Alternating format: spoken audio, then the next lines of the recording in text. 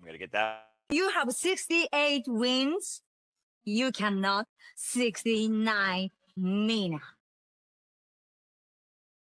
Hey everyone, it is the center of attention, Brittany Brooks, and you are watching Simply Reliable Studios. Come on over, Sabre. I'm being see, earlier I said something stupid to him, and now this is my receipt. Okay. Sabu's just sabotaging you. Yeah. He sure did. Hijacking. Yeah, he's taking over. Hijacking is a better word. You're right. Good luck.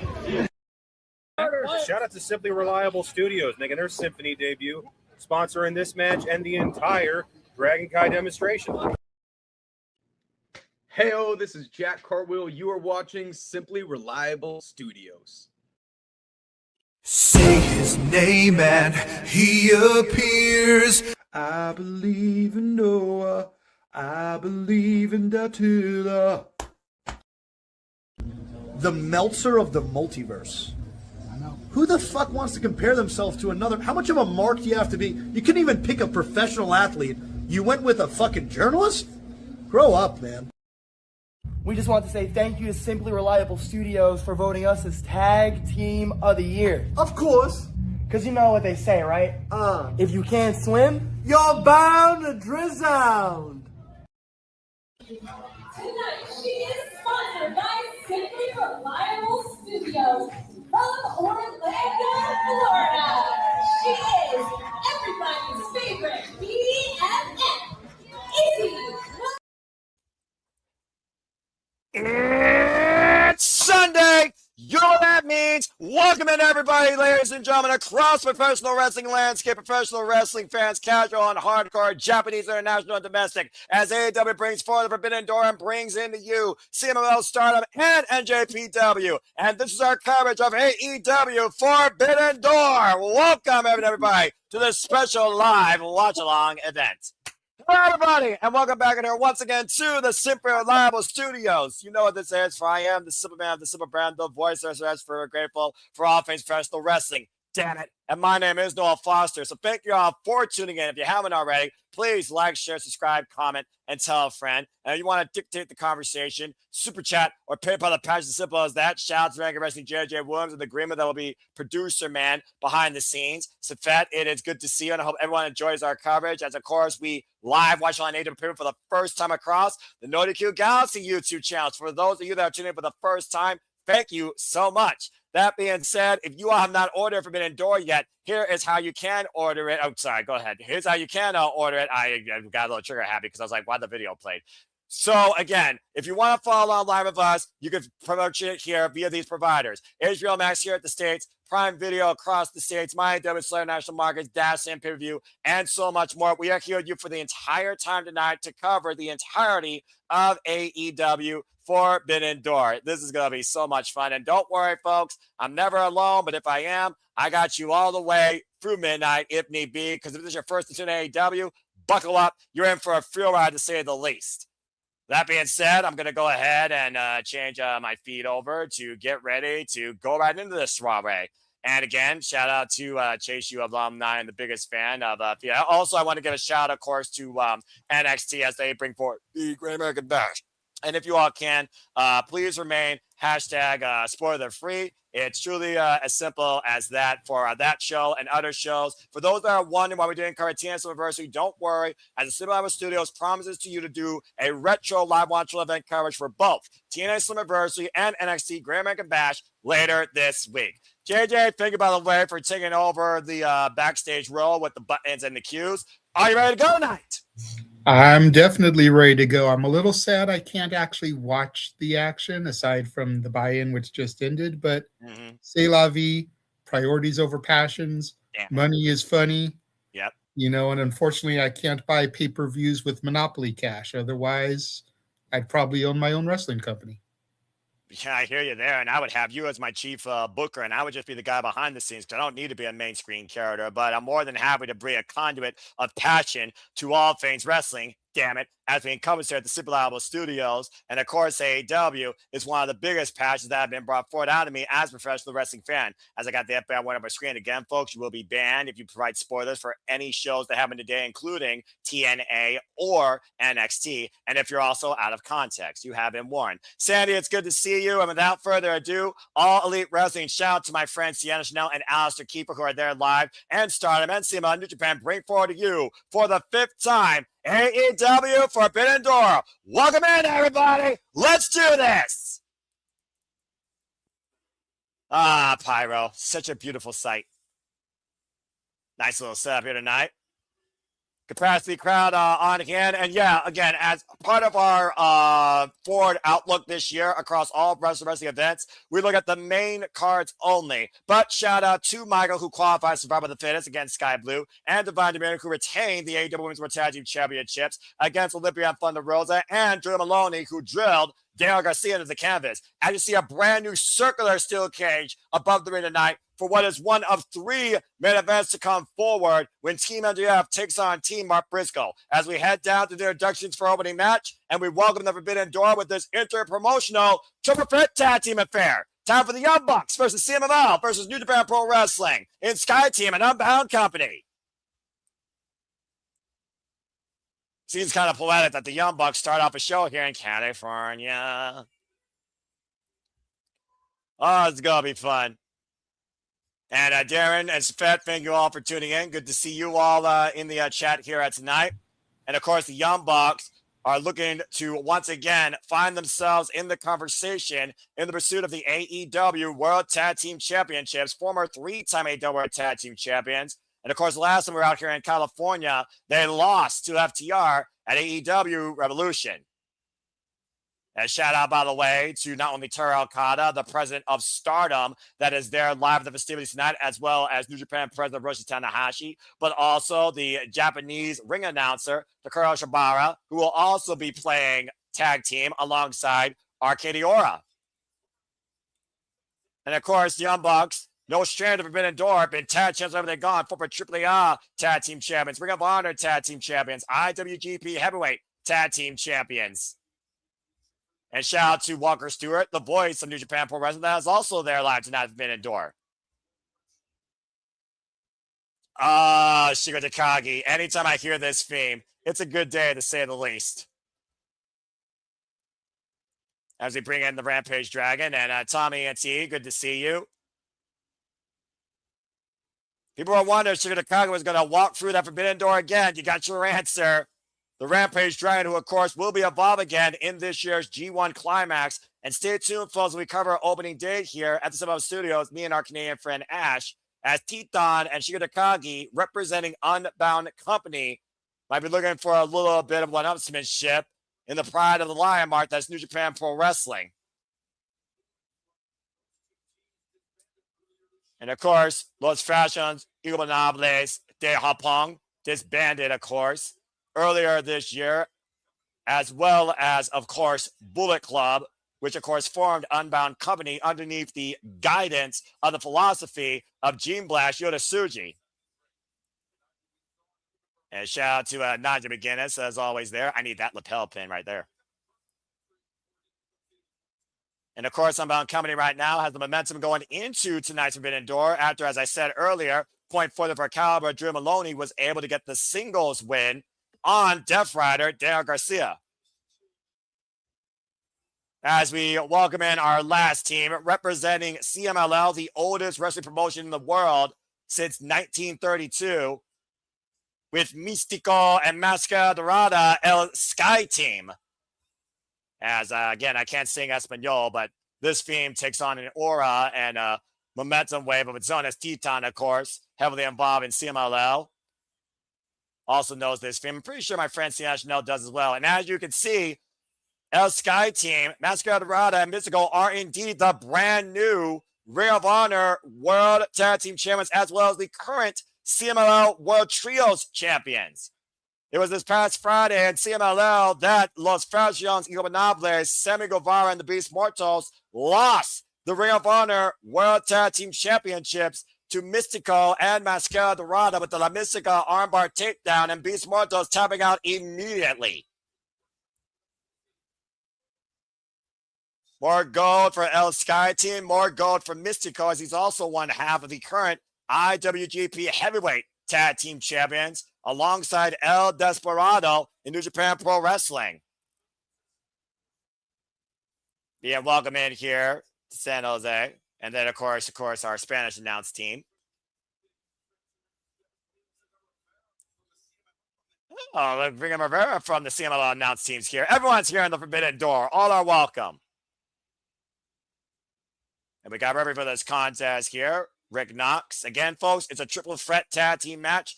No countouts, no disqualifications. First pinfall submission inside the ring wins this unique opening interpromotional showcase. I couldn't think of a more poetic way to open the Forbidden Door than representing CMLL, AEW, and New Japan Pro Wrestling all at once.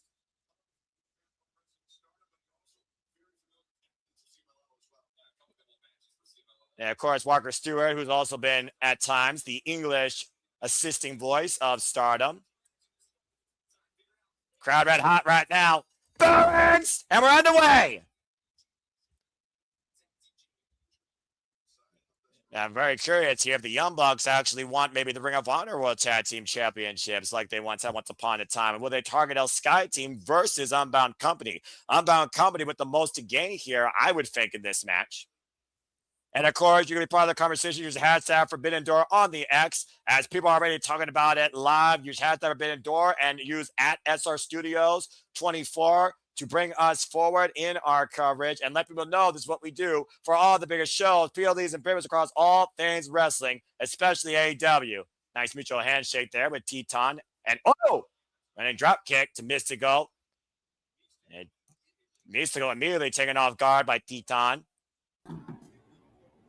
And of course, I am never alone, as she's yours, she's mine, she's our Canadian friend, as you made it. As we got America and Canada, the Forbidden Door welcomes all countries and all companies. Ashley, guess your boss, we have finally arrived. How are you tonight? I'm doing very well. I just got back from a dinner with my mom. Oh, well, that's beautiful. Because again, family is forever. And here we are together celebrating professional wrestling, damn it, as our own wrestling family, as we got this triple threat interpromotional showcase. To your point, the definition of Forbidden Door, where three companies represented at once in in-ring competition. Tag made. Just going to Titán find themselves separated, and the Young Bucks right now taken out of the equation. Now Máscara Dorada springing in. Previous challenge to the Bandidos, Ring of Honor World Championship. And of course, Ash, you've been also very vocal about the representation and the inclusion of these other partners and how they are presented tonight on the stage, designed and defined by AEW. Right? Because if you're in a partnership, and if this is especially this is an interpromotional show, you want to involve everyone. So that way there's some like fresh matchups, because you can only do so much with the AEW versus New Japan side of things.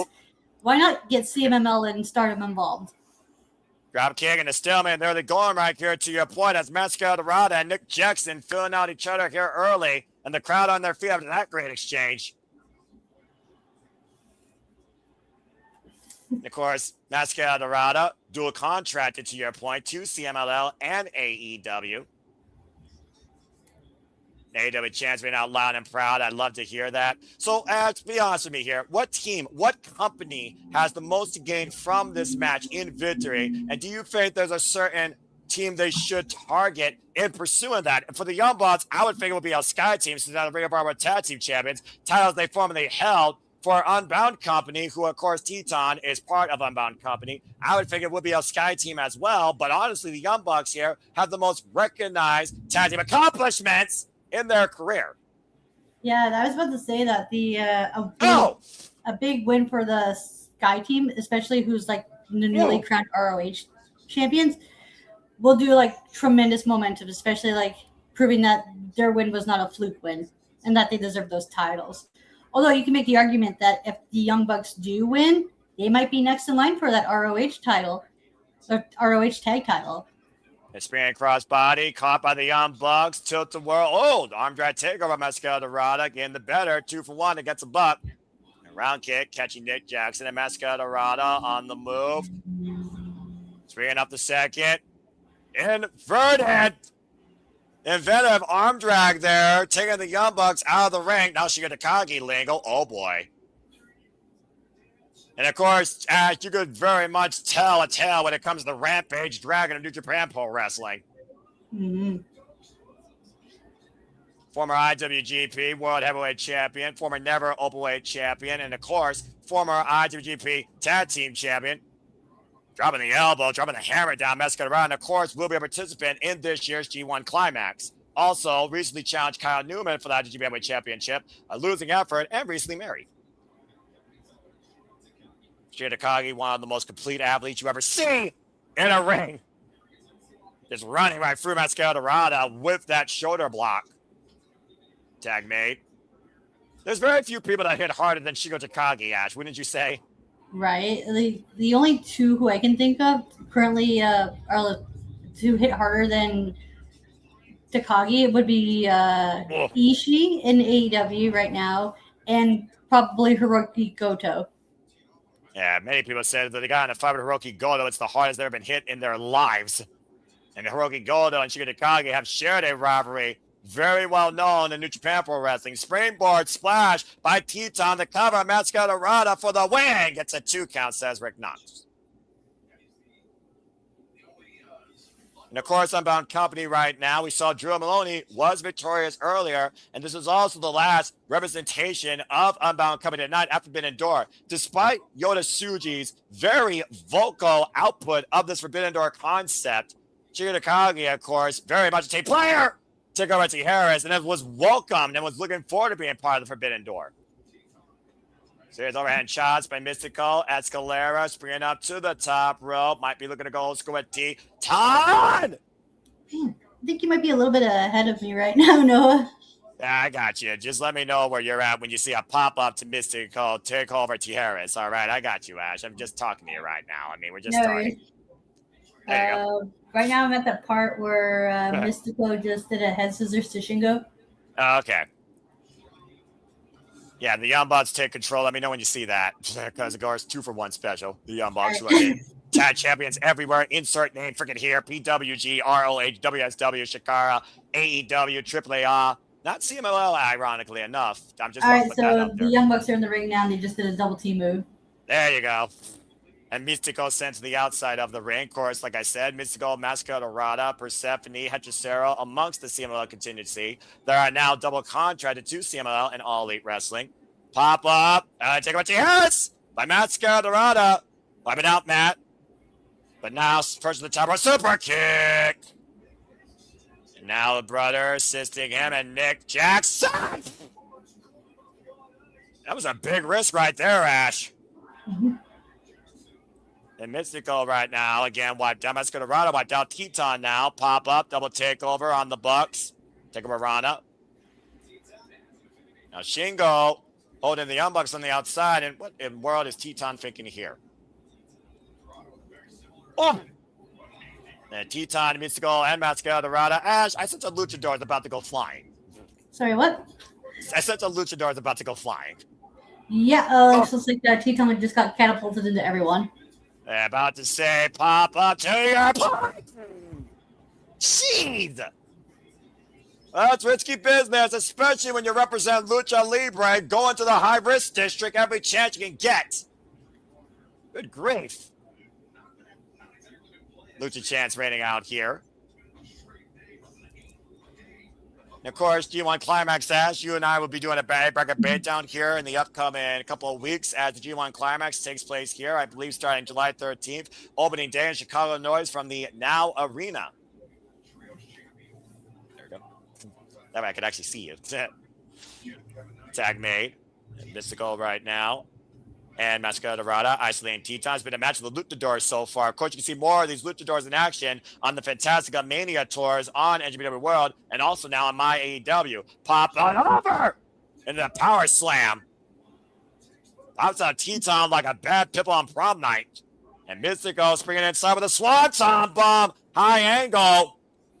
And Máscara taking advantage of the Santo Atomico. The cover. 2 count only on Titán. Yeah, clearly that was body differential right there, Ash. You saw the way the shoulders were not fully covered there. Ooh. Oh, there comes one of the Jacksons. There now. Yeah, tag made, and of course, right now, the Young Bucks, they're literally in home turf, California. But as I pointed out earlier, while they're trying to get back to tag team title conversation, they lost last time here in California against FTR for the AEW Tag Team Championships at Revolution. Tornado, Andrade, takeover denied, and meanwhile, Matt Jackson sending him for the ride. Locomotion, suplex, all aboard. And Matt Jackson able to still work that move with the compromised back. Now Titán, you gotta be kidding me. 2-for-1 special! It always impressed me with the fact that Matt Jackson can pull that off so easily, it seems, Ash. Right? It just looks like he's trying to do the same with Shingo, but he wasn't able to get all of it. Shingo got all that DDT.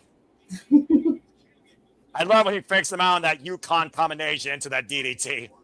You duck, you get clowned on your head. You don't duck, you get your head taken off with a lariat. Right. And Shingo Takagi introduced to New Japan Pro Wrestling as X back in 2016 as part of Los Granades de Japón underneath the leadership of Tetsuya Naito. Oh! Guillotine leg drop backbreaker combination. Now the cover by Titán. High stack on the block. Gets a 2 count on Matt. Oof. And of course, Bryan Danielson has been in the ring previously with Shingo Takagi. We're talking about the dragons of the business. The now retired American Dragon. The Rampage Dragon still showing that this fire burns always. They get to the midsection. What would a win mean tonight for Unbound Company? Do you think that would soften Yota Tsuji's stance on this concept, Ash, or add any momentum forward for Shingo Takagi and Titán maybe as the year progresses? DDT! We could do both. Just seeing if Tsuji's because the whole idea is the only reason Tsuji is not part of this is because he feels as the title holder for the major company that he is in, he should be main eventing. And if he is not main eventing, he's not taking part. And he doesn't feel like the other AEW wrestlers, he feels like they haven't earned their spot in for IWGP contention, which is why he's not at Forbidden Door. Well, that's just a pride right there for what the integrity of the International Wrestling Grand Prix means to Yota Tsuji, discipline in the New Japan Dojo by Hiroshi Tanahashi. And of course, Hiroshi Tanahashi has welcomed this concept of Forbidden Door ever since Jericho teased this idea first with an AEW Championship opportunity if he beat him at Wrestle Kingdom 14, which didn't happen. Tiger Fan kicks in the ropes. The Bucks covered up, but still get the full effect, though. And right now, the Skye team taking over. Jeez, Titán wiped out with that super kick. Every time you think one person's in control, there's another person in the face.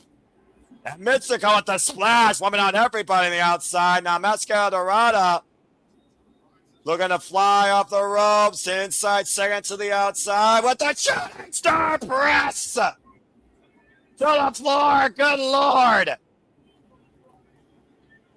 Let the bodies hit the floor tonight, Ash. How about that? Mm-hmm. Freaking connective wrestling language in every wrestling company or every wrestling freaking stance. Insane, wild, triple threat, interpromotional contest. Kicking things off at Forbidden Door tonight in fine fashion, I would say, Ash. All three companies strongly being presented and bringing out the stops here tonight. I like how, just for like tradition, it's how fitting that the Young Bucks are in the opening match, because just like how they would be in New Japan, they'd always open the show. The definition of the undercard, to your point. The shoulder block, and Dorada rolling in, and hooking Titán, reverse. Whoa! Alabama Slam last feet. Calling a super kick party, super kick. And now we're all just kicking everybody, and Shingo, whacked him out. I will say this would be the best way to start off the show. You want to get the crowd nice and like excited, and what better way than this three-way tag match to represent all of the companies. And this is the action you only get at Forbidden Door. Four-way kip-up. Are you kidding me? Shingo, it's a four-way super kick. And the Bucks taking down that Skye team. It's only here at Forbidden Door you'll get like dream matches like this. I say this because this is probably someone's dream match, because they probably love all three of these teams and they wanted to see all of them wrestle. And okay, a big destroyer to Místico. Sidestep, Máscara Dorada, catching. Then Matt Jackson with his own Mexican destroyer. Now Nick Jackson set up and over. The shoulder block to Máscara Dorada. Looking for spring here, the Canadian destroyer. And I say Canadian for you, Ash. And Máscara Dorada and Nick Jackson finally collapsed. And all 6 of these men are down. And the crowd is on their feet. And to your point, Ash, we're just getting started. I almost feel bad for whoever has to follow this. That because they're going to be the cool down match to this hot match. Well, the formula for AEW, as we've seen so much in the freaking past, has definitely been one-upsmanship when it comes to in-ring work ethic, especially on an AEW pay-per-view. Now, Shingo might be in a bad position here, looking to fire up, and shout out to KD the Boxer, and in general, when it comes to AEW pay-per-views, much like my brother, Mr. Reliable Walter Cruz, happy birthday to you, my friend, Skye to Rachel Wrestling, everything. There's not one thing on this card to not be excited for when it comes to expectations of the in-ring work and the match you're going to get. Uh-oh.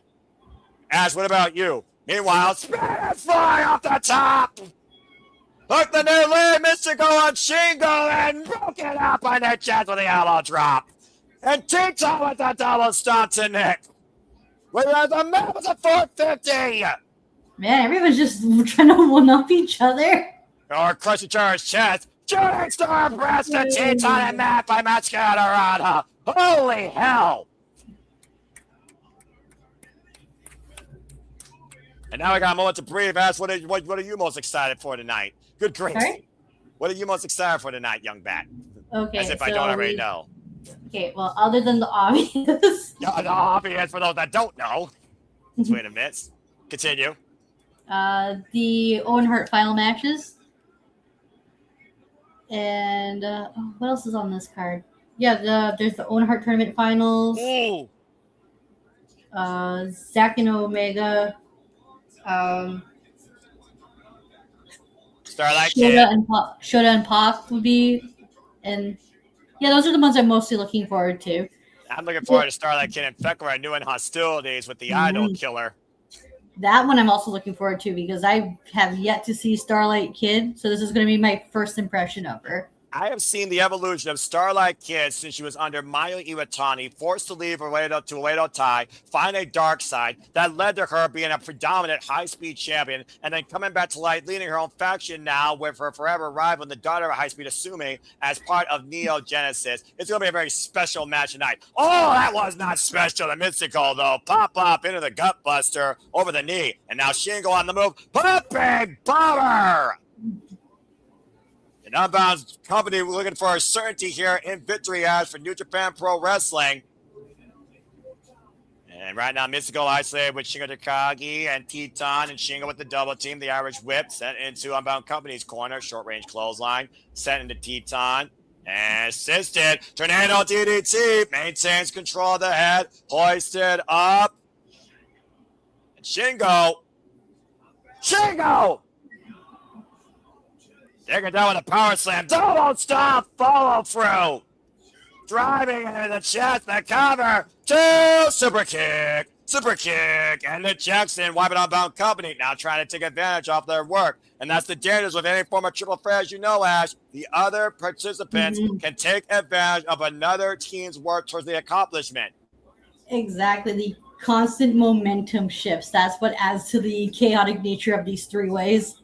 The definition of chaos right now has been this triple threat right now. It's been company chaos here. Super kick party on display. Titán wiped out. And Shingo sends Nick in the mat, catching him with a stiff right. Ducks underneath the double clothesline. Super kick by Máscara Dorada, wiping out Shingo. Now Máscara Dorada on the move.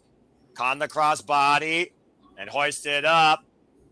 Then super kick. Oh, and a crucifix bomb.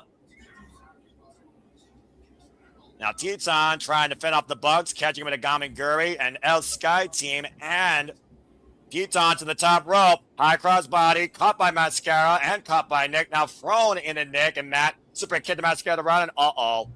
And Ash, I think we've seen this from air position before. Springing it up to the top. Monster Driver! And the Young Bucks, too, with that dominant concept, spinning Titán. Woo!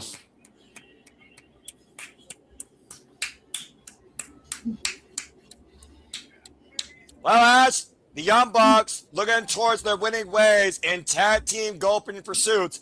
A hell of a win tonight for Indeed. AEW. And they did not pin the ROH tag champions, so they still got their momentum going forward as well. And they're protected that way. Yeah, and it's also, of course, a fact of the matter. We know we got Cajun Cup versus the Dogs later tonight for the AEW Tag Team Championships. And, of course, Shingo Takagi, he's got a busy summer ahead in the G1 Climax. Oh, yeah, especially in that A block where oh, wow.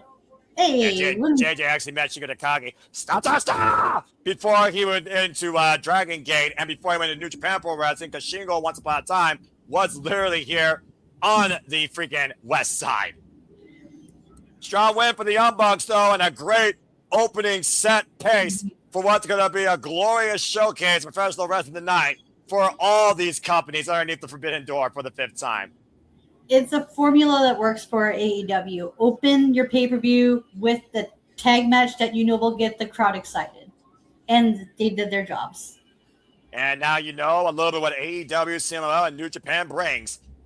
But as you mentioned, Ash, there are many fans you're excited for, and if there's nothing you're more excited for, it's this, a dream match that you only would see on the Forbidden Door. Kenny Omega, Zack Sabre Jr. for the second time ever. In Kenny Omega's words, this is his redemption. For Zack Sabre Jr., this is the further cement his greatness. Okay. This is up next. Okay, cool. You I expecting guess we that? want to talk about importance of the matches. I guess we have the tournament matches, the title matches. Yeah, I can see that, yeah. Well, let's just put it out here, Ash. As we know, back in G1 Climax 28, Kenny Omega did get the better of Zack Sabre Jr. that night. But you look at the evolution of the best bout machine and the greatest technical wrestler on the planet going today, as endorsed by Bryan Danielson himself, who we beat in Osaka. Kenny Omega has been looking for this road to redemption since losing to AJF at Dynasty for the AEW World Championship. And Zack Sabre Jr., we've been calling him the Forbidden Door because he participated pretty much in every Forbidden Door. Now we find the bloody leader of TMDK with the Dangerous Techers taking on Kenny Omega. And for either man, it's a must win. Here we go, Ash. Get ready. If Ash goes silent for this moment, folks, realize that she is 110% baddie for this dickhead. I love your baddie demeanor, Ash. Don't ever lose it. Thank you. And Zack Sabre Jr., of course, by the way, Ash, to your point, he was the one that threw out this challenge to Kenny Omega. Man, sometimes I wish I could look just as good in orange as Zack does. Kenny Omega, former 2-time IWGP heavyweight champion. And, of course, you all can buy a shirt today at the Zimbabwe Studio stores. If you are a lover of the Bloody Techers, get your shirt today. Become as baddie as Ash. Join her Young Punks. Subscribe to Baddie for Wrestling. Of course, Zack Sabre Jr., disciplined by the former King of Parade Crates, Minoru Suzuki, a former Rev Pro British Undisputed Champion, former IWGP Heavyweight Tag Team Champion alongside Taiji, running mate, of course, and leader of his own faction, now TMDK, priorly underneath Suzuki-gun, and was introduced to New Japan Pro Wrestling because of his dangerous human body manipulation that he worked on through Rev Pro, defining a style of his own. Oh, let's fucking go. Bring forth the best bout machine. Oh my god, he brought back the old theme. Oh shit, we getting fucking final boss Omega. Let's It's not real. It's about to get fucking real, Ash. It's about to get fucking real. Hey. Are you gonna be okay? Are you gonna survive this? I'll be fine, trust me. Okay, fair enough. Brave It's okay, young. I live in Canada. I got free healthcare. That fair enough. And of course, this man with a second leash on life after surviving diverticulitis, looking to rise again in pursuit of the AEW World Championship. As there's only one Kenny, by God, Omega! I am so damn jealous of my friend Sienna Chanel. I love Omega. He does a good job representing me and Winnipeg. He does a good job representing AEW and what professional wrestling means. A man that once wanted to change the world, looking to once again own the world. And as I said before, he is 2-0 actually in singles against Zack Sabre Jr. I like in that promo Zack mentioned. I'm like, wait, hold on. You and Omega had another match in English? Yo, dude, you can't just be dropping fucking lore on us like this. What? Well, when? Where? Let me educate you, as I am the supplement here with the play-by-play. Kenny Omega and Zack Sabre Jr. first met each other in 2013 back in England, Ash, at the 4FW promotion, and Kenny Omega won that night. Yeah. This is a rematch that goes all the way back, though, to the G1 Climax encounter in 2018. 8 years ago, where Kenny Omega got the better of Zack Sabre Jr., but it took 15 damn minutes of human body manipulation, dissection, and endured for the cleaner to rise to the occasion and win that night. That's the one thing I love about Zack Sabre Jr. When he cuts promos on his opponents, he drops like this weird ass facts and lore about the opponent. Be like, wait, you guys, what, huh? Like, you guys wrestled here at this place? Well, you talked about before the in-ring IQ of Zack Sabre Jr. rivals most wrestling geniuses today that have been veterans of the business that aren't even working anymore. And immediately Zack Sabre Jr. going to the mat where he is most comfortable, his ground game. For those that don't know, Zack Sabre Jr. has been involved in the Forbidden Door, including facing freshly squeezed Orange Cassidy to defeat him. He also wants to involve in a fatal four-way for the AEW International Championship against Katsuyori Shibata, Daniel Garcia, and freshly squeezed Orange Cassidy. And of course, the very first Forbidden Door, Ash, he faced an arriving Claudio Castagnoli. I say I recommend that match a lot to people because not only was that match a good reintroduction to Claudio Castagnoli, but it's a good introduction for someone who's never seen a Zack Sabre Jr. match. Zack Sabre Jr. right now tying up with Kenny Omega, Greco-Roman knuckle hold, test of strength here. You see the way that he's trying to grab the inside leg of Kenny Omega to force leverage. Now Kenny Omega stepping through and Zack Sabre Jr. bridging back on the point of the toes. And again, as we talk about the discipline of Shinyan Pro Wrestling, the conditioning of your neck being so critical. And I've got the straight jacket hold on the Best Bout machine here. And of course, we've already seen these two, to your point, jaw Jackie Chan, and have warm-up matches here. Zack Sabre Jr., of course, beat Jack Perry. Kenny Omega, of course, faced Tony Nese. And Bad Dude Tito of TMDK. Both men, once again, jockeying for strength in this hold. Turning around. Stiff lockup here. And both men forcing the break. Uppercut by Zack Sabre Jr. At one point, though, Zack Sabre Jr., he refused being struck with a shot. He always found that pinfalls was a weaker form of wrestling. He always wanted to win matches via submission. And again, Zack Sabre Jr. and the neck crank. And a drop kick right between the shoulder blades. Zack Sabre Jr., of course, inaugural NWA World Television Champion for one full calendar year, 16 successful defenses. Yep. And no one's been able to match that. And it makes me so sad because I always talk about like how they're not really doing anything with that title. And it just makes me sad and mad because I keep saying this, and I know this comes across as biased, but Zack not only is their first champion, but he is the best champion, and he set the bar way damn high for that goddamn title.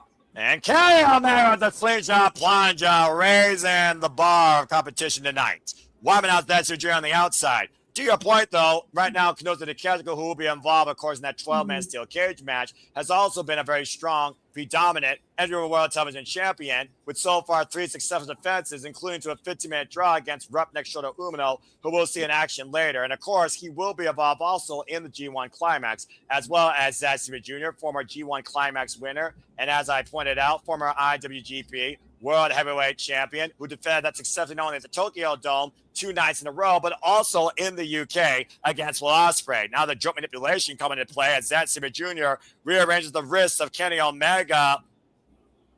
And you see the way that Zack Sabre Jr.'s brain is unfolding, driving the arm down across the barricade, Ash. You know, I mentioned about like Zack being the standard he set as the inaugural TV champion. Oh, God. You can make that very same case about Omega when he became United States champion. And knife edge chop, and Zack Sabre Jr. taking it to your point. First time he won that title was right here in California in the Cow Palace through a rigorous tournament And the final one he had to beat was the Stone People, Tomohiro Ishii. Both these men have set a standard in excellence in professional wrestling, in and out of New Japan and America. And for Zack Sabre Jr., the strongest possibly to come out of the UK, if not the most technical. As, of course, nlast year, he beat Nigel McGuinness in success retaining the IWGP World Heavyweight Championship. And right now, Kenny Omega is dictating the pace and also the type of match. Let's be honest here, Ash. If Kenny Omega keeps this match in the type of matches we know that he's accustomed to, that plays in his favor. He can't out-wrestle Zack Sabre Jr. on the mat. If Zack Sabre Jr. gets his hands on Omega down in the middle of the canvas, he's in a world of trouble. Mm-hmm. And right now, Kenny Omega, instead of using a table, uh-oh. Yeah, Omega's doing everything he can to make sure Zack does not get into the ring and go on the mat, because that's where Zack does his shit the best, is in ring on that canvas. We've also talked about those ribs that, for all we know, still have never healed 100%. As we were looking at the replay, Ash, remember this move, vintage Kenny Omega, the double stomp, not through a table, or Japanese tables that are rocks, but that went in partition from the announce table into the rib cage of Zack Sabre Jr., compromising his breathing. Now Zack put on the Spanish announce table, and of course, these announce tables aren't gimmick, folks. They're reinforced. They leave a mark on a competitor. Uh-oh. What is Kenny Omega thinking here? He's going to try to dragon suplex him through the other table. Oh, dear Lord. Oh, no. They didn't remove the monitors, man. Don't do it. Zack Sabre Jr. dropping to a knee, preventing that from happening. Turn destruction avoided. And Kenny Omega going after the core and hoisting up Zack. Zack fighting back, though. Omega and Zack right now in a stalemate. Big elbow, though. Clocking Zack Sabre Jr. Going to the elbows now. Another knife-edge shot, bringing the lead of TMDK down to his knees. Omega takes a look behind, looking to execute his plan. Waits up Zack Sabre Jr. again. Zack Sabre Jr. able to escape. Instead, Zack Sabre Jr. to submission.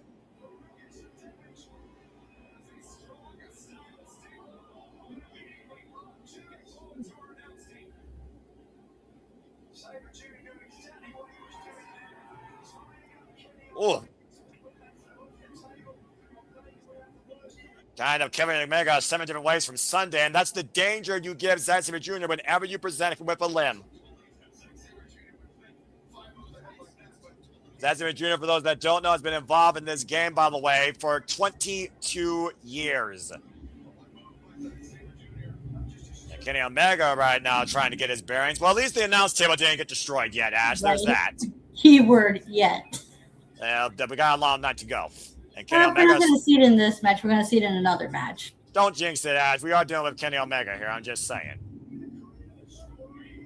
And again, you see the way that Zack Sabre Jr. is focusing on that arm. Oh, a vicious stomp to the elbow. I got to bring this up because it annoys me to all hell when people say this. What? It's just like, oh my God, Zack targets the arm so much. Yeah, it's almost like his finisher's a fucking armbar. To be fair, Ash. It's not his only finisher. Exactly, but also, you get my point, though. It's just like people never say this about like freaking people who use like the figure 4 leg lock as a finisher. Like, oh my God, they're targeting the leg so much. Oh, because their fucking finisher's a figure 4 leg lock. Like, well, Ash, to be fair, you are the bat with the techniques, and for all we know, not everyone understands what that technique means. Believe it or not, Ash, and I've come to learn this, not everybody's a professional wrestling fan or smart enough to understand it. And that's no disrespect to anybody. Exactly. That's just facts. Like Zack Sabre Jr. once said, showing a technical wrestling to American audience is like reading Shakespeare to a dog. Well, to be or not to be, that is the question. And right now, Kenny Omega looks to be the man to beat Zack Sabre Jr. and have been in door and launch himself into what he's calling his redemption. And of course, folks, redemption will be brought to us by AEW next month. Stay tuned when we cover it here at the Simply Reliable Studios. Zack Sabre Jr. now in firm control of Kenny Omega. And also, Ash, think about this. Zack Sabre Jr. is a master strategist, focusing on one lip before he captures it once and for all in that lethal varying submission of many names. Hurrah for a new year, or Cocky Cat, just to name a couple. And if he compromises Kenny Omega's arms, Kenny Omega can't hook Zack Sabre Jr. for the one-wing angel. That's true, yeah. And now Zack scouting Kenny Omega in the corner with the right hop and a boot to the cleaner. And on the move by Kenny Omega. Whoa! Follows through with a single leg kick. The fact of the matter, though, you're talking about not giving Zack Sabre Jr. a lip. You don't turn your back on Kenny Omega. No. Omega up and over. Control Crusher. Grabbing Sabre face first. And Kenny Omega. Oh, PK kick to the ribs.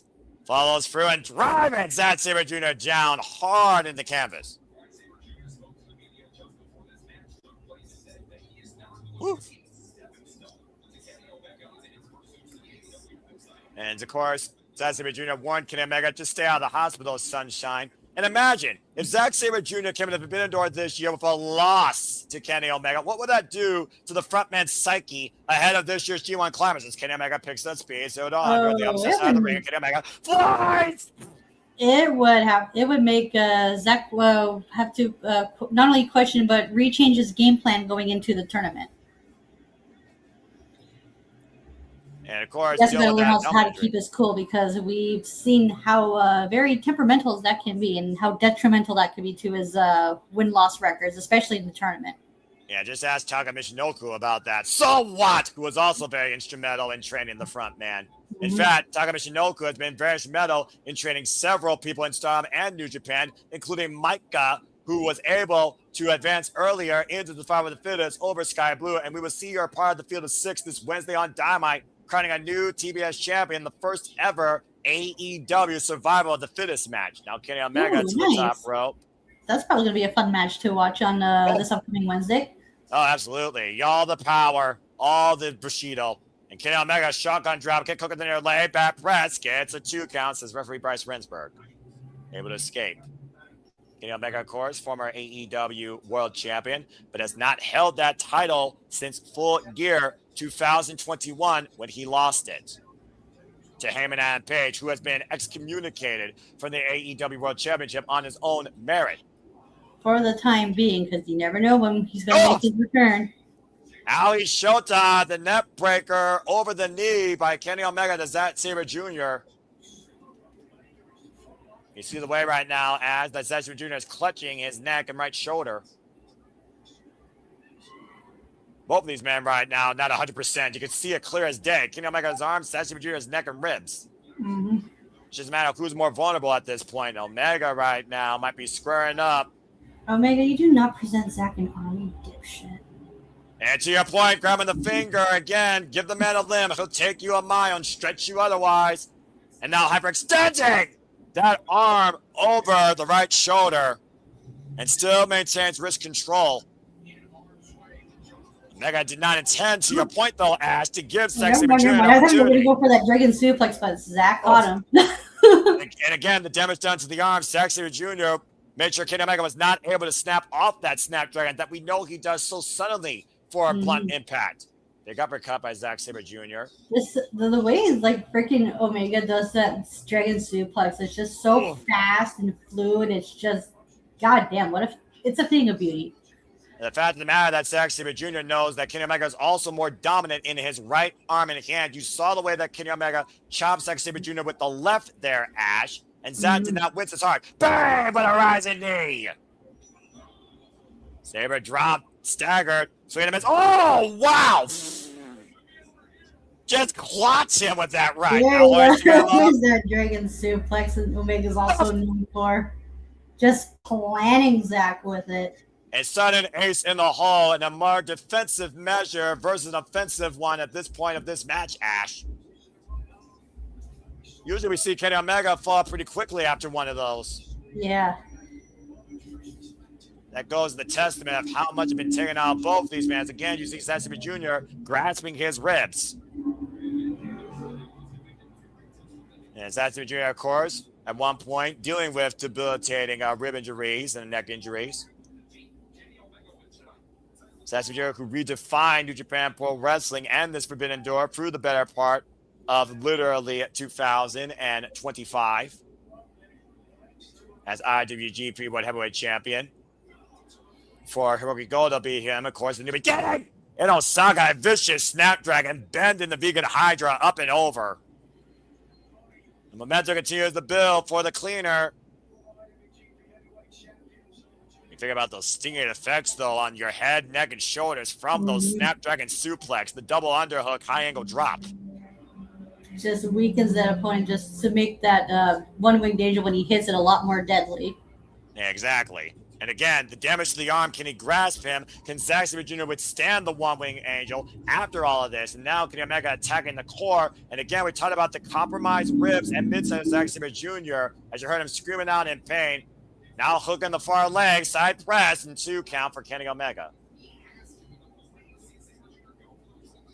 And it's also one of those things, though, the pride of the frontman, Ash. This is another thing we need to consider. Zack Sabre Jr. is also a guy that will literally die usually before he goes for the ropes to force a break if he's in a sense of urgency. Yeah, Zack does not like to go for a pin unless he feels it's necessary. Counter roll, hold that for 2! Whoa! That was close. You were saying. Yeah, I was about to say, Zack rarely goes for, like, pin victories unless he really feels it's necessary and he has to. Now Kenny Omega trying to apply the Jujikatami cross arm breaker. Zack Sabre Jr. still maintaining hold of his wrist, though, preventing the hyperextension. That was a great takeover, by the way, there. You see the S-grip now barely mounted by Zack Sabre Jr. and Kenny Omega pulling back with everything he has to try and force the arm to maybe pop outside. Zack, though, able to escape. Follows through with a round kick. I think caught Kenny Omega on the jaw there. Omega, though, with that devilish demeanor on his face, looking to go maybe into that next zone that makes him so dangerous. And Zack Sabre Jr. falling from another vicious round kick, almost crippling the cleaner. Yeah, it makes you wonder how much HP this final boss has. Kenny Omega grabbing the leg, and Zack Sabre Jr. turn around, another Snapdragon, sidestep. Let's take it down the armbar! Majikatami applied! Modified Fujiwara! And of course, applying Billy Robinson techniques, he will change his hold 6 seconds, that mental clock in his head, if he feels he cannot tap out or submit his opponent. Now really hyperextending and working that arm. Kenny Omega, though, with the rope through, though, finds a way into the ropes. And that's the danger when you don't force a break with Zack Sabre Jr., Ash. You saw how many different ways he was looking for the submission on that arm. Crowd chanting "Fight Forever." Both Zack Sabre Jr. and Kenny Omega regrouping here after that forward blitz of offense and defense on both parties' behalves. We talk about, again, what would it mean for Zack Sabre Jr. to lose to Kenny Omega? What would it mean for Kenny Omega to lose to Zack Sabre Jr. here tonight? I mean, he'd be, no pun intended, be looking for redemption now, wouldn't he? Well, I mean, this might be his last chance at redemption, for being perfectly honest here. Again, losing at Dynasty against MJF in his home country for the AEW World Championship, and now trying to find a new way forward. He's nowhere near the title at this point. He's not involved in the Unofficial tournament. He has no avenue to go all in, but he still believes that he can be the best bout machine, if not the champion, one more time. A promise he made to himself at the beginning of this year, lest he forgets. It's job again. As you were saying. I forgot what I was about to say. I lost my train of thought. It happens. Nice shot here. Overhead Pele kick to the left arm by Zack Sabre Jr. Kenny Omega follows through with the chop. And again, Zack Sabre Jr. overhead Pele to the right arm. Bang! And a V-trigger right to the back of the shoulder blades, collapsing Zack Sabre Jr. A blind shot from behind with lethal proportions. And it's the one that Kenny Omega might need, but unable to hoist up Zack Sabre Jr. To my point, Ash, the damage in that arm showing itself here. Yeah, because Zack put like a lot of work into it. Omega, step short. One shot advance! And connects clear for the fifth set with that lariat. What a follow through. Yeah, no kidding. And Zack Sabre Jr. in a vulnerable spot in the corner. V-trigger! Debilitating shot that Zack Sabre Jr. didn't see coming, but sure right as hell on the shoulder blades too, like shit. And the way that Zack Sabre Jr. is still grabbing his ribs, by the way, and using the middle rows for any sort of leverage. But you see the way that Kenny Omega was shaking out his hand and arm there, Ash. Stinger effect possibly in play here. Might be looking to finally put the front man down with his piece de resistance. Uh-oh. With extra interest and assurance ascending the ropes in the corner. Jesus. Omega, darling, please. Oh, boy. Oh my God. I sense disaster. My God. Now, Zack Jr. with rear naked choke. Sleeper hold. If Kenny Omega falls backwards, though, Zack would fall backwards with him. Right. You want to knock a guy on the top rope, I would think. Especially this high up. Uh-oh. Oh, man, electric chair drop. Okay, you're a little bit ahead of me now, so okay. That's all right. We're all good now. Both men are down here right now. Wait, the top rope's a very dangerous spot, especially for Zack Sabre Jr., who rarely goes on the top rope. Well, the fact of the matter is that Sabre Jr. knew he was throwing caution to win with that risk, and Kenny Omega's like, if I can't break this hold, then I'll force you to let it go. Man, hurt himself, though, more in the process. That was a hard bump as referee Bryce Frederick starts his jumping 10 count. Up to 4. Kenny Omega, the first one to kneel up, though. And again, you see Zack Sabre Jr. slowly stirring, Ash. Still not even up on his feet yet, though. What does this mean at this point of the match that Kenny Omega is back up to a vertical base? Almost like trying to regroup here. Slow to follow up. Not immediately going after Zack Sabre Jr. And now bringing Zack up and putting him in position for bang! V-trigger. Damn. Knee into the jaw. And you see that glazed eyes look in Zack Sabre Jr.'s face, Ash. This match is all Kenny Omega's right now. It's almost like he's literally dictating bang the pace, and Zack Sabre Jr. has no defense right now. Right, this is a very rare position Zack finds Zack to be in, because he's usually on the attack. Kenny Omega, we know how deep his gas tank goes. The man can go upwards to 63 minutes. We know Zack Sabre Jr. can go upwards to 43 minutes. Right, diverticulitis be damned. And by the say, ankle lock applied here right now, but Kenny Omega trying to roll over though to prevent the pressure. Now up kicks, breaks away from Zack Sabre Jr. Zack falls through a vicious PK. Kenny Omega rolls through, bang, trigger. Knee strike on target, almost like acting on instinct. Now right. Zack going up the ropes and another knee to the back and the shoulders. Now Kenny Omega pop up, poison Dorada. Oh, that's what it is. Okay, I thought he was going for another dragon suplex, but oh, jeez, just fucking planning, Zack. And now falls in the cover, out the near leg for a 2 count. Right. You can tell how much he's been taken out though, because he didn't even hook both legs on that cover. He crawled to hook the near leg in that cover. He didn't have all his back weight on Zack Sabre Jr.'s torso. Right. Especially with how much work is Zack not just hit on both of Omega's arms. And it's still anybody's match at this point, as people in the chat are telling that Kenny Omega is going to win. That's the problems they're seeing here. V-trigger denied. No. O'Connor row. Double leg Nelson. European clutch. 2. Almost got him. Whoa. Nearly got it there. Almost grabbing Kenny Omega. Wait. Another knife in his chop, and now hiking up that ties. Oh, he's gonna go for that. Oh, okay, that's something. It's a downward momentum, sudden impact pile driver, stuffed pile driver, Ash. Yeah, just I love how both not only is Zack working the arms, but Omega's also working those shoulder blades. It's just I love it when both. Because you know it's going to go play into the finish very beautifully. Yeah, and it's going to come down to, I think, the Sabre driver or the one-wing angel at this point. I don't think we're going to get a flash pin right now. And to my point, Kenny Omega holds up Zack Sabre Jr. up on the shoulders. Kenny up the head. Zack Sabre Jr. escapes, though. Double club handle. Inside legs. Hooks and clutch down. There, they got it again. Sabre Jr. nearly got him again. Ooh, now that was really close. Holy shit. Hey. There it is. There's the Místico by Kenny Omega, 2.5. Yeah, boy. Holy hell. I'm trying to think, other than the Michinoku driver and the plethora of submission holds Zack has, what other finishers does he have? Well, he's got that spin out, of course, Sabre driver and innovation on the Zack driver. But to your point, that Zack driver nearly put Kenny Omega away there. Sudden impact, eye on the head and shoulders of the best bout machine. But other than that, yeah, he doesn't really have any other like pinfall variations. While he's got 250 submissions, he's got 2 pinfall finishing holds, or he's just got those flash clutch roll-ups. Uh-oh.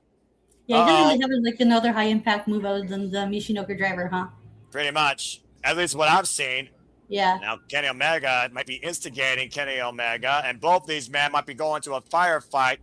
These overhead shots, open palm strikes to the side of the jaw. It's a standoff here, Ash, right now. We got a firefight. Uh-oh. Snapdragon! And Mega falls through with the V-trigger! And once again, up on the shoulders! Oh, there it is. Looking to capture the head. No, it's not! Counters into the triangle! Oh, wow. Zack is just finding ways to fucking counter that shit. God damn. But look at the way Zack is clutching the side of his head and neck, though, just to try and apply as much pressure to this hold. Right, Omega's like done massive damage to that. Yeah, about to say, but again, though, you only can breathe for so long in that hole with a carotid artery cutting off the flow of oxygen to the brain. Now, Zack Jr. transitions. Kenny Omega is trying to roll through, possibly into an armbar, and again, finding the triangle hold. This is a dangerous situation for Kenny Omega. The one-arm deadlift could have her extend that arm in the process. Plants Zack Jr. down with a power bomb. Yeah, that's one way to get out of the submission. Like, he doesn't really have much of a choice now, did he? And come on, Goye! Shout out to Kota Ibushi, his forever golden lover. Big points over Kenny Omega right now. And once again, hooking up Zack for the one-word angel one. So Kenny Omega fucking does it!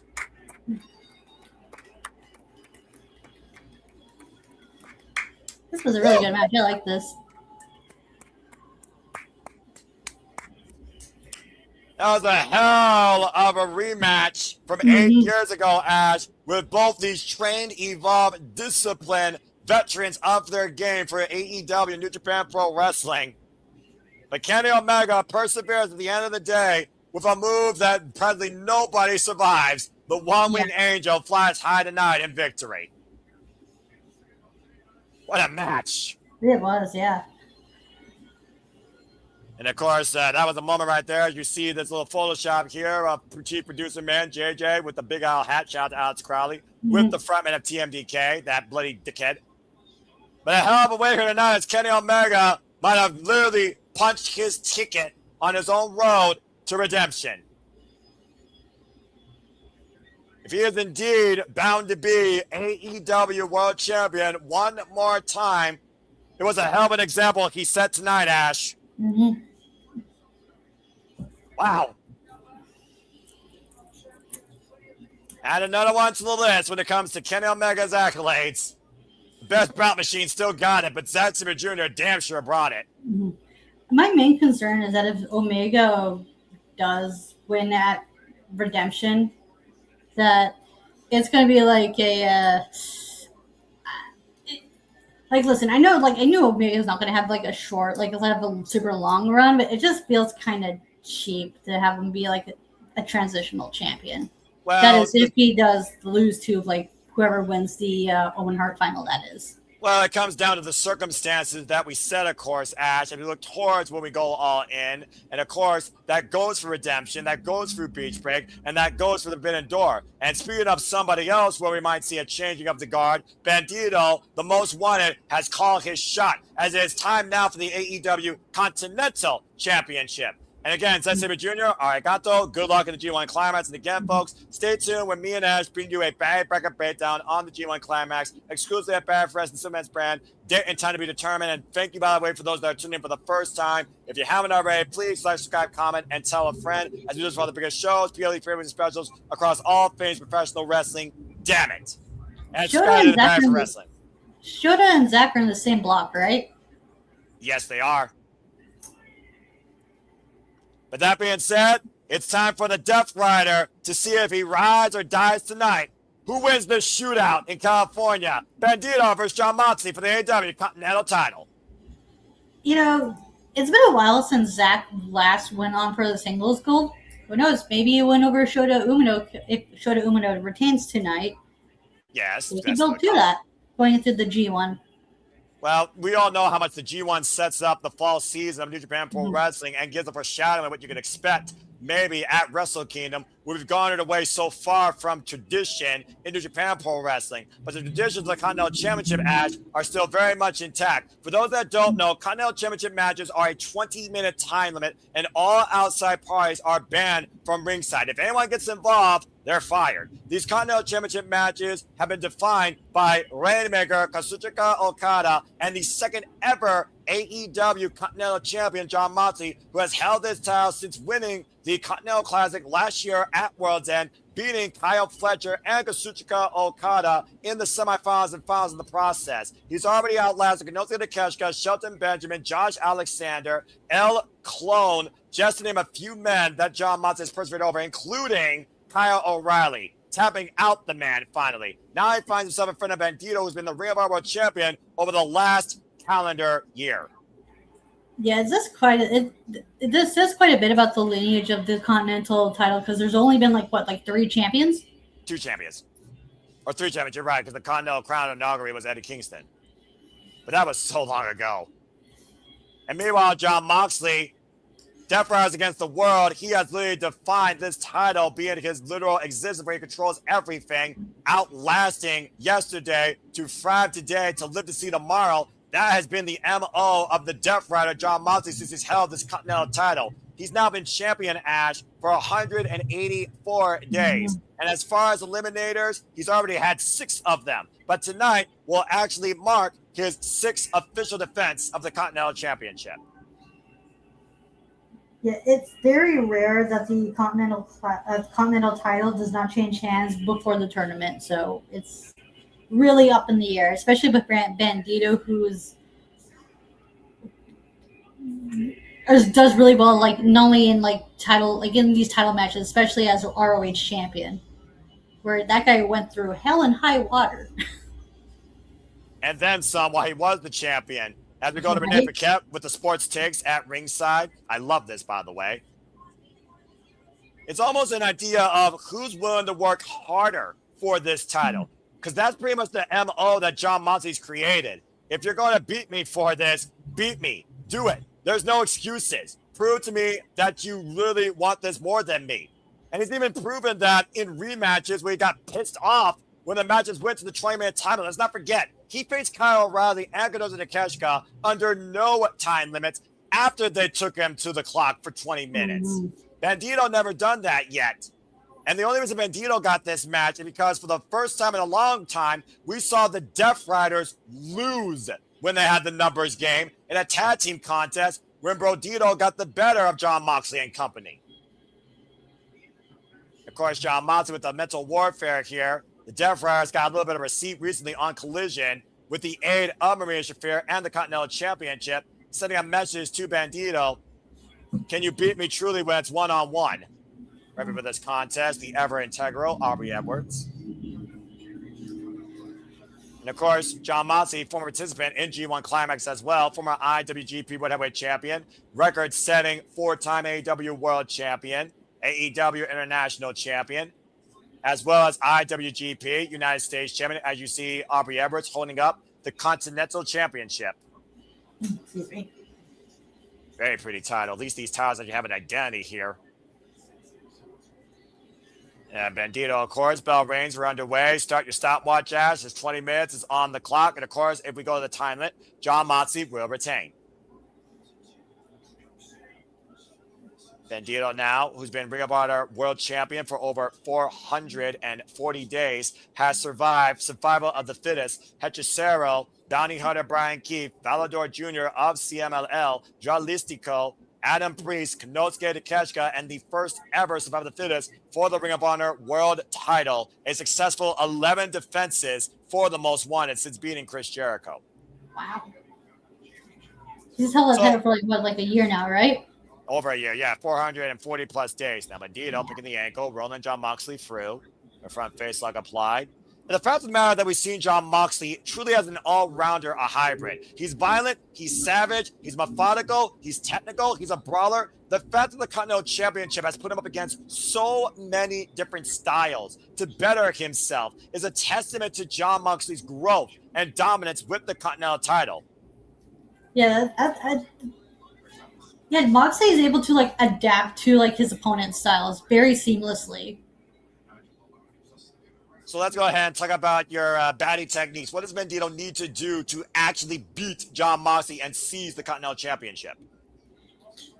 Well, Moxley has like a good ground game right now, so he has to use that speedy, high-flying quickness, like use his agility to his advantage. For those that don't know, by the way, this is the first time ever one-on-one matchup. These two have never faced each other one-on-one in the ring.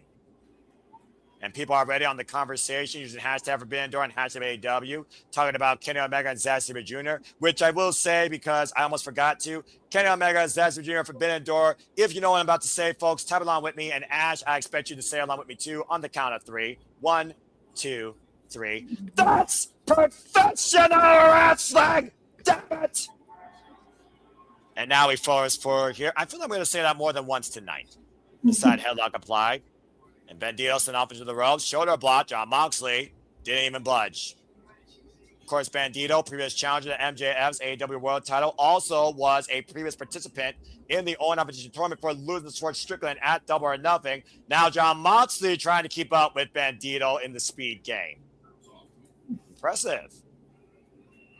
A little bit of jaw jacking here and the other going. You almost wonder if Jon Moxley will try and outpace Bandito, drawing the proverbial line in the sand, and as for Bandito to give his best shot.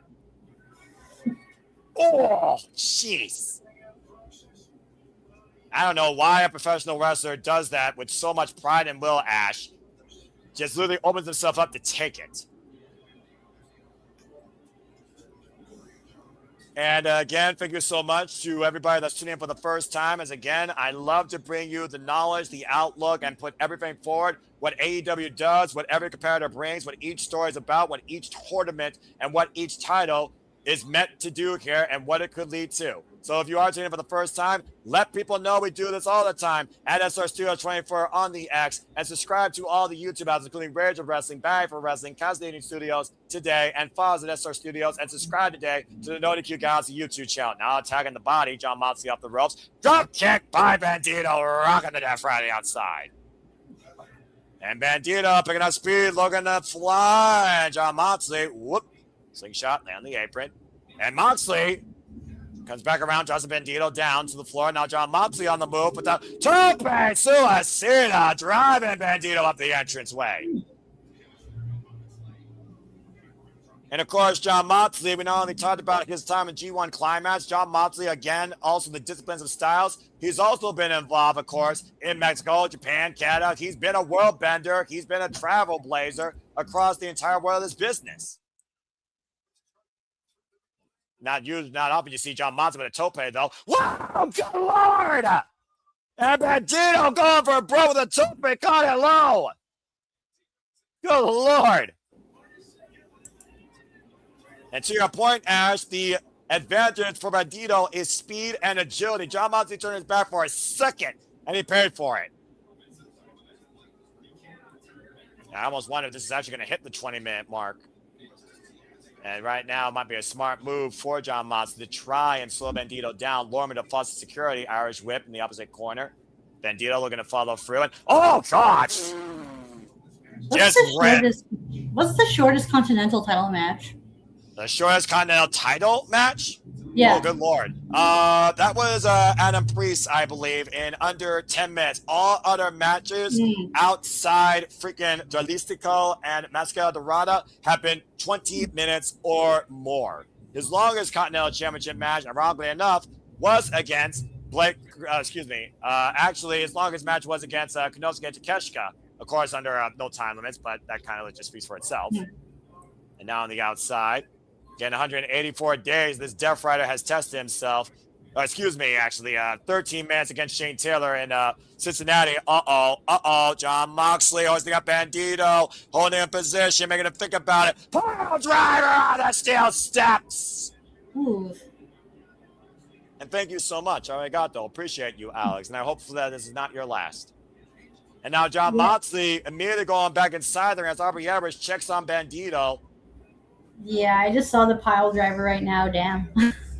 Yeah, about to say, and it's like John Moxley is just wiping his hands clean. Let's not forget, Ash, we didn't see Bandito for a few weeks after the damage done to his back and neck at the expense of Swerve Strickland with that vertebraker and the follow-up encounter at Double or Nothing that bounced him out of the Owen. Yeah, that's a good point there. I completely forgot about that. And of course, John Moxley completely devoid of thinking about his opponent's well-being, always asking his opponent to step forward, fight through what I bring. And right now, again, I'm just taking a moment here, and we love covering the company's pay-per-views for those that are tuning in. Oh, and Bandito shedding red on that pure white mask, Ash. If you're seeing that crimson mask bleed through. You see right now, John Moxley attacking the wound, binding away at it. You see the wound open above the mask.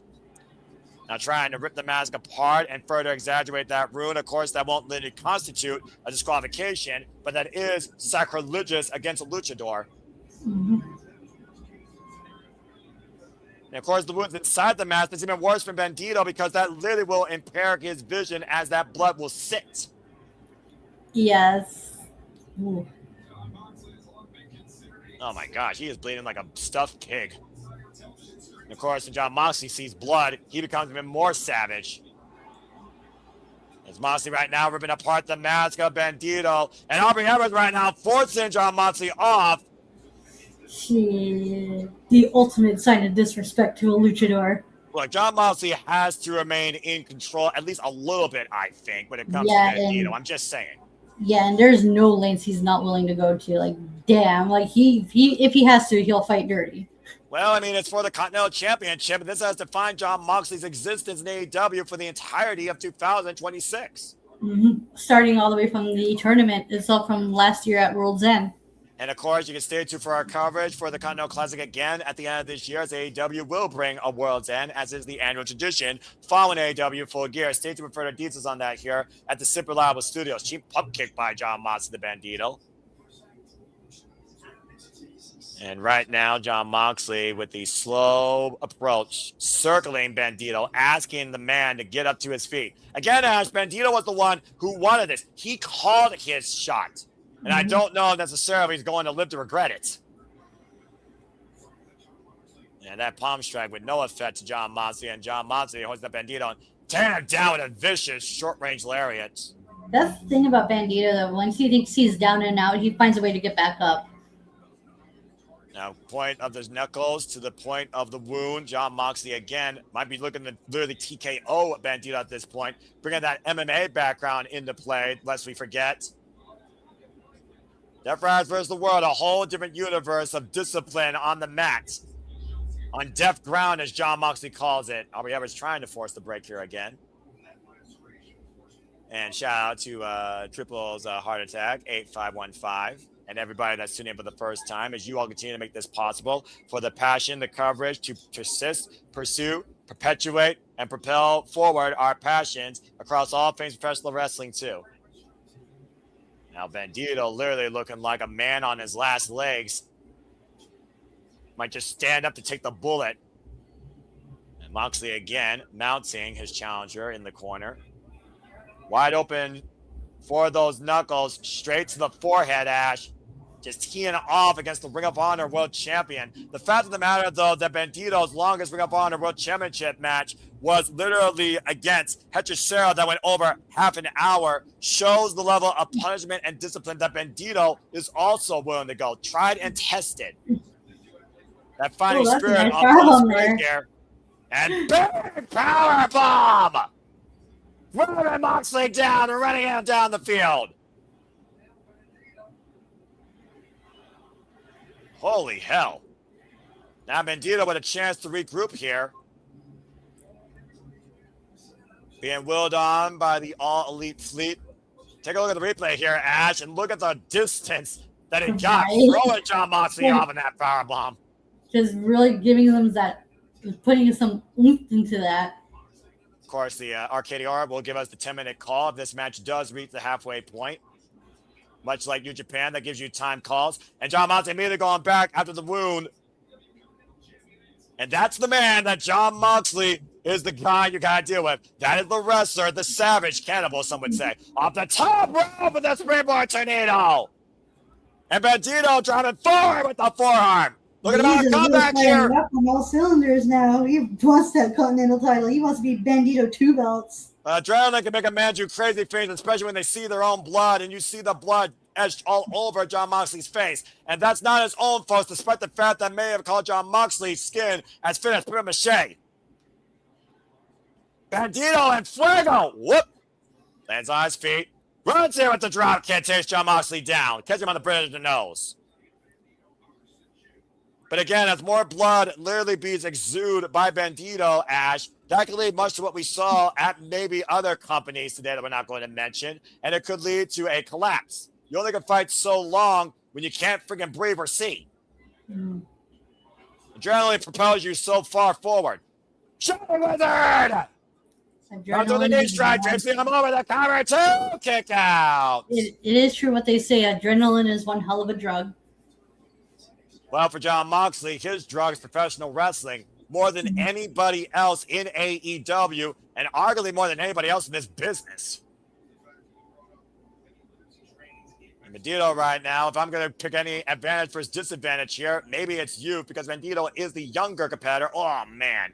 But I needed the midsection, though. Stops Bandito in his trash. Jon Moxley the move. Hoisted up, overhead military press with one arm. Taken down with a power slam. Unbelievable. And Bandito springing up to the top rope. Bandito on the climb, looking to ascend to double champ status. Feeling some Latino heat. On the knees. Took too much time there, bolstering. Gave Moxley the opening he needed. Good grief. Like I said, Jon Moxley's so damn cerebral, and that's also played to this mental warfare he's brought since creating the Death Riders, Ash. Much like when he said with Little Ospreay, words can only hurt you if you let them. Almost hyping himself up, just punching himself in the jaw. And you pick up the Death Riders being a unit. Death Riders versus the world. It's not like a Godfather's move where someone's going to be put to pastor like Old Yeller. It's a discipline that all 5 of those men in fear hold themselves up to, training each other, fighting one another, pushing the AEW roster. And no one does that more than Jon Moxley. A big boot right now. And off the ropes, and a big boot met in kind by Bandito. Graces Jon Moxley, who goes off the ropes again, meets Bandito in kind, middle of the ring, and both men, neither right now, giving up the vertical stance. Bandito fired up, sidestep, super kick. Catch Jon Moxley. Moxley fired up though, ducks underneath. German suplex. Almost a snap German there by Bandito. Bandito with an opening here as with a dealer show his hands, looking to hit the jump up. Will we see the watch out lariat? Not out of his boots. Double underhook, possibly looking for the Death Rider. That's it. That's gotta be it. Break hook, 2, and no. What? The spirit of competition and the fighting will of the challenger kicking out of Jon Moxley's high elevated double underhook DDT, the Death Rider. Bandito is still alive. Moxley might have to choke out Bandito to retain. He's already calling for the end here. Might be looking to put the man on the noose at the gallows. Now hoisting up Bandito in the corner. I'm going to count on one hand how many men have kicked out of the paradigm shift variation of Jon Moxley's DDT finisher. Yeah, not many people have they? No, they haven't. And I don't know what else Jon Moxley has in store unless he goes full. He hasn't done this. He hasn't done this since Darby Allin in the genesis of AEW right now. Looking to hook Bandito out of the corner for the Avalanche Death Rider. Bandito fighting back though, attacking the core of Jon Moxley. That's exposed. Got to be pretty close to the halfway point, I think, here at this match. And now Bandito taking the head out of the Continental Champion. And that fiery Jon Moxley spirit, that savage nature of the Most Wanted, eye to eye, top rope. I sense disaster. Oh, dear Lord. Bandito changing position. Suppress! I thought he was going to do a Spanish fly there, but okay. That works. What the fuck? Kevin, what the fuck? Kick out 2.5. Somehow Jon Moxley survives. What a move. Take a look, Ash, on the replay. It just shows the strength of Bandito. Like, damn. Like, look at the sense of urgency you saw in Jon Moxley's eyes. The eyes tell the story. He knew he was in for a world of trouble. And somehow he survived. He's trying to go for that 21 plex. Lend him your energy, if you will, from the low bridge to the mid bridge as the dealer shows his hand, looking for the 20. What? Lands on the apron. Uh-oh! Everything controlled by Jon Moxley might be playing possum. And almost the blood from Bandito causing the slip on the rope, so that Jon Moxley drags him back inside. Brings him down. Bandito, rope through. Shoulders down. Oh, Jon Moxley maintains the hold, though. Turns it around. Yeah, Bandito almost countered it, but Moxley, like...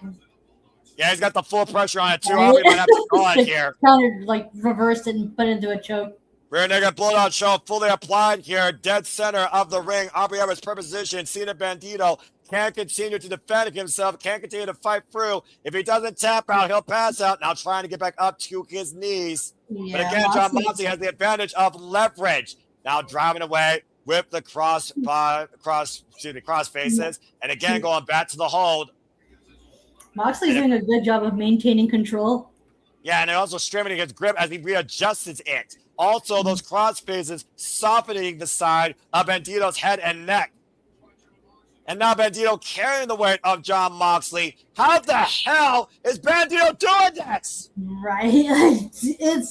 It's the strength of Bandito. He is so deceptively strong. Hoisting up the champion, vertical position, carrying Jon Moxley's entire body weight on his back. But Moxley still with a death grip and drop back. The Bandito still in the clutches of Jon Moxley. Jon Moxley never let go. It's too tight in, Ash. Oh, there it is. And that's it. As Bandito flatlines, Jon Moxley wins. Not bad of a match. I mean, again, a commendable effort by the Most Wanted.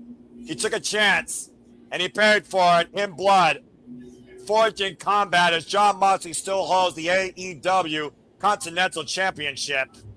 Again, Ash, who can seize that title off of him? Who wants it more? Good grief. You know, not to get push up on the map. Not to get too ahead of myself here, but we can.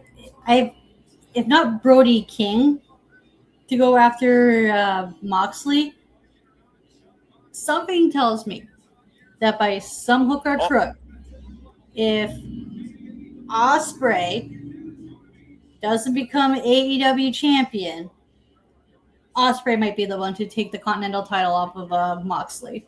Well, let's not forget, he's also a victim because Jon Moxley gave him news tonight, but look at that show of respect right there, Ash. The handshake, the head bow.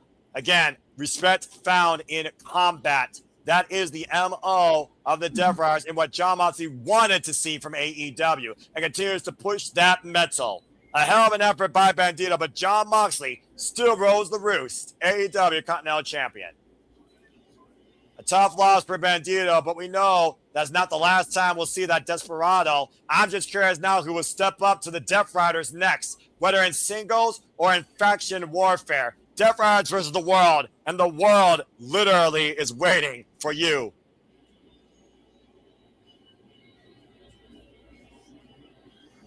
I hope Bandito's okay, though. He lost a lot, and again, he's been through a hell. He's been through a hell of a freaking 2 months, to say the least, Ash. Between Swerve Strickland, between Survival of the Fittest, between Blake Christian and bringing our Supercard of Honor, and then during Jon Moxley here tonight for the Continental Championship. As you see right now, the Death Riders, of course, celebrating with their leader. And of course, talking about Death Riders, the first young boy of Jon Moxley was Shota Umino, to your point. Of course, we still have Shota Umino to come here later in action. That's going to be Shota's first title defense, or? It will be his first title defense, the IWGP Global Championship. Well then. Again, the statement made by Jon Moxley. How about the statement made by Gabe Kidd, who literally desecrated the Lion Mark, insulting the integrity of New Japan Pro Wrestling and Shota Umino for that matter. Speaking of, as we talk about the Death Riders going to work, Death Riders versus the World, it is now time for the IWGP Global Heavyweight Championship. Shota Umino, the Roughneck, versus the Bastard Pac. For those that don't know, Ash, you and I can tell the tale. Shota Umino was literally Jon Moxley's young boy going all the way back to G1 Climax 2019. Literally his second running mate, his right-hand man. Since Jon Moxley adopted this Death Riders attitude, he has questioned Shota Umino in both his work ethic and his accomplishments. And he has a lot of truth to that. Gabe Kidd being the higher mercenary, though, who's also made Shota Umino his bitch, and both men will be involved in the G1 Climax. Gabe Kidd says this is not just Death Riders versus the World, this AEW versus the World, bringing the war to New Japan Pro Wrestling. Shota Umino has already beaten Claudio Castagnoli, the emissary of violence, at Wrestle Dynasty last year in 2025 in January. He has yet to face Jon Moxley and beat him, but also he is defending the pride of New Japan Pro Wrestling. We've really learned this year as Forbidden Door, the companies are now about all being buddy. And right now, there is no friendship to be seen between Shota Umino and Pac when it comes to AEW versus New Japan Pro Wrestling. Yeah, Shota Umino's like really found himself over the years, and I just find it so funny how Gabe Kidd just shit talked about Shota Umino when Gabe Kidd just turned into everything he accused Shota Umino of being. Yeah, how about the definition of a hypocrite, a madman in his own war? Gabe Kidd is not AEW. Gabe Kidd is not a Death Rider. Gabe Kidd is Gabe Kidd. It's Gabe Kidd versus the World, and everybody in every company are going to be at his expense of violence. As of course we know, we are going to see. Oh wow, that's a hell of a statement by Mini Portable. Shout out to Mini Portable. Great, of course, passionate professional wrestling watcher on. I think that might be a similar tweet that I would expect from you, Ash. Freaking wrestling baby. Mini Portable is saying, Kenny Omega and such gave me a wrestling baby. Well done. I think Ash will be looking to adopt that baby, if not already have it herself. Usually my talk, like when I talk about wrestling matches, is like I jokingly make the joke about like having going up and having a cigarette. I mean, I don't smoke, but I do live off the drug that is professional wrestling greatness, damn it. And Pac, one of the most complete athletes, formerly out of the Dragon Gate promotion, former AEW All-Atlantic champion, the inaugural champion of that title, looking to seize the IWGP Global Heavyweight Championship. The IWGP Global Heavyweight Championship, folks, was born out of David Finlay's savage nature to carve a legacy in himself at the expense of Will Ospreay and Jon Moxley, and destroying and desecrating the the IWGP United Kingdom and United States Championships. David Finlay was the inaugural champion for using a Toyota Tsuji. Yota Tsuji and Gabe Kidd fought back and forward over it. Yota Tsuji lost to Andrade El Idolo, and Shota Umino, the son of Red Shoes Umino, won this title and brought back home to New Japan Pro Wrestling at Dominion, pinning Andrade and making sure Drew Malloy did not get his chance. It took 19 championship opportunities for Shota Umino to find his first in what's been a second chapter for the Roughneck. That title looks really good on Shota Umino, by the way.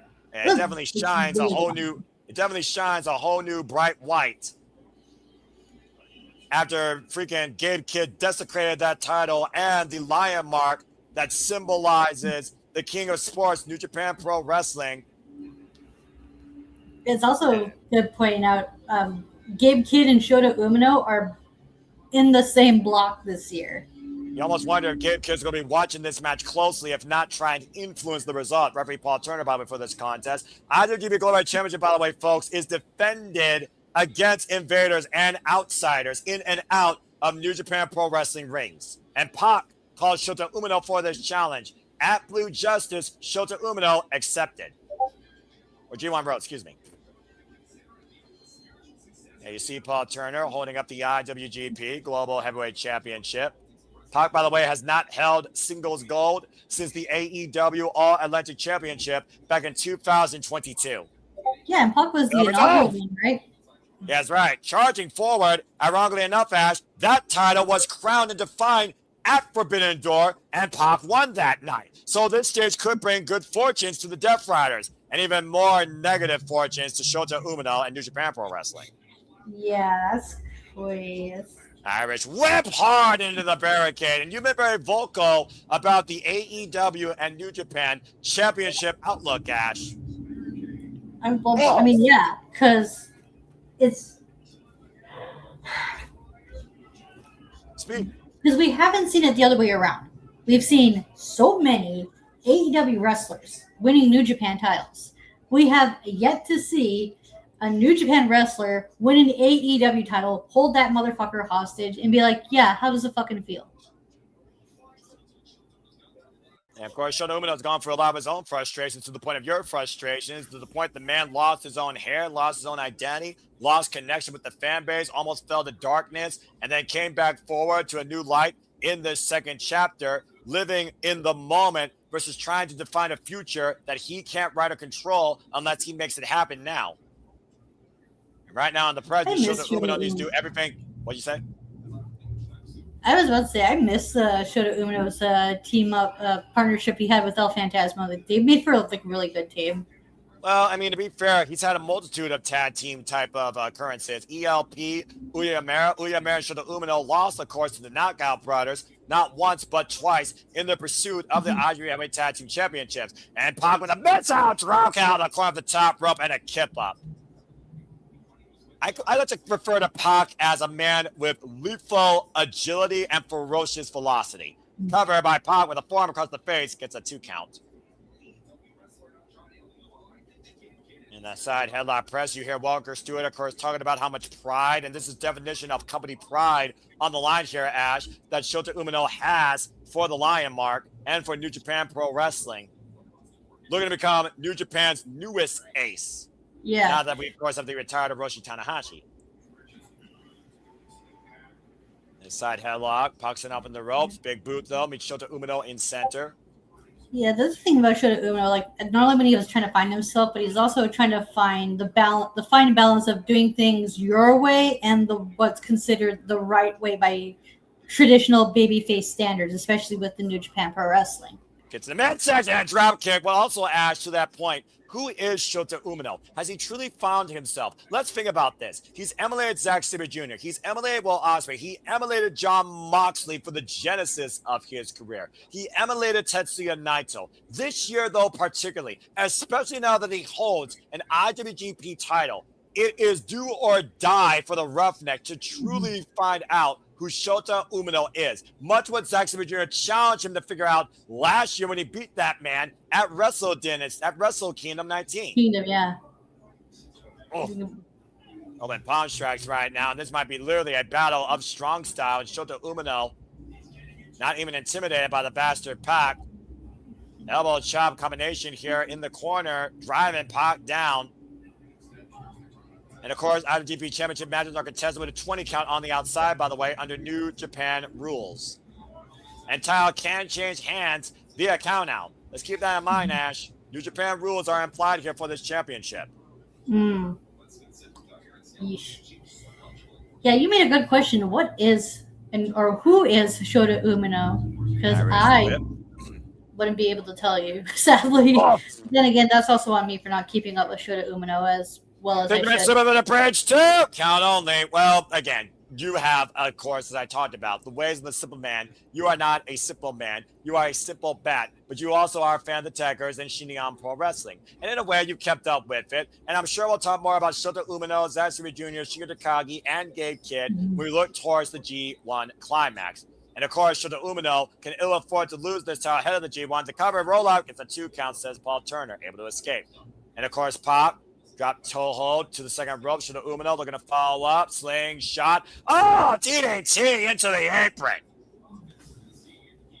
That's a staple of Shota Umino right there, Ash. Yeah, it is.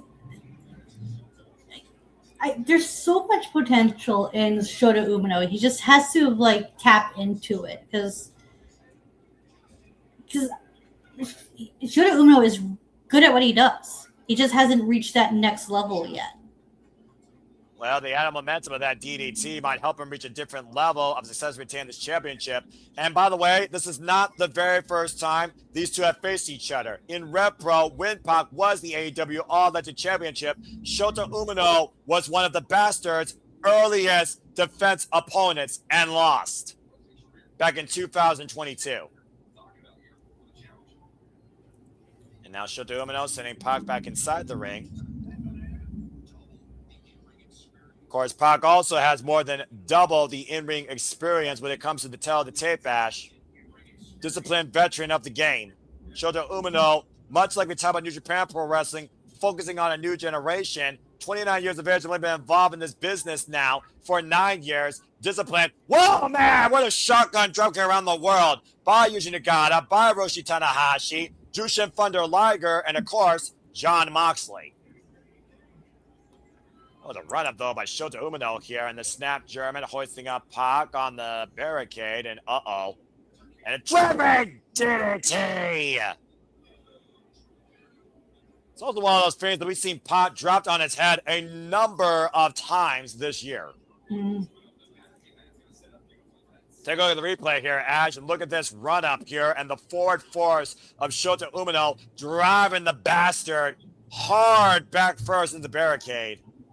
Boy, And then this DDT. And just literally Pac collapsing on his head and neck. You almost wonder if Shota Umino sending a message to the Death Riders as a whole. Again, remember, when Jon Moxley literally talked about his young boy one last time, Shota Umino said, "Fuck you, John." Now hoist it up. Oh, power bomb. Proving that he doesn't need Moxley. Match He is his own person. Exactly, a 2 count only. Good grief. And Pac's eyes glazed over. We also saw Pac earlier this year challenge Darby Allin for the AEW World Championship at Fairway to Hell. Yeah, I heard that was a really good match. I haven't checked it out yet. That's another title reign I have to, look back and watch because I wasn't watching Dynamite weekly, so I missed out on quite a bit of. Actually, I missed all of Darby Allin's title defenses. Well, Shota Umino missed out there, avoiding that overhead belly throw, messy landing in the corner. Nicely scouted there by Pac. But the way that Shota Umino landed, at least he avoided some of the impact against the turnbuckles. That might have played to his advantage a little bit as Pac stomps away. Good grief. And of course, Pac, resident of Nigel McGuinness's territory, over in jolly old England, Newcastle, England, by the way. Pac's been involved in this business now, folks, for 22 years. And now Pac bringing out a table. And again, Shota Umino preventing the Bastard from bringing out the lumber with an axe handle to the spine. Pac, former Open the Dragon Gate champion for 229 days, PWG World Tag Team, WXW World Lightweight, trained, disciplined, respected, highly regarded veteran of the UK scene.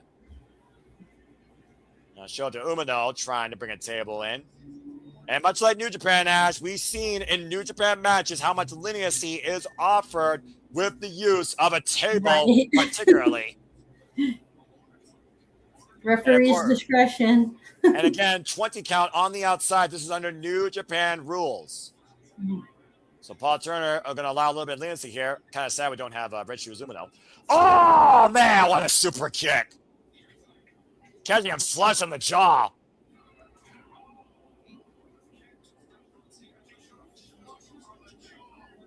Good grief.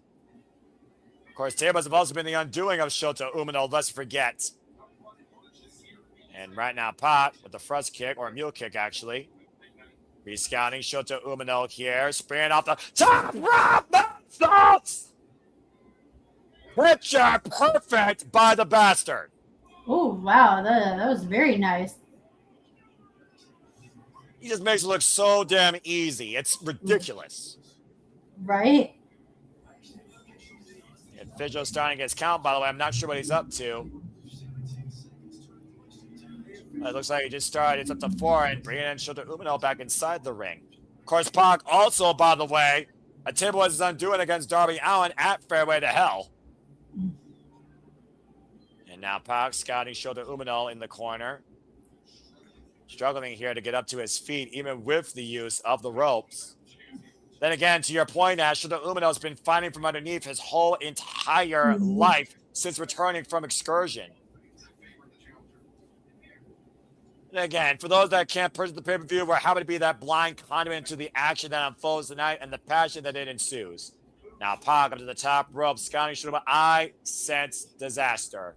Both men eye to eye, top rope, both right now in the clutch, and Pac grabbing Shota Umino. What? God! What? Overhead throw from the top rope. Cover with the Finlay back press gets a 2 count on Shota Umino. Jeez.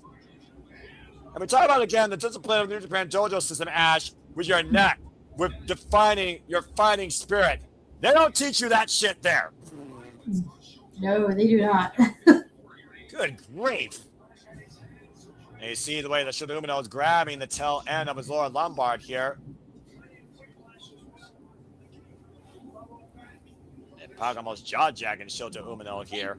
A lot of people have like mixed feelings about Shota Umino, but the one thing you can say about Shota Umino is like he also defines what it means, like that fighting spirit, like that never give up, never say die attitude, and Shota Umino possesses that as well.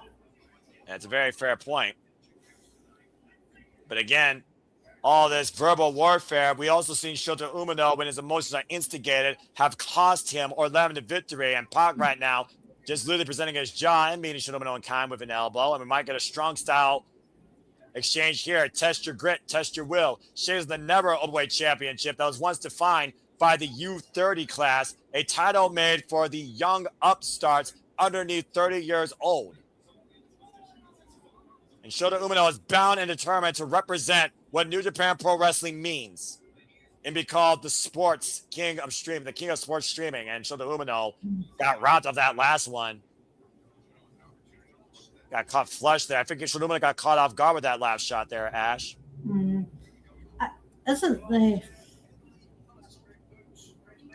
I look at the two men at the tail of the tape, and it almost looks like to me that Pac is definitely the heavier hands, thus the heavier hitter of the two. So I don't think in a striking battle with Pac is smart for Shota Umino here. Like the thing about Shota Umino is just like he needs to like tap into like that tenacity. Like you don't hold back. Like just give it your all. Just like hit hard. Like it's okay. You can do that. And it almost feels like Pac's trying to pull that out of Shota Umino. Like I said, the very definition of Death Rise, where Death Rise was a thing, was Shota Umino alongside Jon Moxley. Jon Moxley's disciplined young boy through the better part of 2019 and the pandemic. And now Pac and Shota Umino squaring off in the middle of the ring, exchanging these elbows. Each one of these could be a lethal knockout shot. Now taking the elbow pad off, and Shota Umino, to your point, Ash, might be fired up here, looking not to be intimidated by the bastard, looking not to be undermined by Jon Moxley or the Death Riders, looking not to be insulted by Gabe Kidd. Spinning Sobot, though, bends Shota Umino up and over. Axe hand out, blocks the shot. Oh, man! Umino takes the bastard down. That's what I want to see more of Umino is like you want to like be the embodiment of that fighting spirit. You can be a babyface and hit hard like that. You can do that. Like rebound. Release German suplex and Shota Umino. To your point, showing the extra reserve. Another rebound. German suplex and Shota Umino somehow again wheels the way back up to his feet and collapses. And now Pac trying to take advantage, hoisting him up on the shoulder. What the hell is this? Turn into, oh my God! Crucifix bomb! Through the table to the floor! Good Lord! Ricky. What the fuck? Look at this, Ash. One more time if you can.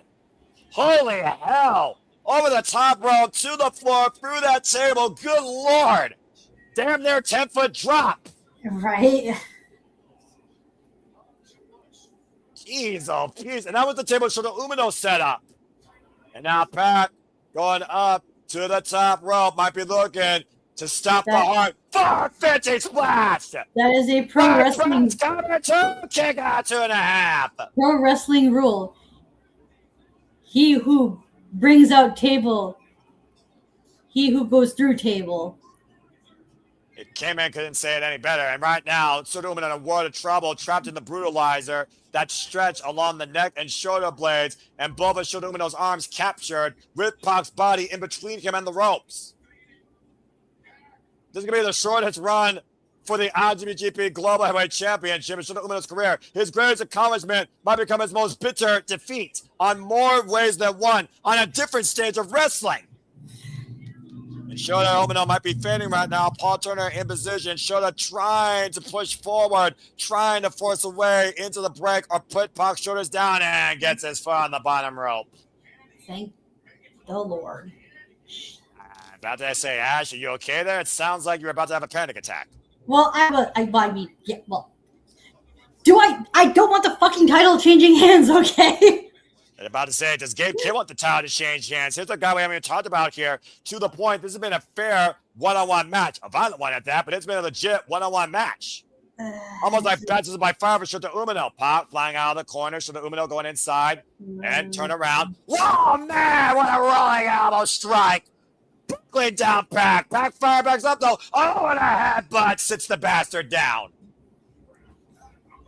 And now Shota Umino waiting for the chance to fire forward. Please, knee. The strike knee cover. To the retain kick out 2.5. Wow. The strike knee nearly to the retainment tonight. Not forbidden door for the IWGP Global Heavyweight Championship. Oof. That sudden running knee strike nearly dropped the bastard hard for the 3 count, Ash. Bang! Took it full on, too. Right. And right now, I'm surprised Pac's even able to stand with his own 2 feet and Shota Umino once again on the move. Ducks underneath. And Pac with the poison Dorada! Good Lord. And right now, Shota Umino blocks the kick. Oh, but eats that super kick. And Pac on the move. Shota Umino pop up. And Shota Umino on the move. Watch it out with a puppy bomber. Clean his clock cover to the far leg. Kick out 2.5. Oh, that was Damn. a nice one, though, Umino just did. What a shot. And what a showing here by the roughneck. Double underhook. Wait a minute. The paradigm shift DDT. The what? Shout out to John Moxley, his inaugural teacher. And lifted up. Yeah, I just heard that now. Yeah, I think you're a little bit ahead of me. Shota Umino retains. Oh, and a message sent to John Moxley. Thank fucking God. Yeah, but think about that, Ash. How apropos was it for Shota Umino to use his original teacher's finishing move to help him in the finish? What does that mean for He Shota is sending Umino? a message to that punk-ass rat Gabe Kidd. Yeah, well, Gabe Kidd doesn't use that move. John Moxley does. Either way, you could call an aid to John Moxley, maybe disciplined by the Death Rider himself. Shota Umino survives the bastard Pac and still holds the IWGP Global Heavyweight Championship and will hold it heading into the G1. Thank goodness. Because this is what we want. We want Shota Umino to retain, and we want to build up opponents for him through the G1, whether it be Gabe or who else they have in store. And a hell of a strong showing here for Shota Umino, representing what a championship is supposed to be and what a champion is supposed to be with his first successful defense of his inaugural piece of gold in his young career. Well done to the roughneck. And the way that Shota Umino put Pac down, I can only imagine what's going through John Moxley's mind right now. You think John Moxley's maybe having second thoughts about his young boy? Wait a second. Oh, what's going on? John Oh, Mox Moxley's- is in the ring now. Okay. Okay, now let's see what this leads to. And oh boy. The mentor and the mentee, the student and the teacher, face to face for the first time in a long time in a wrestling ring. Oh, shit. What? Oh! Wait a second. Remember when I said that John Moxley was Shota Umino's teacher? I forgot the all-time great that was Shota Umino's senpai. Oh, Takaagi, the president of New Japan Pro Wrestling. What's Ace President doing here? Well, Tanahashi also has been heavily involved in bringing this concept forward, called the Forbidden Door as part of the partnership with AEW and New Japan Pro Wrestling. And let's not forget, John Moxley beat the Ace at the inaugural Forbidden Door for the vacant AEW World Championship. To the man he dubbed Shooter, Shota Umino, to the man that Hiroshi Tanahashi brought out of the darkness in the second chapter with that match at Ryogoku Sumo Hall. Wow. The ace of the universe that not only heavily influences the entire professional wrestling scene, but leads New Japan Pro Wrestling. And of course, we saw Hiroshi Tanahashi involved in a Global Heavyweight Championship match against the likes of Gabe Kidd, who is also very instrumental in guiding out of his psychopathic ways, as Tanahashi literally puts the belt around Shota Umino's chest. Now, what a moment this is, Ash. What an endorsement by the ace of the universe. Remember what I said, Ash. Shota Umino wants to be the next ace of New Japan Pro Wrestling. And tonight, he took a huge step forward tonight, defending that title in All Elite Wrestling. Well done by the Roughneck, and always go Ace. What a battle. I don't mind seeing, is New Japan still partnered with RevPro? I believe they are to a degree, because I know that they've done like Royal Class before. Because I wouldn't mind seeing Shota Umino defend that title against someone from RevPro as well. Well, again, that title is defended against outsiders and invaders in and out of New Japan Pro Wrestling. If you want to prove you're the strongest on the lion mark, you got to go through Shota Umino to do it for that Global Heavyweight Championship.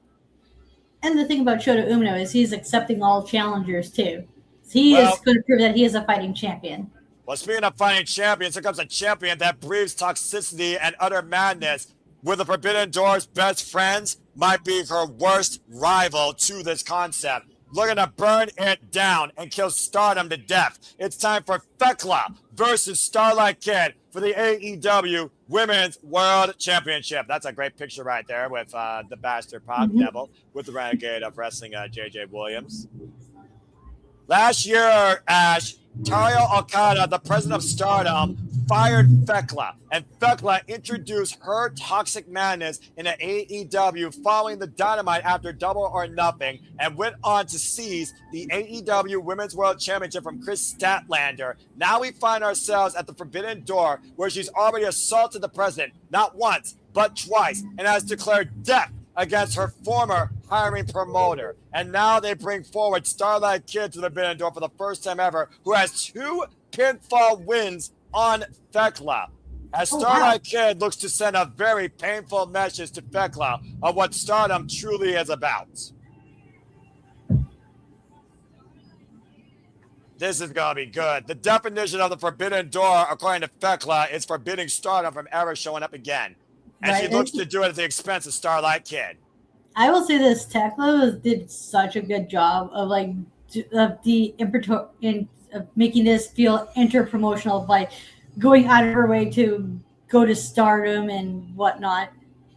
Well, the fact of the matter is that she used to be in Stardom, and she fucking hates that president.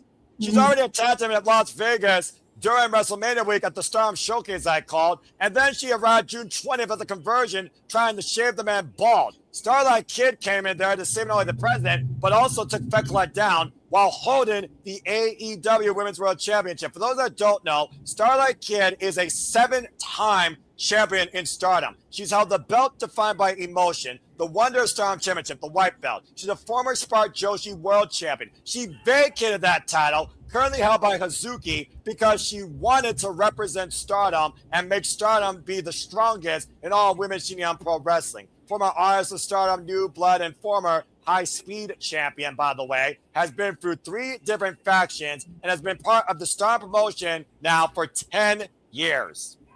Wow. As you see the president right there at ringside, Tario Okada, who now leads the Stardom promotion. This match, not just personal to the partnership of AEW and Stardom, but also personal to that man who has been on the blunt end of Thekla's unwavering revenge, who has literally said and threatened, I will chase you the world over to make your life a living hell. And she has very much done that. Yeah, that man looks so nervous. Like, goddamn. he's just anticipating Thekla to attack him at any moment. And that very well might happen here because the Triangle of Madness right now has been running roughshod here across the world and in AEW. This Austrian badass is about to make her way through the Forbidden Door, and she's looking to scorch it shut permanently. What an entrance. Hello.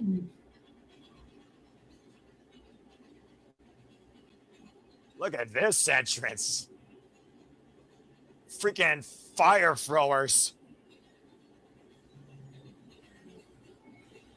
Did I mention that Thekla right now is my favorite champion right now in the business? Talk about somebody that literally took to the American wrestling scene like a fish does to water. Oh boy.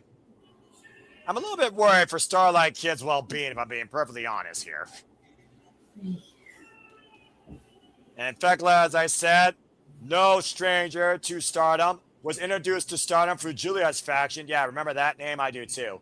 Former Donna Del Mundo member, Women Who Play in the World, and of course joined Oedo Tai, aka Hate, and looked to be the idol killer, killing and destroying and beating every one of your favorites in a Wonder Stardom ring, the cutest and the strongest, including but not limited to Natsupoi and Mina Shirakawa and Starlight Kid. But Starlight Kid has 2 pinfall wins over the Toxic Spider. Thekla has never beaten her in singles action. Oh, wow. That adds much more. That adds to the title match. Because not only does Thekla have to retain the title, but she has to prove herself prove that she can beat Starlight Kid. Well, it's not only a matter of that, Ash, as Thekla represents AEW's AEW Women's World Champion, but it's almost like, as you see the disgraceful face right there and the disgrunting stare, and almost looks like a stutter from Taro Okada, a sense of fear and anger. But Thekla not only wants to destroy her past, she wants to burn it, bury it. And the only asterisk left is Starlight Kid, the last woman to hold a win over her in Stardom when it mattered. I should not be laughing, but my God, that poor man. He's really selling it. He's selling the scariness of getting attacked by Thekla. I mean, I did crazy checks. I'm not scared of Thekla. I'm turned on by her. What? As you see, referee Rick Knotts holding up the AEW Women's World Championship. Look, when a champion looks like a champion holding a championship belt and they're a badass while doing it, you have my respect. And really, outside this company and Japan, not many other places do that for me. Bell rings are underway for this match. 60-minute time limit, of course. This will be contested under AEW rules, not Stardom rules. That means pinfall submission inside the ring decides the title. Count disqualification means nothing, and there's a 10 count on the outside. The first time these two met each other, of course, in singles action was all the way back in December 2022 at Stardom's year-end tour. Cartwheel escape. Starlight Kid, of course, endorsed by the likes of El Desperado. Runs in with the drop kick.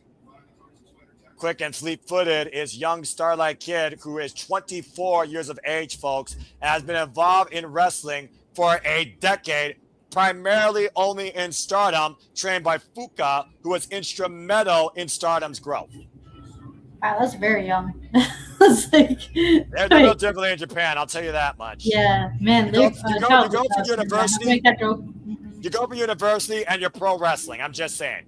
Yeah, I was going to say, the minimum age for working is a hell of a lot different there than it is here, isn't it? Yeah, it's extremely different. And Fekala right now putting the boots to Starlight Kid. And of course, Fekala right now looking to scorch the Joshi Pro Wrestling scene at the expense of Starlight Kid, possibly looking for an accolade. And of course, Starlight Kid, disciplined as you see in Lucha Libre, wearing a mask. And immediately Fekala going after the eye holes, trying to literally rip the eyes out of SLK, now known as, of course, the White Tiger, former Wonder Stardom champion. Was formerly the Black Tiger of Wedo Tai. Different dynamics here with both these women's intensity and attitude. And the ground and pound by Starlight Kid, who's fighting for much more than just a title, but for the very existence and respect of her own promotion. And Starlight Kid will also be involved in Stardom's 5-Star Grand Prix, their variation of the G1 Climax, in pursuit of the World of Stardom Championship held by Suzuki. And that's the red belt, yeah? That is correct, the strongest belt, which of course Utama Hayashita will be challenging Suzuki for prior to the 5-Star Grand Prix, who just came back home to Stardom to leave in the Marigold promotion. Irish Whip Reversal and Fekla and up into the ropes. And the fact of the matter, though, that we've really seen this war with Stardom come ahead for Fekla here in AEW since Las Vegas weekend, though, Ash. Oh, and got kicked off of the ropes to the outside. Kick out of her own web. Driven down to the floor. This thing has really escalated since April, since Taro Okada decided to come back to the States and Fekla found him. And up and over, Starlight Kid looks to spring, and Fekla brings her down hard, face first, to the floor. Starlight Kid is one of those that likes to dazzle you with her high agility and her in-ring capability. But don't underestimate her petite demeanor, especially if you've never seen her before. Yeah, Tekla's doing a good job of keeping her very grounded. Oh, watch this, Ash. And dragging Starlight Kid, driving her, sliding into the barricade near the Spanish announce desk. And Fekala, of course, who's defended this champion successfully against Alex Windsor, Mina Shirakawa, Chris Statlander, including a fatal four-way at Double or Nothing against Sheeta, Statlander, and Jamie Hayter. She has now been the AEW Women's World Champion pretty much for the better part of 2026. And speaking of Starlight Kid, as I said, former high speed, former goddess, artist, and of course, Wonder Stardom champion, has never held the red belt. Hard Irish whip into the barricade on the opposite side of the ring. Fekla has been the champion now for 138 days, and tonight marks her 7th defense of the AEW Women's World Championship. And there's the man that she attacked face-to-face, eye-to-eye, Ash, Taro Okada at ringside. And now seizing him by his tie. Again, Fekla, though, needs to focus. Whoa! Was looking for a shot there, and Starlight Kid puts the brakes on Fekla and slapping the taste out of her mouth. And it looks stunned by the fact she did that. I don't know if it's smart to slap somebody that raises toxicity and madness in pro wrestling. I'm just saying. Especially one that prefers getting hit hard. And of course, we did see Stardom get one-upsmanship against the Triangle of Madness earlier tonight. The cover, like a day's goal, and the 2 count, as Maika was able to beat Skye Blue, Ash, and will be part of Survivor the Fittest this Wednesday on Dynamite. How much are in the Survival of the Fittest? 6. It's always a field of 6. It's a 6-way eliminator match. Oh, okay.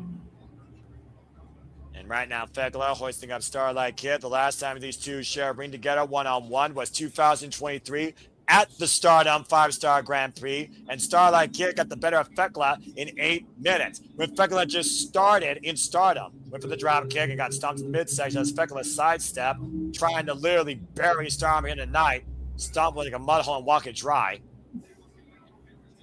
Fekla pretty much prepared for anything Starlight Kid's throwing so far with the Snapmare.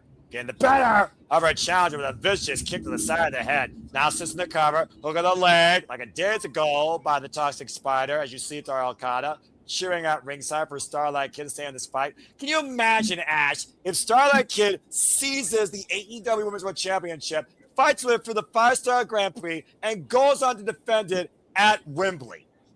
That'd be I don't know how to feel about that. I don't know how I would feel about that because on the one hand, it'd be like, oh, hey, cool, it's a partner from another company holding an AEW title. Wow, we haven't seen that now, haven't we? That's a nice change of pace.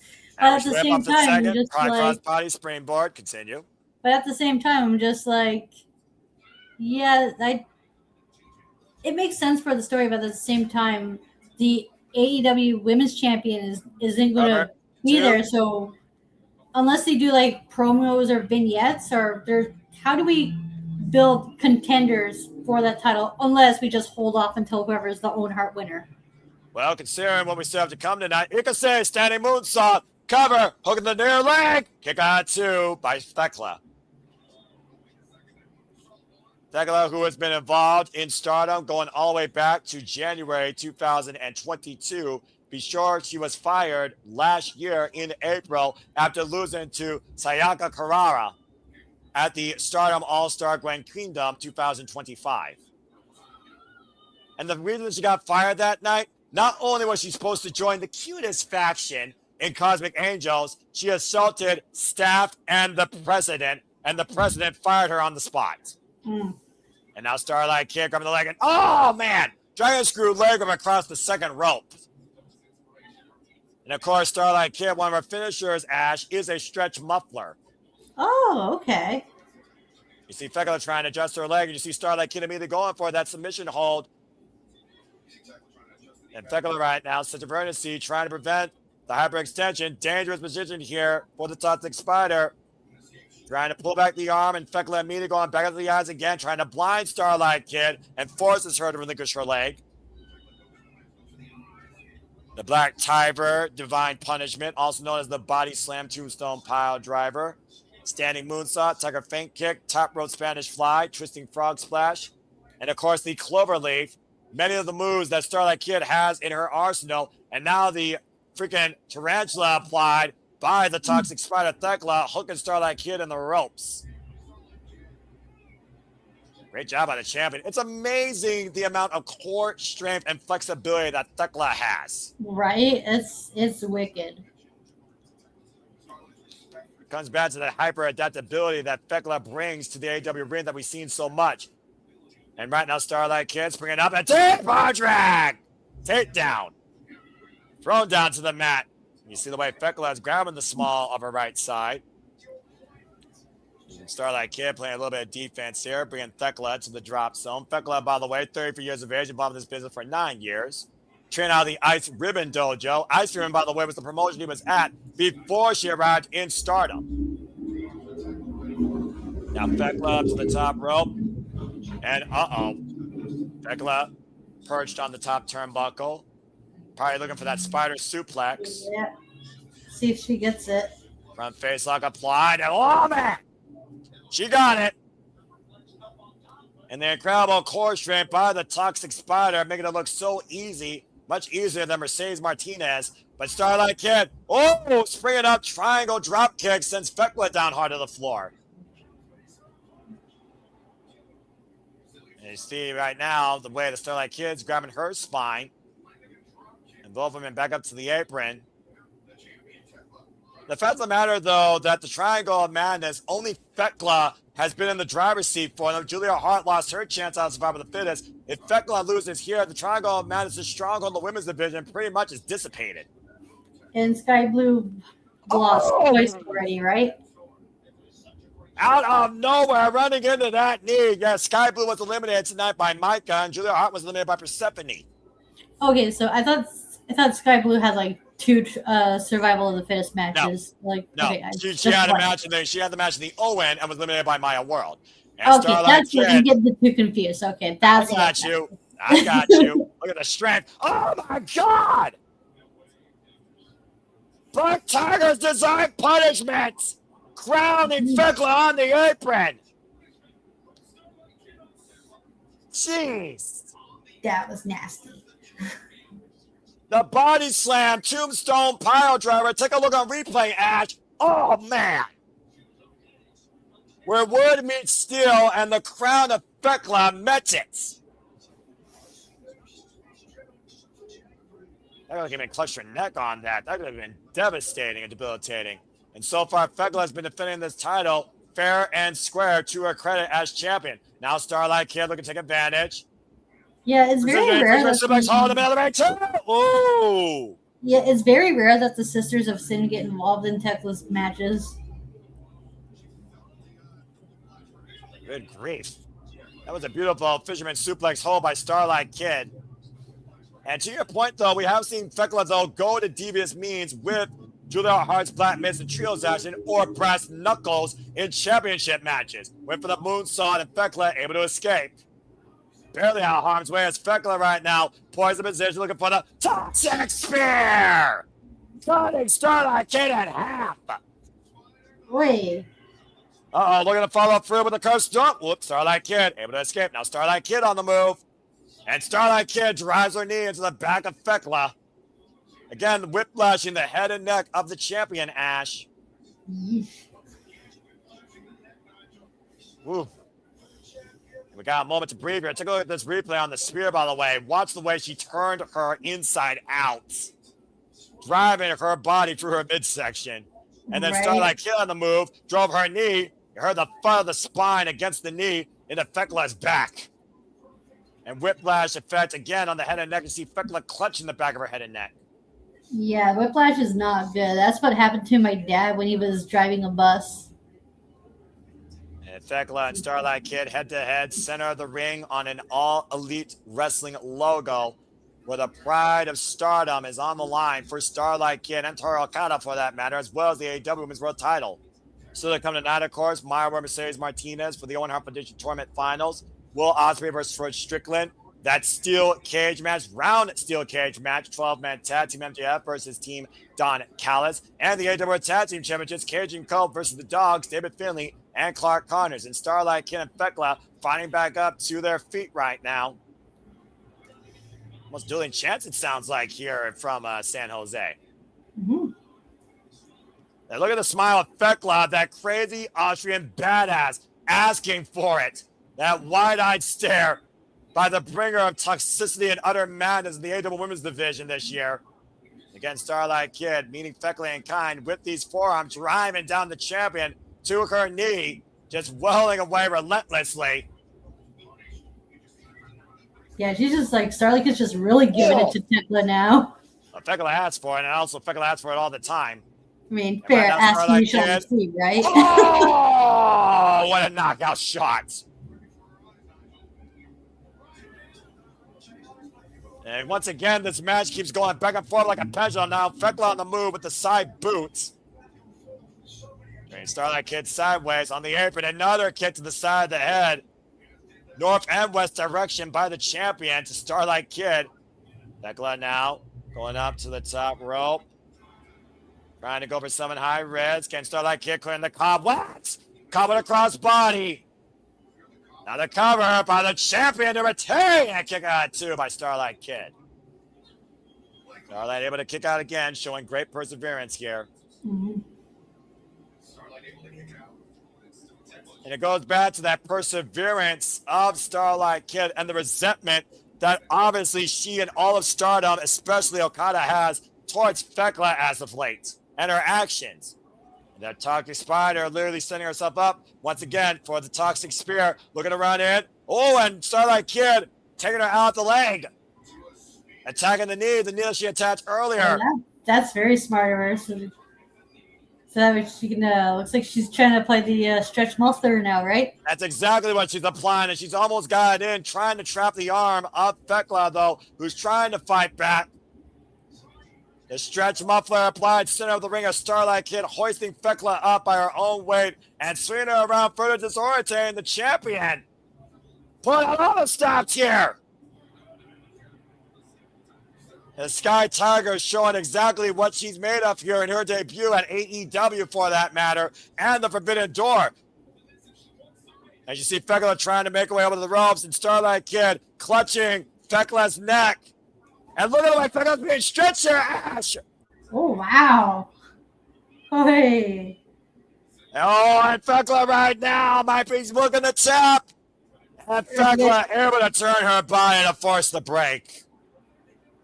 How tough is Thekla here? Give her no credit kidding, too. right? That's using that flexibility of her to the advantage. About to say, if Starlight Kid held Thekla for maybe a little longer towards the center, we very well could have had a brand new AEW Women's World Champion. That was a really close one. Starlight Kid, once again, looking for a divine punishment. Blitz Thekla middle of the ring, cover. Kick out 2.5. Nearly saw history made here tonight. Thekla somehow still alive. Spires might have 8 legs, but Thekla might have multiple lives. Now Starlight Kid once again looking for maybe that top rope moonsault she tried to hit at the very beginning of this match, Ash, and missed. Springing it off. Moonsault connects. Cover 2. Kick out.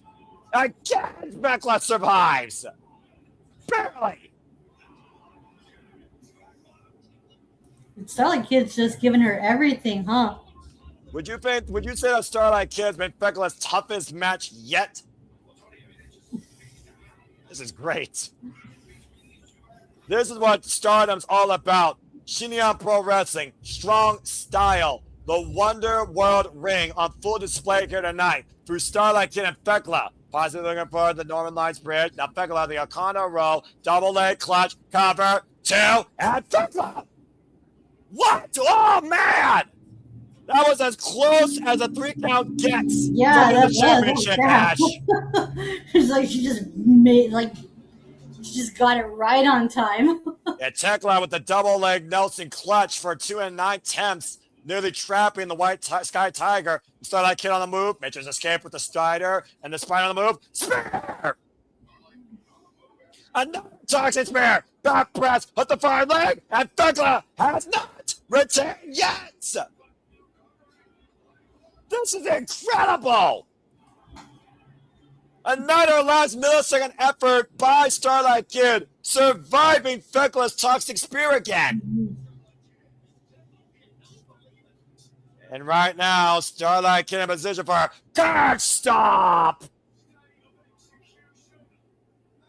And now Thekla absolutely defiant in making sure that this is the death of Storm tonight in front of Toru Okada. Another vicious guard stop. A second one, back press. Thekla has retained.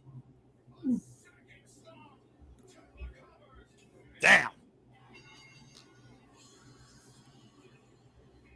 Well then. Well, I don't know necessarily if Thekla killed Stardom tonight, Ash, but one thing's for certain, Stardom shined tonight, even at the displeasure of Toru Okada, seeing Thekla still holding the AEW Women's World Champion at the expense of one of the best that company has to offer. And Thekla has finally defeated Starlight Kid in singles action. This is a good introduction to Starlight Kid. I want to see more of her. And of course, you can see more of her and Stardom on Stardom World. That's, of course, the 5-star Grand Prix will be showing in its entirety on the Stardom World streaming service. And you can subscribe today to Stardom Wonder Ring at Stardom World or follow them on the X. As, of course, you see the Triangle of Madness, Skye Blue and Julia Hart coming in to celebrate with Thekla, who is still AEW Women's World Champion. But, oh, wait a minute. Julia Hart giving Thekla scissors. No, we don't need this. Okay, this is too much. Come on, Thekla. Stop. Someone stop this. And Thekla right now looking to literally expose the face of Starlight Kid, cutting away at the mask that Starlight Kid holds so near and dear. And oh my God! Oh no, they took it off. Rude. You might as well say that Thekla just ripped the head off of Stardom. Oh no, is she gonna? Oh, Gross. the disrespect and the deplorable actions of the Toxic Spider towards Toru Okada and the Stardom promotion tonight. Oh, and just wiping it in Toru Okada's face. Man. Oh, come on. Can we get security out here? Seriously. Someone tells me that there's going to be more than an apology as a receipt given by Stardom after Fecla's actions tonight. Absolutely heinous. That is not what the Forbidden Door is all about, but Fecla can give two shits what the Forbidden Door means for collaboration in wrestling. What a match, though. Again, Starlight Kid, phenomenal effort. Fecla, deplorable post-match conduct. But still the AEW Women's World Champion as Madness continues to succeed and breathe and dominate the AEW Women's Division. And now we know that Fecla, as of right now, Ash, will be going in to Wembley Stadium at All In to defend the AEW Women's World Championship against tonight's Owen Hart Foundation tournament winner. And now we just wait for her opponent. For All In, at least, anyway. What a trophy for Fecla here tonight. For the most lethal, badass faction in all of women's wrestling. As we move forward here, it's time for the men to compete for the AEW World Tag Team Championships. Cajun Cope looks to spay and neuter a couple of dogs as they defend the gold against David Finlay and Clark Connors. Well, this should be interesting, Ash. You're dealing with Canadians and you're dealing with Bullet Club, War Dogs, the Savages, the Dogs, where Cajun Cope have even said that Clark Connors and David Finlay remind a lot about themselves, but younger. As of course, Clark Connors and David Finlay have been trying to make a name of Adam Copeland and Christian Cage. What are your thoughts towards this match, Ash? Yeah, this is one of those matches where I'm just like, whatever happens, happens. Because I don't see Cope and Cage losing until like All In.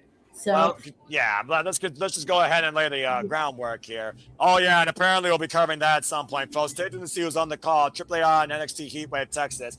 Sunday, August 30th, we continue to bring you non-stop coverage for all things wrestling here. Not by me solely, because I actually have a different contract for what I cover, but we will be covering that up and coming here at the CMLL Studios, so stay tuned for more on that. Meanwhile, time for the AEW Tag Team Championships. To your point, Ash, this is Cajun Cope's first defense after beating FTR and forcing them to say, I quit in a New York street fight, and we have not seen FTR since.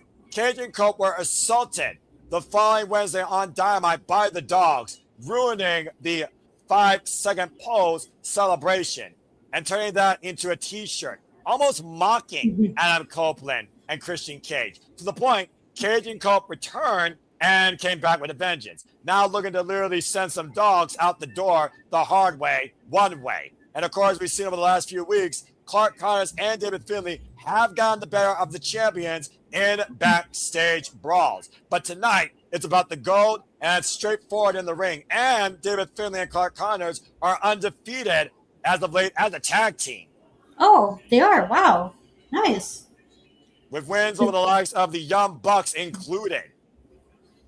I will say this about the Dogs.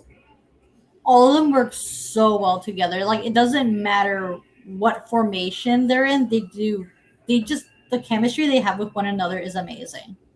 Of course, Gabe Kidd, the third dog, who is likely right now in New Japan preparing for the G1 Climax. These dogs arrived on the AEW scene looking to cause chaos, violence, and get paid big money. We've already seen David Finlay and Clark Connors against the likes of the Rascals, the Young Bucks, and they've also, of course, have been involved previously against the conglomeration as they were former AEW World Trios champions. And that Shillelagh has been a difference maker during the short-term rivalry with Cajun Cope, Ash. The definition of insanity and also looking to pursue your own opportunity, that is 100% proof Clark Connors and the Savage King, David Finlay. And they might pay for it tonight. Yeah, that's a possibility. It is so good to see Adam Copeland as a tag team champion again. This 52-year-old man of life, father of daughters, 33-year veteran of the game, one of the best to come out of Canada, Ontario, Canada, by the way. Now a record-setting 10-time tag team champion. Now the newest AEW World Tag Team Champion alongside his asshole, Christian Cage. And you were much talking about after Double or Nothing, Ash, that Cajun Cope brings forward a reset in the tag team division. Talk about reset with this generation. Grit nonsense with the dogs. Freaking untamed and untrained David Finlay and Clark Connors. But Clark Connors is a former, very notorious IWGP Junior Heavyweight Tag Team Champion 3 times over. Yeah, him and Jill Maloney, they were like very dominant in that division, weren't they? Yeah, the definition of heavyweights and the junior heavyweights. Clark Connors, by the way, like I said, former Defy World Champion as well. 2-time IWGP Junior Heavyweight Tag Team Champion, alongside Drilla Maloney and Bullet Club War Dogs. And the Savage King, David Finlay, was the inaugural IWGP Global Heavyweight Champion. And is a former never overweight champion.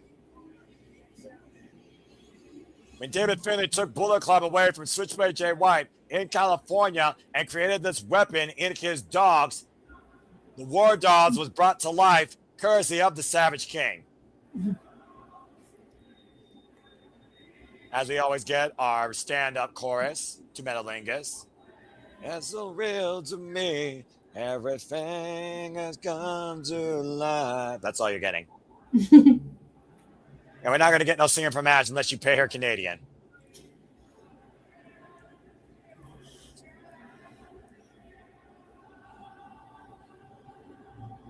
Well done by the San Jose Choir tonight for Adam Copeland and Metalingus. Done proud. Well, meanwhile, it's the countdown to the asshole. Here comes Christian Cage. Would you say, Ash, that David Finlay is more like Adam Copeland and Clark Connors is more like Christian Cage in this duality of Cage and Cope looking at a former identity of themselves? Yeah, I can see that comparison. Yeah, I can see that. Of course, David Finlay, who shattered, as you see, Christian Cage's left wrist with that shillelagh amongst those steel green steps, still heavily bandaged in a cast here tonight, Ash. I mean, you can make the argument that between these two, like, Finlay would be, like, Edge, and because of, like, how accomplished he is as, like, a singles competitor. Although, in all fairness, Clark Connors didn't really get a chance or opportunity. Like, yeah, they didn't really get a proper opportunity to shine as his own as a singles competitor. Yeah, I just want to put this out here, Ash. Sex and Violence, Clark Connors and Thekla, who have also literally invaded stardom. Imagine if Clark Connors wins gold here tonight and celebrates with Thekla with 2 belts in bed. Referee Stefan Smith for this contest for the AEW Tag Team Championships. Christian Cage, by the way, folks, 52 years of age, 31 years involved in this game. Of course, former notorious TNA World Champion, former 2-time AEW TNT Champion, and former AEW World Trios Champion. But tonight, it's all about the AEW World Tag Team Championships. Adam Cole and Christian Cage are the 19th AEW World Tag Team Champions in this company's history. I just don't see the titles being desecrated by the dogs if they were to seize them tonight. I don't think I want to see that for the future of this division, to your point. But again, though, David Finlay and Clark Connors, they built a vulnerability. Christian Cage's left wrist. And then Connor might think they have one-upsmanship here, despite the fact they have doubled the level of experience when it comes to the champions. Stiff Con double tie up here. Yeah, of course, David Finlay and Clark Connors have never met Cage and Cope in a ring, Ash. That's true, yeah.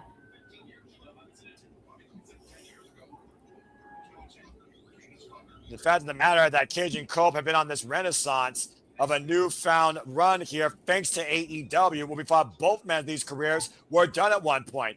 Adam Copeland, triple fusion neck surgery. Christian Cage, uncertainty, and a leg-long ligament of injuries. Here in AEW, it's been a whole new resuscitation of life for Christian Cage, who came in first before Adam Copeland. And Adam Copeland came in here one more time to do it with Christian Cage. And they're finally doing it. Took a hell of a road to get here, though. It took a while, but they're finally on the same page. Not bad chop. We'll see how long this run lasts. And if it truly is the last one, with Wrestle Dream up in the air and the future of Cage and Cope, if the dogs have the way tonight, especially. And Clark Connors, like I said, former accomplished tag team specialist. David Finlay, though, to that matter, remember Finjuice, former multiple-time IWGP Heavyweight Tag Team Champion and former winner of the World Tag League alongside Rock Hard Juice Robertson. Christian Cage with the roll-up, though, on Clark Connors. Gets a 2 count. Probably forgot about that yourself, didn't you, Ash? Sorry? David Finlay, former IWGP Heavyweight Tag Team Champion and World Tag League winner alongside. Yeah, that's right. Yeah, him and Juice Robinson were a team at one point. Yeah. And tag made now, but David Finlay and Adam Copeland meeting for the first time ever. Of course, Adam Copeland eats, sleeps, lives, and breathes professional wrestling. David Finlay, of course, second generation for Savage Generations. Of course, come out his father, Fit Finlay. Of course, Fit Finlay never won a world championship either. David Finlay created a championship of his own, the IWGP Global Heavyweight title. It's almost one of those things that David Finlay doesn't give a damn about family legacy. He just gives a damn about creating his own ultimate opportunities by any means necessary, truly channeling rated R superstar ethics. Yeah, that's exactly what like David Finlay's about. He wants to forge his own path, not like create his own legacy. And our superstar, though, outmatching David Finlay right now and outsmarting him, dropping down in the side headlock here.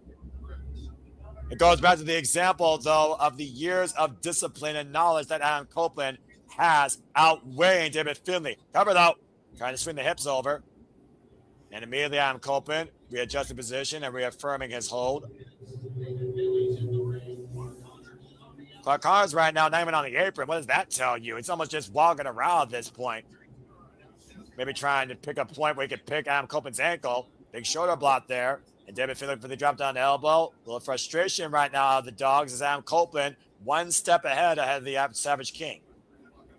That shows like that's what like Copeland Cage needs to do. They need to use their veteran tenure as a tag team to their advantage. Yeah, exactly. Right now, oh!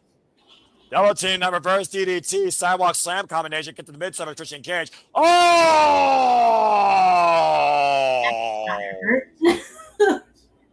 Right in the dogs! Clark Connors face first, and David Finlay, you know, so I'm going to leave it at that. Ouch. I don't think Fekla and Clark Connors are trying to have children, or David Finlay for that matter, who's also a married man, but that's a whole different conversation. And Christian Cage teeing off against Clark Connors in the corner.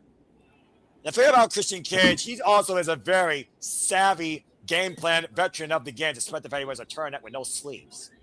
Has led a multitude of factions himself. And right now, David Finlay looking for a reprieve here with a hand out here. Trying to shake hands with Christian Cage, you kidding me? And Clark Connors with a cheap shot, and David Finlay also with a cheap shot. Sidestep. Oh no!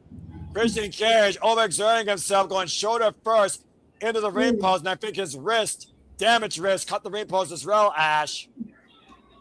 Oh, yeah, that's a target on Cage. That the dogs are gonna exploit. Off. And about to say again, we talked about that Achilles heel that the dogs set up here, and they're finally exploiting it. Adam Copeland right now checking on his partner and his brother in this business and his asshole. Again, he said it, folks, not me. So I'm just saying what I'm saying. That's what the dogs are trying to do. They're trying to take out Cage so that they have the numbers advantage. Now David Finlay going for the cover, hook on the far leg, the back press, and gets a 2 count. And immediately going for the front face lock here. As the dogs have slowed down the match in their favor, driving the knee in the side of Christian Cage, and now working that damaged left wrist. And of course, Christian Cage. All about bring me gold or bodies, or sometimes both. I'm about to say they might literally get both here tonight. Now pressing down the hand of Christian Cage, and a vicious stomp to the elbow. Great way to tear apart an arm when you think about it, attacking the ball and socket joint. Yeah, they're really working that arm, and that's gonna like make it difficult for Cage to lock in the kill switch. And right now, Christian Cage in the world of trouble as the dogs have isolated Instant Classic in their corner, just stomping away at him. Good grief. My name is Finlay, and I love to fight. I'm freaking Finlay by last name. This Finlay also still loves to fight. He just fights in a more dirty, devious way. He's called the Savage King for a reason, right? Well, I mean, he literally christened himself that.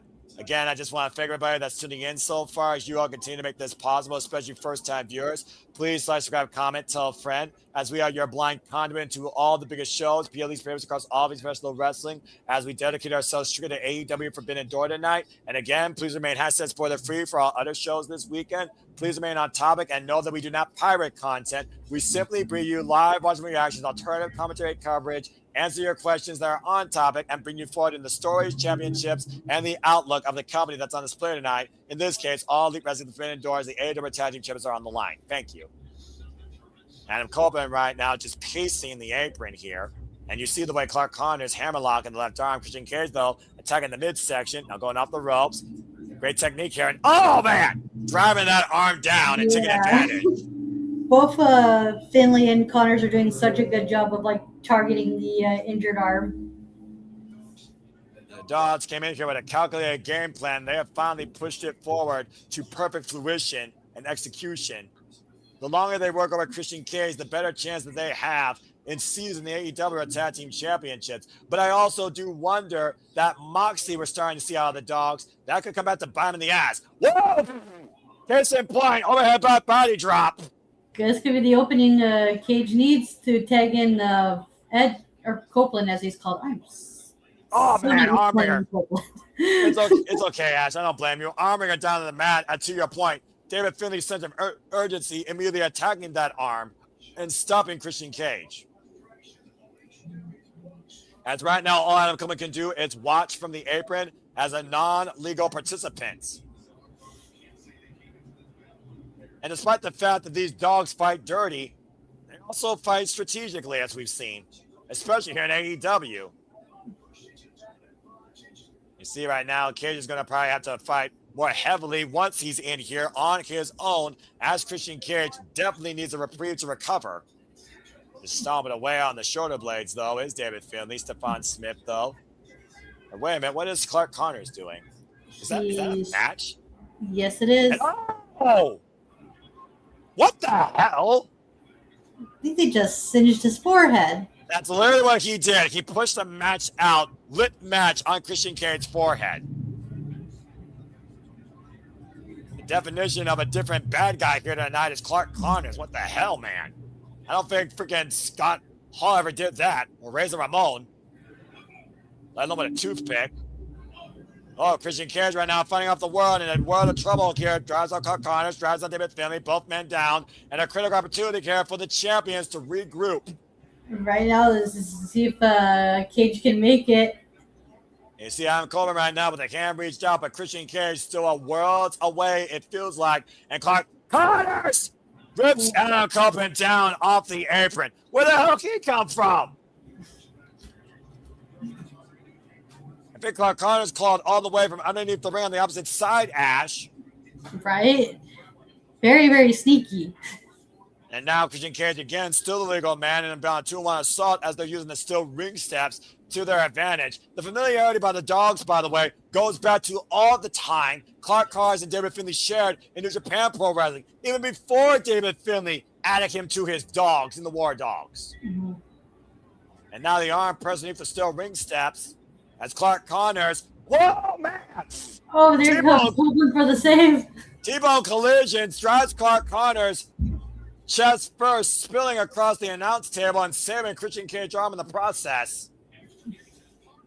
And right now, Christian Cage thrown inside the ring by Adam Copeland, trying to create the opportunity for the tag. David Finlay left away at bay. Stephon Smith starting his 10 count here as Tyler's going to his hands be a pinfall submission inside the ring. And right now, David Finlay picking the ankle of Christian Cage.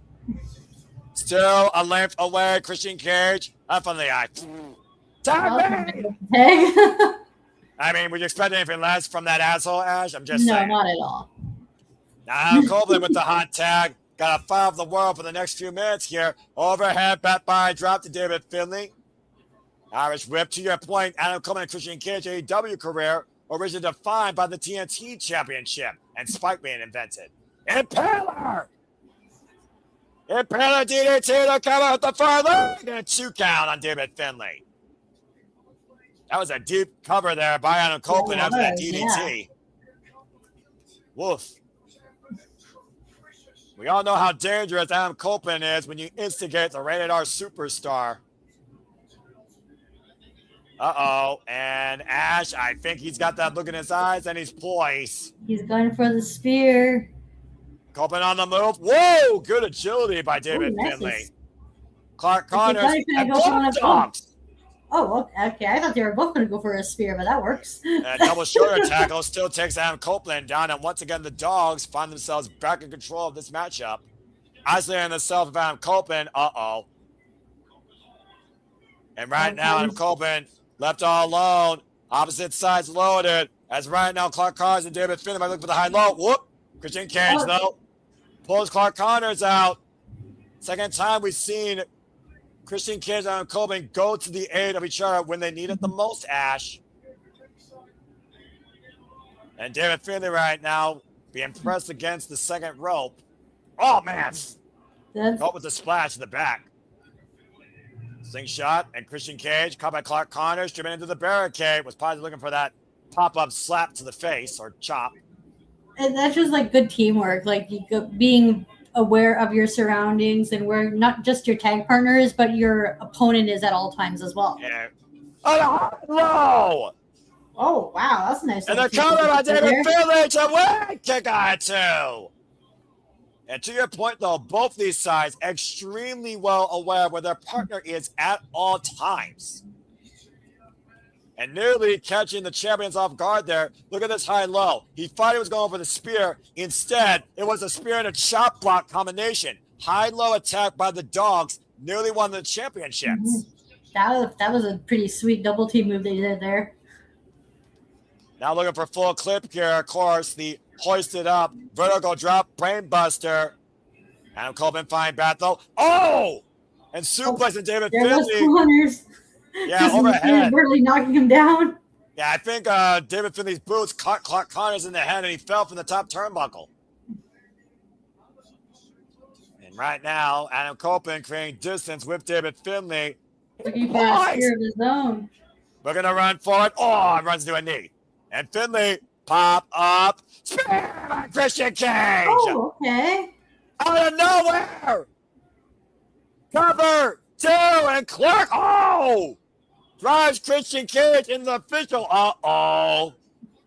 Oh, no, the ref's down. Well, now all hell's going to break loose. And honestly, Ash, if that wasn't the British Occasion Coach playbook, I'd be lying. Right. We've seen Cage and Cole literally do that before in the early of their career. Doing whatever they can to get the advantage. What happens now? Now Clark Connors and Adam Copeland. Uh-oh. We're going to have spear off? I was about to say that too, yeah. Oh, this is going to be dangerous. Uh-oh.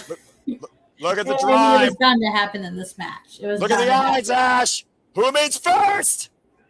Spear! And I'm not sure who got the better or the worst of that collision. It looks like Connors did because the way he's like holding his arm, like shit. Well, right now, Adam Copeland and Clark Connors are down for the count. Uh-oh, here's Old Faithful. Yep, that's Shillelagh, and Christian Cage might be aware of it. Wham! Oh, wow, he just fucking clocked Christian. But Christian Cage is the non-legal combatant. Uh-oh. And Adam Copeland has no idea what just occurred, and neither does the referee. Now David Finlay with that Shillelagh in hand, waiting for Adam Copeland to get back up to his feet. And what the hell? What happened? My screen went black. What the fuck just happened? I don't know. The lights are out. I can't see anything. And the Oh shit! It's gold. Remember that Rock Juice Robinson and the Bang Bang Gang were looking to spay and neutered a couple of dogs in the Bang Bang Clinic. What? Oh shit! Jay White. Yo. Swing Flag Jay White. Oh shit! He's back to finish what they started from Japan. I'm David Finlay. Jay the White's man that excommunicated him from exiled to Japan. Exiled from Japan. Jay White back. Swing Flag Jay White strikes. Spear. Adam Copeland, cover on Finlay. Referee for position. 1, 2, 3. Oh, that was a pleasant surprise. Jay White coming back to pick up where they left off with the unfinished business. Holy shit! Brave with the switchblade. Jay White's back. So we're getting the Dogs versus Bullet Club Gold. Yeah, awesome. I think you're right. And how long has Jay White been waiting to do that to David Finlay after that overhead shillelagh strike? It's like 2 or 3 years now. It was when David Finlay sent Switchblade Jay White out permanently of New Japan Pro Wrestling.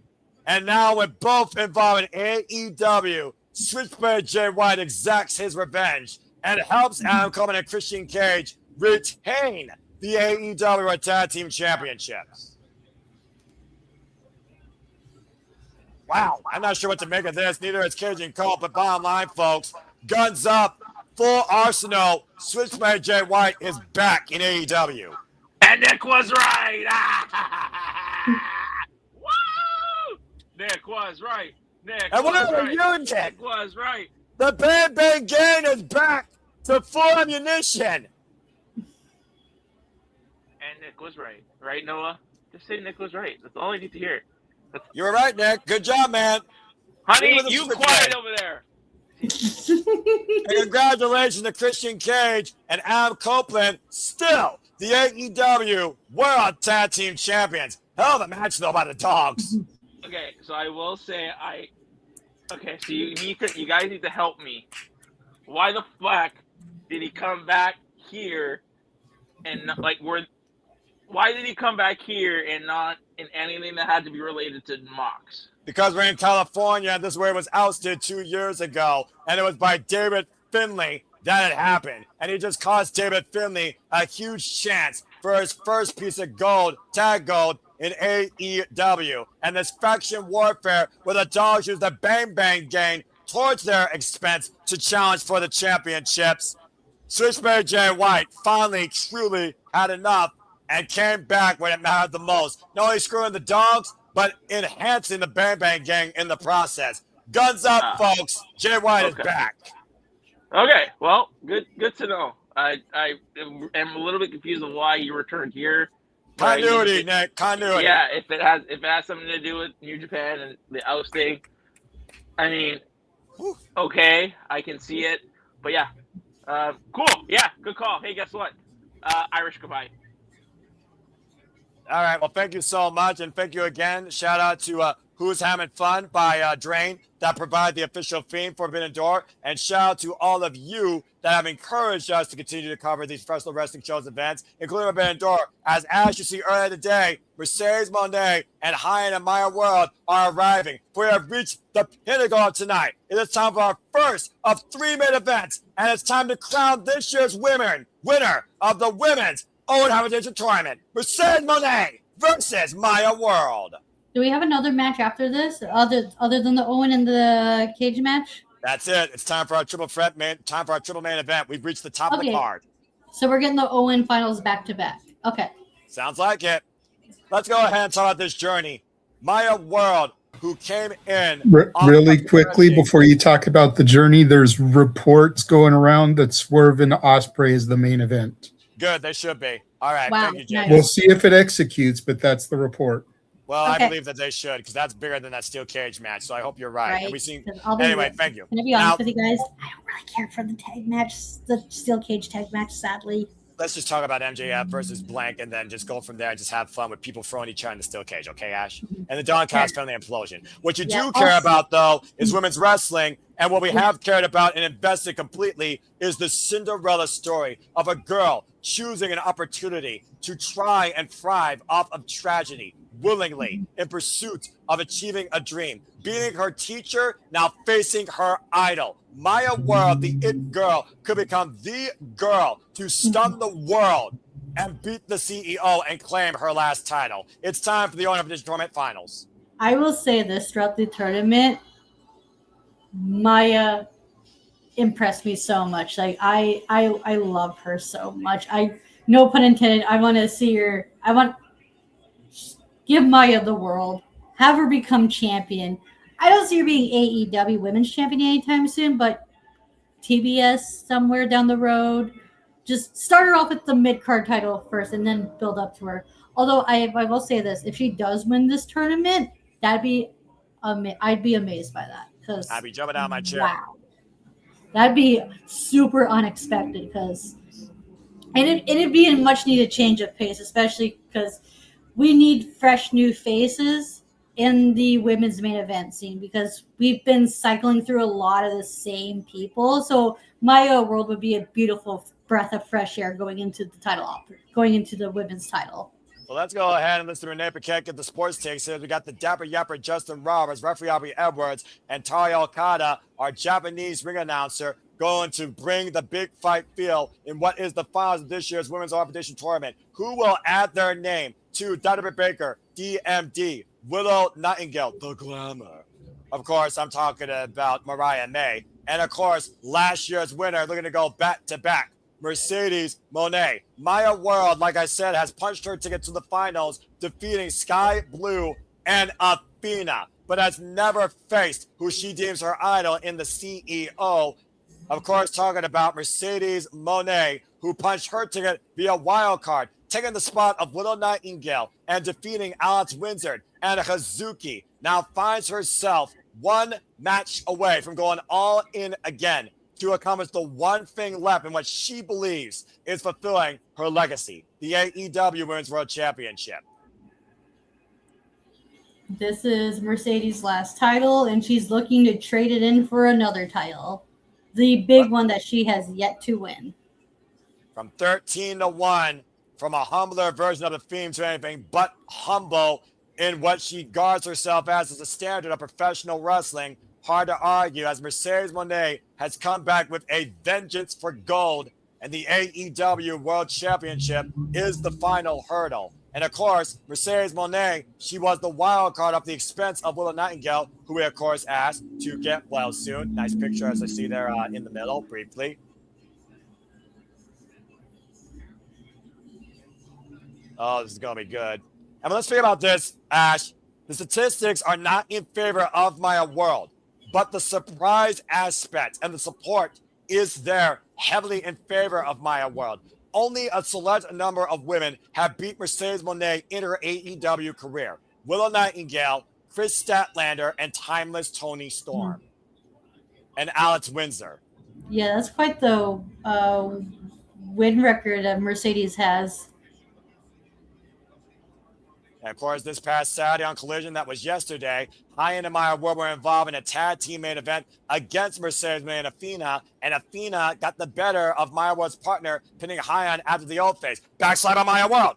Gets a one count. Smart move, trying to go for the quick cover. Looking for a schoolgirl cover now, hook both legs, and gets a one count again. Let's not forget, Mercedes Moné's tournament last year was defined by surprise roll-ups all the way to the win. That's also smart for Maya to try to do the quick roll up as well. Try to get a quick one up on her. You're about to say you're gonna need something different to surprise Mercedes Moné, who has watched Maya World all through the whole thing, and now hoisted up. Power grades being shown here by Maya World, able to escape, rolls underneath, and Mercedes Moné on the move. Both these men right now are trying to keep up with each other. Ducks underneath the clothesline. Looks like we got some dueling chants here tonight. Polarizing audience here where either woman is deserving, and it's any woman's game to win. But Maya World says that's her time now, and she very well could be right. Maya World, by the way, is 23 years of age, has only been involved in this business for 3 years, Ash. Wow. A little bit of showing off there against the CEO. Playing a little bit of mind games. And again, Maya World called Mercedes Moné her idol. Imagine what it would mean for Maya World to beat her idol. She finally beat her teacher. Right, because she has a win on Athena. That would be do a lot of momentum for Maya World, not only to beat her mentor, but her idol as well in back-to-back weeks. Yep, whoop, Tiger Fan kick. Mercedes Moné falls to the outside. Mercedes Moné, of course, been involved in this business. 34 years of age. Running Campbell off the apron, wants Mercedes Moné on the outside. And has been involved in this game for 15 years. Idolizing, of course, Eddie Guerrero. And we've seen Mercedes Moné matches go the distance and go deep, Ash. That's one of the things you can say about Mercedes Moné. She takes herself and her opponent to the absolute limit, especially during this year's Owen Hart Foundation tournament. Oof. Tiger Fan Kit rocks Maya World.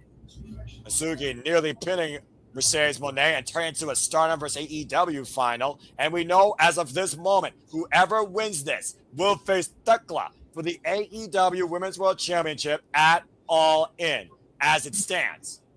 Oh, a little slip up there off the Matrix escape up the second rope. Andrade takeover to the CEO. Rolls through. Wait a minute, look at this. Oh. Looking for a crossface possibly. Her own variation, maybe the statement maker. I was about to say she's trying to make a statement of her own. I'm about to say, though, Maya World, an incredible young athlete, independent rising star out of the Texas area, out of VIP Wrestling, Reality of Wrestling, and, of course, Athena's promotion, trained by Athena in MPX Wrestling. And Maya and Hyen have really taken advantage of the opportunity they've gotten since being signed to All Elite Wrestling, Ash, this year across AEW and ROH. And this is definitely, their biggest opportunity to date. I mean, you said yourself, the fact of the matter is this stock could raise Maya World to the point you would think she'd be a future AEW Women's World Champion is huge for just the start of this young lady's career that started this year in AEW. Their first match was on the countdown at World's End last year, where pretty much they were either signed or just about to be signed. Lara Press 2 and Maya World Bridge is out. Oh, Mercedes rips her down by the hair. And to your point, Ash, the downfall of the CEO last year started after she received her first loss in AEW at All in Texas at the expense of Thomas Toni Storm for the AEW Women's World Championship after she won the Owen. Yeah, that's what Mercedes is trying to do. She's trying to right the wrong. Win back-to-back Owens. Whoop. And become champion at the place where you can make the argument where her downfall started. At All In. And right now, looking to roll through is Maya World, hooking up Mercedes Moné, hoisted up. Brain Buster! Mercedes dropped down hard. Now Maya World in the cover. Up the far leg. Gets a 2 count. Ooh. The fact of the matter, Timeless Toni Storm, Alex Windsor, Persephone, Red Velvet, Chris Statlander, Willow Nightingale, all were able to cause the CEO's downfall before she went on a hiatus at the beginning of this year, only to return in this year's Owen Hart Foundation tournament on a wild card standard at the expense of the first person that she took a title from in her AEW rising career to become the longest reigning TBS champion. Now Mercedes Moné scouting Maya World, driving the knees down on the apron. Crushing Maya in the process. It's quite the coincidence how both of these women share the same story, where they both capitalized on the opportunity that was open for them. And here they both of them were not originally in a tournament, yet here they are in the finals. Yeah, where again, there is a point of no return. You either win or you are eliminated. You can kiss your hopes of going all in. Basically, goodbye. And right now, Mercedes in the corner. Big Meteora, high stack, hook up both legs, sits in the cover, and Maya pops out. So who do you think's got more pressure here, Ash? Mercedes Moné or Maya World? But the fact that Maya World was not even supposed to be in this opportunity, but was presented it and chose it. Why Mercedes Moné has been here before and has won it. Like what Nick says about Ospreay, this is Mercedes' tournament to lose. This is her last chance. And this is Maya's big opportunity to prove that she deserves to be here. She is the it girl. Oh, double knees again. High stack, hold that thought, and pops out again at 2. Continue. And yeah, and a win over this tournament will prove that Maya is right, that she is the it girl. I will say this right now. Even if Maya doesn't win the tournament, she proved that she is, in fact, the it girl, and she is a future AEW women's champion. Mark my words. Yeah, you heard it here from Ash. And again, folks, we'll be going all into the Cathedral of Football, which once again will be the Cathedral of Wrestling, August 30th at Wembley Stadium. And we will be coming here live at the SAP Reliable Studios. You see the cornerstone on the stage. Mercedes Moné's Owen Hart Foundation Tournament Championship and that Owen Hart Foundation Tournament Trophy. I got a question to ask. What time does All In start on August 30th? I'm going to guess some point in the afternoon, like maybe 1 p.m. Eastern Standard Time, which I figure what it usually is. I have no idea. Okay, so it's not going to conflict with the Triple A show, right? I have no idea. Okay, because, time zones, am I right, guys? Well, we are nearly touching the international dateline, and right now, Aubrey Everett's checking out my word, making sure she can continue. And bring her back inside, you were saying. I'm sorry to put this, but it's just like, as soon as the announcement made, it's like, oh, hey, guess what? WWE is doing a show on the same day as AEW. And it's just like, oh, God, here we go with the same song and dance of counter-programming bullshit. Look, it's not counter-programming. It's just the nature of the business. The bottom line, you choose who you want to cover, and I'm going to be covering AEW All In. It's as simple as that live. And meanwhile, Straight Jacket Hall by Mercedes Moné. No offense, but this is where the best wrestle and where my passion's at its highest as a professional wrestling fan to my delight. Exactly. And right now, Mercedes Moné looks for the highest delights to punch her to get to All In at the expense of Maya World being the cruel stepmother in the Cinderella story. You were saying, Ash. Yeah, Mercedes got that hold really locked in, and Maya's doing her damnedest trying to break out of it. And the sweep out of the leg, and Mercedes Moné right now. It almost feels like Mercedes Moné is trying to just keep herself in the driver's seat. Is she confident to believe that she can beat Maya World, considering when it comes to your point, titles? She's lost every championship match she's been involved in when it concerns her defending a title. Great counter, sunset flip, high sunset flip, roll up, cover 2. Maya World gets a 2 count on Mercedes. Rolls out of it, falls through, gets to the midsection. And Maya again on the attack, Irish whip, Mercedes Moné up and over. And Mercedes hooking up Maya World. Uh-oh. Beautiful transition, possibly into a tombstone, but Maya World able to escape. Now hoisting up Mercedes, the strength of Maya World. Able to escape though, both these women trying for position, Ash. Once again, Mercedes looking for the tombstone, but to see the way Maya World keeps kicking her legs forward. Now has Mercedes in position and slips out from underneath. 50 roll. Double stomp to Maya World. Beautiful sequence there. Like we were both able to counter each other. Very well done.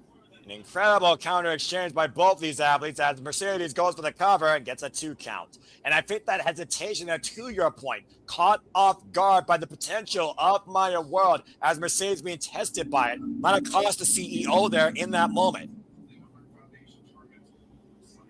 It is so incredible to see the Owen Hart Foundation tournament represented on this global stage, considering Owen Hart was such a disciplined technician, master artist, not just in Canada, but also in New Japan during his illustrious career.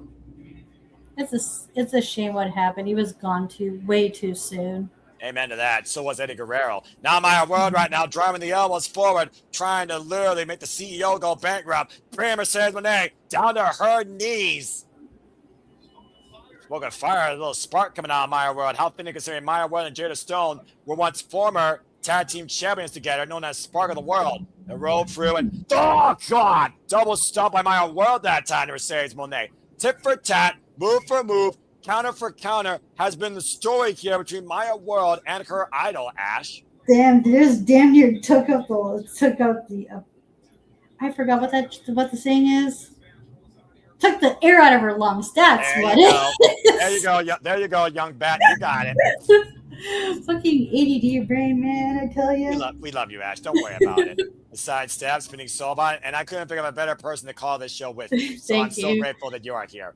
I swear, English is my one and only language. I can speak well. That's fair. Whoa, man! Both women were trying to meet with a kick, and I think Maya World got the better of it. Yeah, seeing as she was able to get up fast. Amber World up to second. Oh! Beautiful takedown. Cover 2 count only. Let's see, was that an arm drag upstairs? Because that looked beautiful. That was like an arm drag variation of a DDT off the ropes, tilt-a-whirl style. Very innovative by on Maya's end. And Maya World, trained by Lou Gotti, current VIP Women's Champion, former HOT Women's Champion, Reality Wrestling Women's Tag Team Champion alongside Data Stone. As they were sparking the world, Shining Wizard applied to Mercedes Moné. Rolled too close to the ropes, though, and Maya World's got to be aware of it here. You notice the way the she was rolling her close to the ropes, didn't go for the cover. Knows that she knew that she wasn't going to cover her there. And there's sense of urgency by Mercedes Moné grabbing the ropes and kicking Maya World away. The up kick, side step. Oh no, front first in the second rope. The level of inexperience that Maya World has. Mistake might have costed her. Yeah, to your point. And now Mercedes Moné might be looking to pop the hips and send her over, channeling her inner Eddie Guerrero for the Three Amigos. There's the second, again, beautiful transition execution here by Mercedes Moné. And she is really feeling herself out here right now, Ash. Maybe this might take a little too much time, and because of that, that's what ended up costing Mercedes, because Maya was able to counter. Unfortunately, not able to counter there. It completes the trifecta. Mercedes Barely, Moné, though, barely. yeah, well, either way, still counts, call it effective. Mercedes Moné, of course, trained by Brian Fury, Handsome Johnny. And, of course, disciplined out of the New York area, has been involved in this game for 15 years. Former NXT, SmackDown, Raw Women's Champion. And, of course, longest reigning AEW TBS Champion. CMLL Women's World Champion. Repro Undisputed British Heavyweight Champion. Blank champion here except for the AEW Women's World Championship. Yeah, Mercedes has done it all, hasn't she? Yeah. Oh! Winning Remember gold that double stomp and Maya World got the knees up. Yeah, that was nicely scouted by Maya. I was about to say, it's like, it seems like every major company. Inside cradle. 2 count, continue. Every major company company Mercedes worked for, she's always won the big one, except for here in AEW. And I would say in AEW, she's been trained, challenged, disciplined, and pushed harder as a wrestler than ever before in her wrestling career because of all the opportunities she created herself across the world and the run she had with the TBS title and the pressure she puts herself on to win the AEW Women's World title. And right now, the statement maker applied, but you see Maya World trying to roll her way to the ropes to force a break on the outside, turning her body. Try to make the break, and right now the foot pushed off. Wait a minute, reversal, jackknife. Oh, nice oh! Almost got her. Woo! Very nearly caught her there, to your point. Rolling elbow connects, though, against Mercedes Moné. Just almost knocking her, knocked her down. I said almost, but no, she knocked her down. And she's struggling to get to the seat Mercedes is. I'm about to say, how close are we to a Cinderella story happening? Bridging back with the suplex and the bridge, rolls through, maintains control of the CEO. How much strength is taken out of freaking Maya World, though? Another bridging suplex spin, rolls through again, holds on to Mercedes Moné. This is incredible, Ash. Doing a trifecta of her own, if you will. Can she complete the trifecta, though? Wait, Maya, what's she looking for the outside? And oh my gosh! It's on the apron of the floor! How vicious by Maya World does she know she needs to be against Mercedes Moné her aisle tonight? Showing no love to her challenger. Take a look at this. Right? She wants this just as badly as Mercedes does. And that faraway throw overhead in the ropes to the apron, crashing on the apron to the floor. And right now, Mercedes Moné getting back up to her feet, and Maya World on the move. Sabre was checking on her, and Maya to the outside. Tope Suicida wiping out Mercedes Moné. And I don't think Maya World's looking for a count out here, Ash. No, she wants that. She wants the proper victory. Maya now going up to the top rope. Taken to the skies. Regains her composure, regains her footing, looking down. Swanton bomb! And the cover, 2 kick outs! Oh my God, I can't take much more of this. Woo! You can see the sense of panic and urgency and reprieve on Mercedes Moné's face, etched all over it, Ash. Right? Yeah, this is such a good match. This is as intense as it gets. Right. To think what could have been.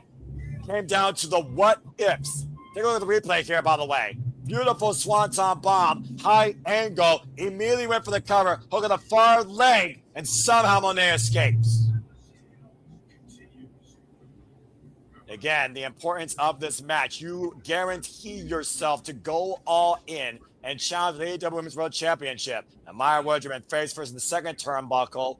And Mercedes Monet looking to follow up here, grabbing Maya Woods again, prevents the face collision with the turnbuckle pad. How long has Maya Woods been watching and scouting Mercedes Monet, Ash? Yeah, she's been studying tape, all right. Jiggy Nando's studying, kicking yeah. And now Maya Woods up out of the corner. Look for the sunset flip. Powerbomb, maybe. Mercedes Monet holding on, though, to the turnbuckles and the ropes. Sense of urgency. Driving her fist into the head of Maya Woods. And now catching her up and over. Counters. Oh, lost her footing. Again, unable to complete the possible powerbomb or the power driver. Hoisted up. And again, Maya Woods still fights back. And the frustration right now by Mercedes Monet driving Maya Woods hard into the turnbuckle pads. And right now, Mercedes Monet, sunset flip, power bomb in the corner. That one fully got connected, Ash. Is that really? It's going to do a number on Maya World's back, and that's going to play into the statement maker. Diving knees, back press, hook the far leg. Not enough for Mercedes Monet as Maya World still remains alive. I almost wonder, as long as this match goes, does it favor Maya Woods more due to the unpredictability and unfamiliarity? Or does it favor Mercedes Monet more due to the level of experience in this stage?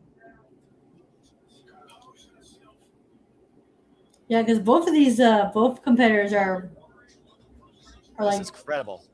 Yeah, and not just that, but they're also like really giving it their all. It's just about who wants it more and who has like more energy, if you will, who has like more power, who has more gas left in their tank. Mercedes now hoisting up Maya Woods, possibly looking for the tombstone pile driver. On the point of the knees to the head of Maya Woods, preventing her from kicking out and hoisted up. Oh! Reversal! Oh, that was a nice counter by Maya. It was like a Rana DDT. And on the move again, the bridging suplex cover. They're unable to capture the leg, though. Now both these women locked up in a backslide exchange. Maya Woods, Mercedes Monet, both trying to get the better. Now both going up to their feet, and hoisted up, going special. Money Maker! 1, 2, kick out! Ooh. Maya Woods just kicked out of the Money Maker! Looks like Mercedes might have to tap out Maya then. Because I don't know what else she can do. Glory Bomb Sidewinder Facebuster. And Maya Woods survived it. Much like she survived the old face of Athena. Take a look. The fact that Maya Woods has never been in this type of situation before and the pressure that comes with it. She is a star. She is the girl tonight. No matter what happens here after a display like this, Ash. Yeah. Mega believers of everybody. Dueling chance right now for the CEO and the It Girl as Mercedes Monet once again looks to hook Maya Woods, pausing for another Monet Maker. And meanwhile, Maya Woods escapes, rolls through, bridging cover, suplex pad. Oh, man. Almost got with a jackknife. Able to escape, though. Mercedes Monet is still too strong. Rising knee strike clocks Maya Woods right to the eyes. Now Mercedes Monet looking for the backstabber. Maya Woods holding on to the ropes, though. Almost like she sensed the CEO coming. Rips her down by her hair and sends her crashing down the apron. Disrupting the grip right now. And you see Mercedes Monet and Maya Woods. What is this? Sunset flip. Oh, my God. Oh, right to the outside. Sunset flip. Cartwheel powerbomb from the apron to the floor. And Maya Woods gets the better of the CEO again. Just like really planting her on Mercedes' back. And Maya Woods lost her footing there for a second. Off the second! Springboard moonsault! The moonsault going for broke on the outside, trying to break the CEO's portfolio. This is the moment, Maya. Go for it. Don't waste time here. This could be it. We're trying to go for that moonsault. Continuing forward with the attack. Springboard moonsault, second rope. 1, 2, no! You got me fucking kidding me! What the hell? Absolutely insanity! Impossible! Fucking impossible! This is the damnedest women's match I've ever seen in AEW. This is a really good match and a really good showing for Maya World. This is professional wrestling, damn it. Look at this. Maya World hit that second rope moves up perfectly after all that added onslaught to the outside, and somehow Monet still fucking escapes. Maya World is there on the doorstep of greatness. Mercedes Monet, though, inside leg clutch sprint. And Maya World able to escape. Now Maya World rolling through into her own statement maker. CEO in trouble. Maya World's body in between Mercedes Monet and the ropes, where Mercedes tap out for the first time ever in her AEW career. To her own move, nonetheless. Over the nose, the bridge, the S-grip, compromising the breathing, but the vision still not impaired. Reaching back as hard as she can. Is her escape for the It Girl tonight to Wembley? Desperately crawling over the hardest spot that bullies have ever been in their entire career. And Maya World rolls her towards center by Mercedes Monet. Now trapping Maya World into the statement maker. The reversal. Will Maya World tap out to her own hero? Will her greatest hero be her number one villain? I can't imagine Maya World losing like that.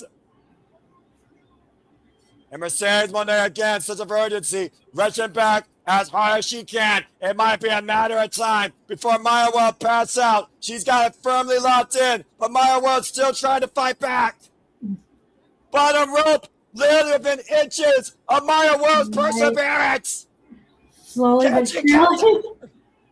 Can she get there? Come on. Jack, no, crucifix!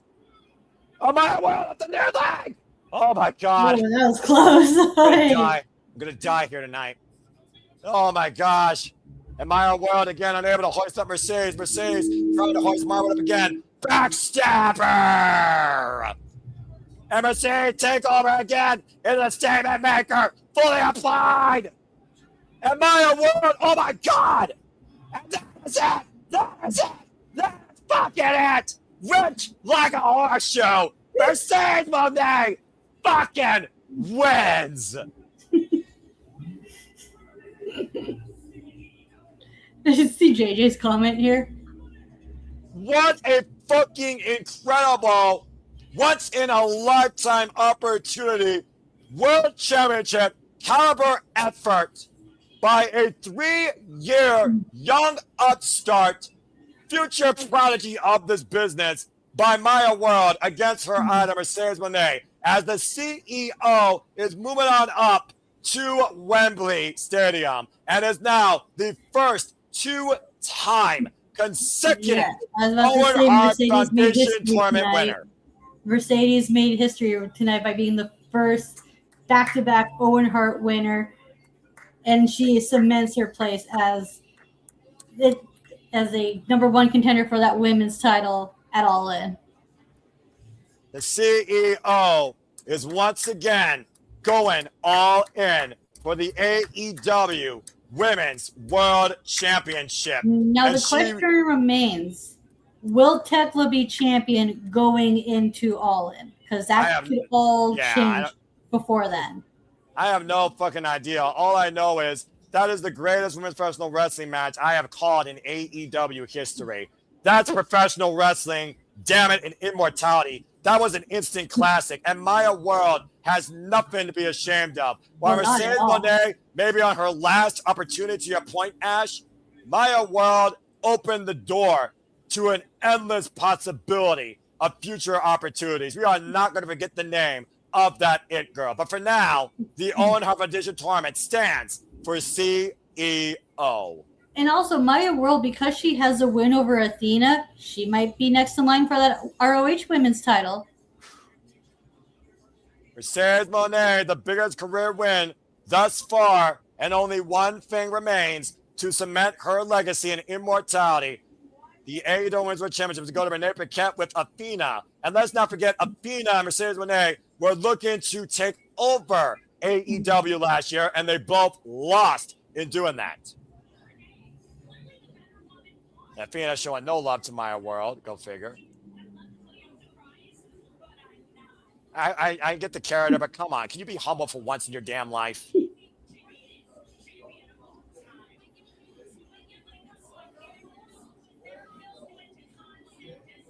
I really hope Billy Starks take that title from you, Athena. I really do.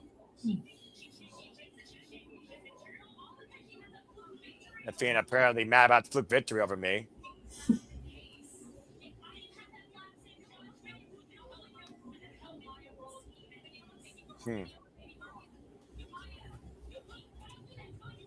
Might keep finding a good fight.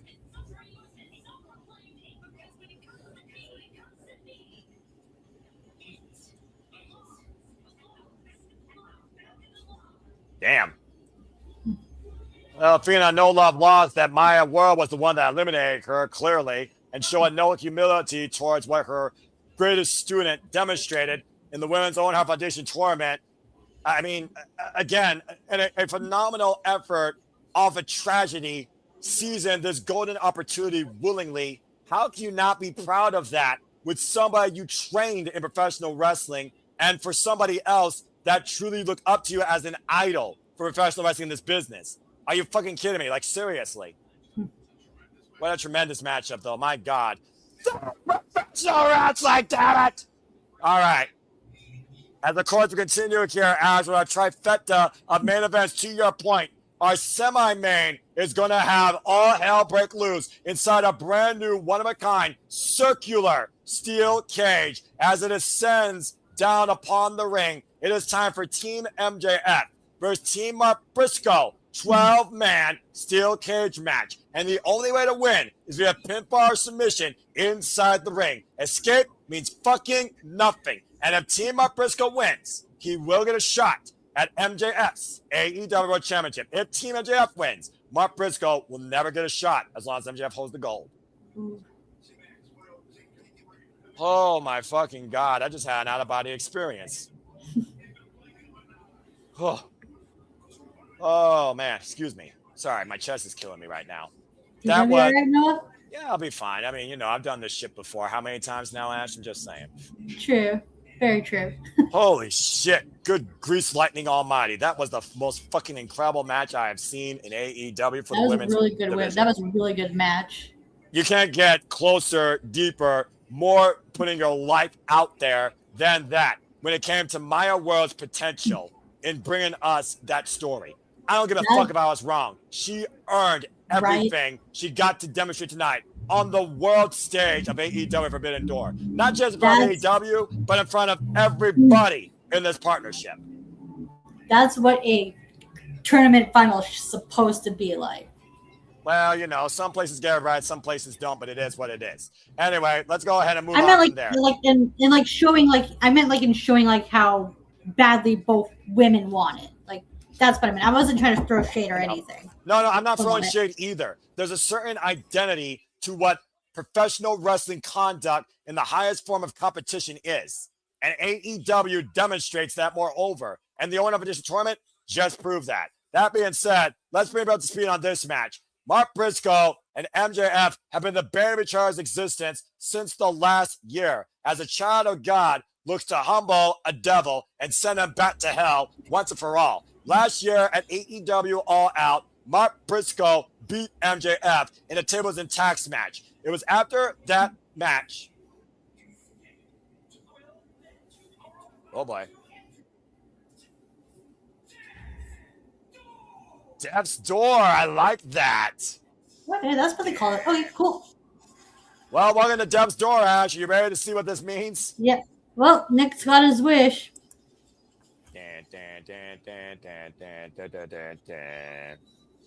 Anyway, as of course MJF lost against Mark Briscoe and went on hiatus, he brought forward his new world at World's End last year. Since MJF regained the Triple B against Darby Allin, Mark Briscoe has been claiming for this density, asking for it, to actually seize the AEW World Championship against his greatest rival. One of the last men to beat MJF one-on-one in the ring. The last man outside Kevin Knight to pin him. And MJF has fully invested in the Don Callis family to remove Mark Briscoe permanently from this equation. It's a hell of a team, though, that they assembled here, Ash. We got to give credit where credit's due. Oh, my gosh. I got a migraine right now. Now, here's the thing. Can all of these men coincide?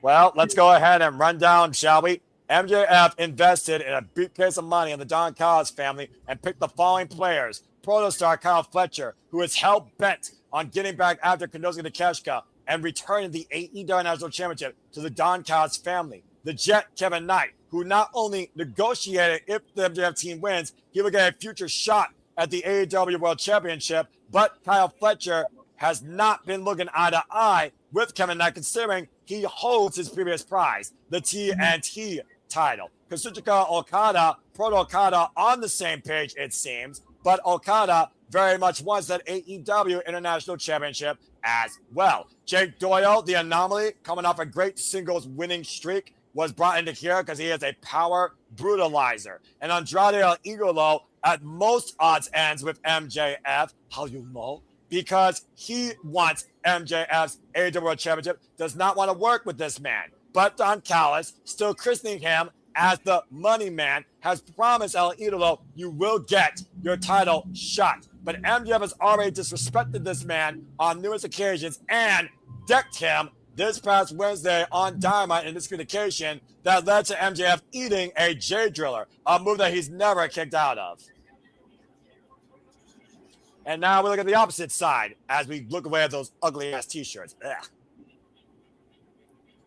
Oh, I need this freaking reprieve, honest to God. Isn't it sad how the steel cage match is a cool-down match? No, because that's the beauty of AEW. You can make anything look like cool-down and it still will have something to it.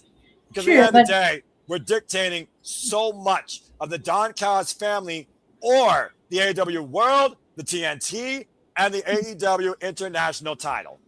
True, but traditionally steel cage matches aren't like cool-down matches, though. But although it does structure aside, I see what you mean.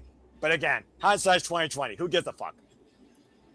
True. And right now, look at Konosuke Takeshita adorned in all white, coming to light on his own, excommunicated from the Don Callis family, a renewed soul, and now, of course, a two-time AEW International Champion after beating Kazuchika Okada, finally, at Double or Nothing. Darby Allin, of course, who came back with revenge, hell-bent on Kevin Knight after the heinous actions when he lost the AEW World Championship at Double or Nothing after being UFO Splash on a stretcher, and has also claimed that he will do anything possible to make sure Mark Briscoe gets this chance at the AEW World title. And Ash, I just want to put this out here. Mark Briscoe also says the fact we got backpacks means we can bring anything we want to this steel cage match. I'm expecting some plunder. Right? Yeah. They're going to see some ridiculousness. And of course, the conglomeration, still AEW World Trios champions, Don Callis family, have set their sights on that gold as well, and have welcomed Konosuke Takeshita as the newest member of the conglomeration. And the man spearheading it all is, of course, Mark Briscoe. So Takesha's officially part of the conglomeration? I would say so. He has a backpack. What's Darby Allin doing at the top of the steel cage? He's just being Darby Allin. I mean, it's nothing out of the ordinary. Yeah, you know what? That's a fair point. But that boy's probably going to jump off it at some point. Let's be real. That's a scary sight, seeing Darby Allin on this rounded Doom's Door structure. Welcome to Death's Door, folks. The first ever round steel cage match in AEW history.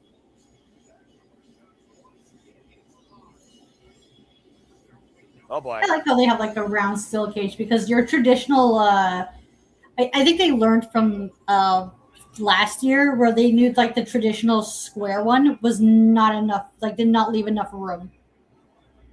As they are locked inside Death's Door, again, there is no escape. You know what? from here on out, I would love to see them use this style of cage more often, especially in like regular steel cage matches, to help them differentiate from WWE, who's more traditional, whereas AEW, they're the alternative, or at least they're supposed to be anyway. Well, according to MJF, they already are, and I think after tonight, with the fact they are the standard of pay-per-views, Ash, they very much prove they are the alternative professional wrestling. And right now we got a 12-man melee ensuing inside Death's door, where again there is no escape. The only way this ends, pinfall or submission inside the ring, inside the steel cage. Oh my gosh. Talk about just a 12-man melee here. And again, the bigger story here, Don Callis' family. Is everything fine in the family? I don't think so. And I think we're going to see a turning point in the Don Callis family tonight. Everybody on the inside right now. Mark Briscoe right now inside the ring with MJF and Kyle O'Reilly. And MJF runs like a scolded dog. But this dog now is literally trapped. No escape from Mark Briscoe's wrap. What a drop kick by Kevin Knight. And the beauty of this match, Ash, we can just be easy. We can just talk about the story here. You can just relax. Oh, man. Well, Mark Briscoe couldn't relax on that clothesline. But I say, we know the stoops that MJF will go down to when it comes to preserving that AEW World Championship and proving that he's better than you, and you know it. And Don Callis on commentary. And right now, Andrade Igolo gained the better of Kyle O'Reilly. Andrade Igolo, the former IWGP Global Heavyweight Champion. Darby Allin and Jay Doyle. Oh, gosh. Apron powerbomb. Messy powerbomb. And Doyle right now, this monster of a man, throwing Darby Allin against the steel cage. Bouncing him off. Good grief. And recently we saw, of course, Kevin Knight endorsing Jay Doyle as Jay Doyle got a singles win over Speedball Mike Bailey. That's one of the ugliest shirts I've ever seen. Vanessa Takagi, of course, AEW International Champion. Oh my gosh. It's one of those things also that how heinous is this going to get, Ash? Because when it comes to AEW, they have a freaking appetite for violence. Oh, absolutely. Just a bloodlust for chaos and plunder. I can relate. I like bloodlust. I have a bloodlust for this type of shit. You know that, you know? And of course, right now, this fabrication that MJF and Don Callis are buddy-buddy over money, I think is bullshit. Because you know Don Callis wants more than anything, not only to control, but seize the AEW World title for the Don Callis family. He once said he won't stop until every member of the family is holding gold in AEW. Yeah, wouldn't that be like something? Everyone in the Don Callis family holding all the titles at once. Yeah, we got like, four that's even tables something right the Death Riders wasn't able to do. Yeah, exactly. Oh my gosh, what the hell? That table has the mark.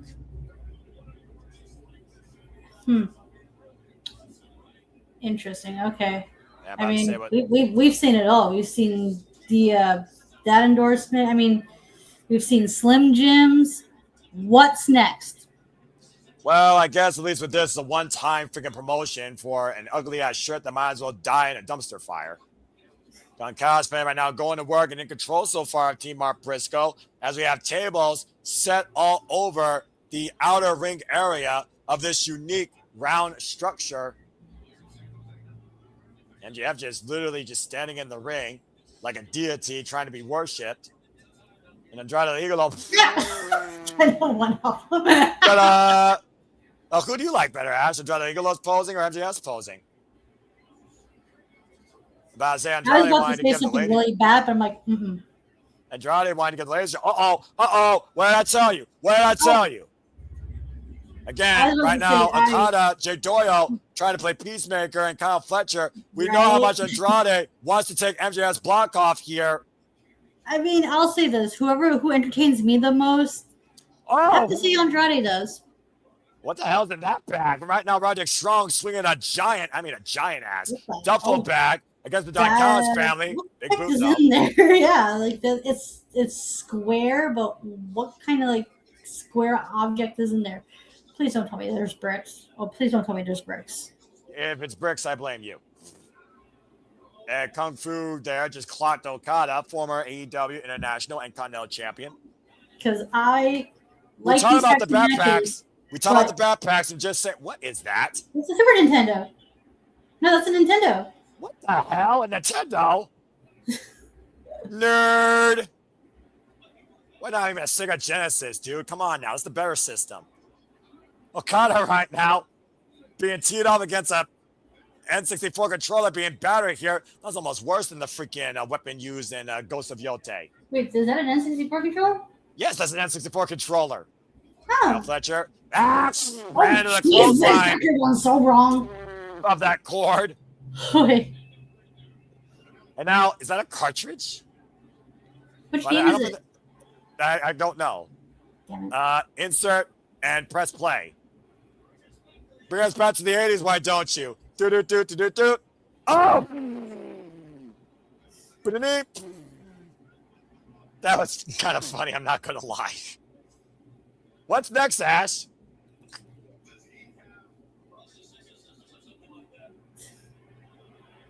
There's the Oh, no! Thumbtacks! MJF's undoing last year at AEW All Out. And Kyle Fletcher busted wide open, now shining red. Kyle Fletcher knows the thing too. It's not the N64. Oh, you're right. It's the NES. The N64 is the weird one with the weird pointy shape. Yeah, the And right three-prong now- controller. Yeah, exactly. Excuse me. I never owned a 64. I own the better controller, the Sega. Whoop. And right now, sidestep. Roderick Strong on the move. Wrecking ball, drop kick, sends Jay Doyle into the steel cage. And Jay Doyle hoisting up Roderick Strong. And hoisted up and swung like Wait. a pendulum. They're doing a really good job of making Doyle look like a monster here because he's just been dominant and like showing so much power. Well, I mean, you're inside Death's door. You throw caution to the wind. You know what I mean? Yeah. I'm still trying to recover, by the way, from the Oh freaking no, instant he's getting class. choked out by the controller now. Well, he's got 10 seconds. Will you continue? Wait a minute, Ash. You were just saying that instead. Uh-oh. Long-darted shot in the corner. O'Reilly face first near turnbuckle.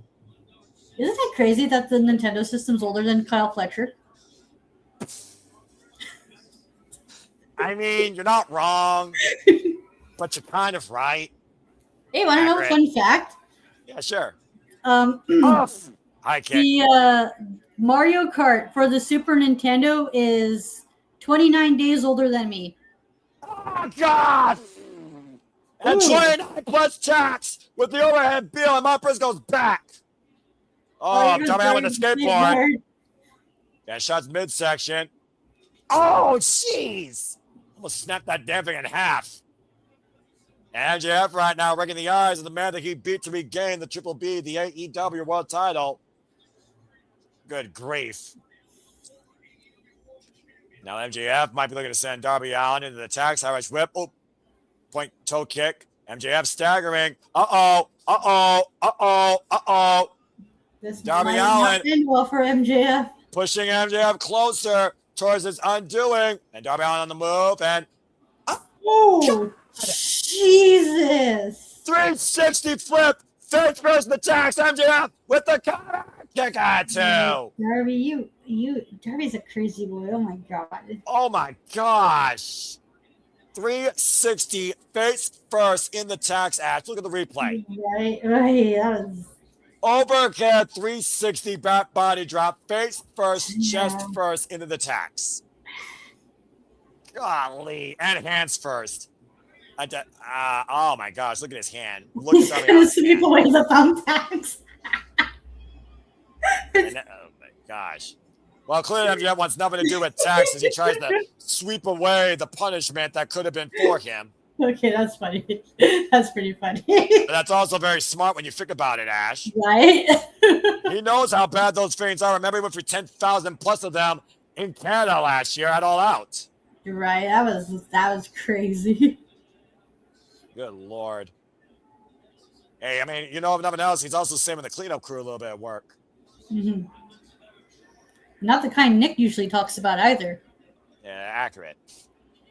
But now that Florida's coming in tax, I don't think MJF realizes the dangers he's imposing the outside of the ring. Oh, someone's going to go land in those, and it's probably MJF. And right now, MJF claiming the ring all for himself. Orange Cassidy. Uh-oh. Oh!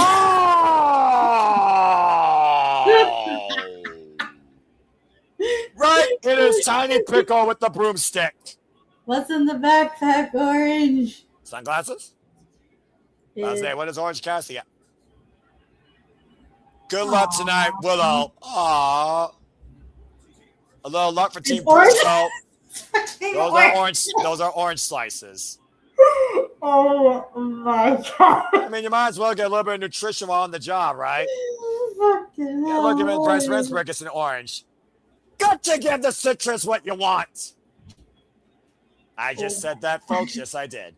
This is why I love AEW. You can be weird and it makes sense. This is... we were going to get into some like ridiculousness. Like, goddamn.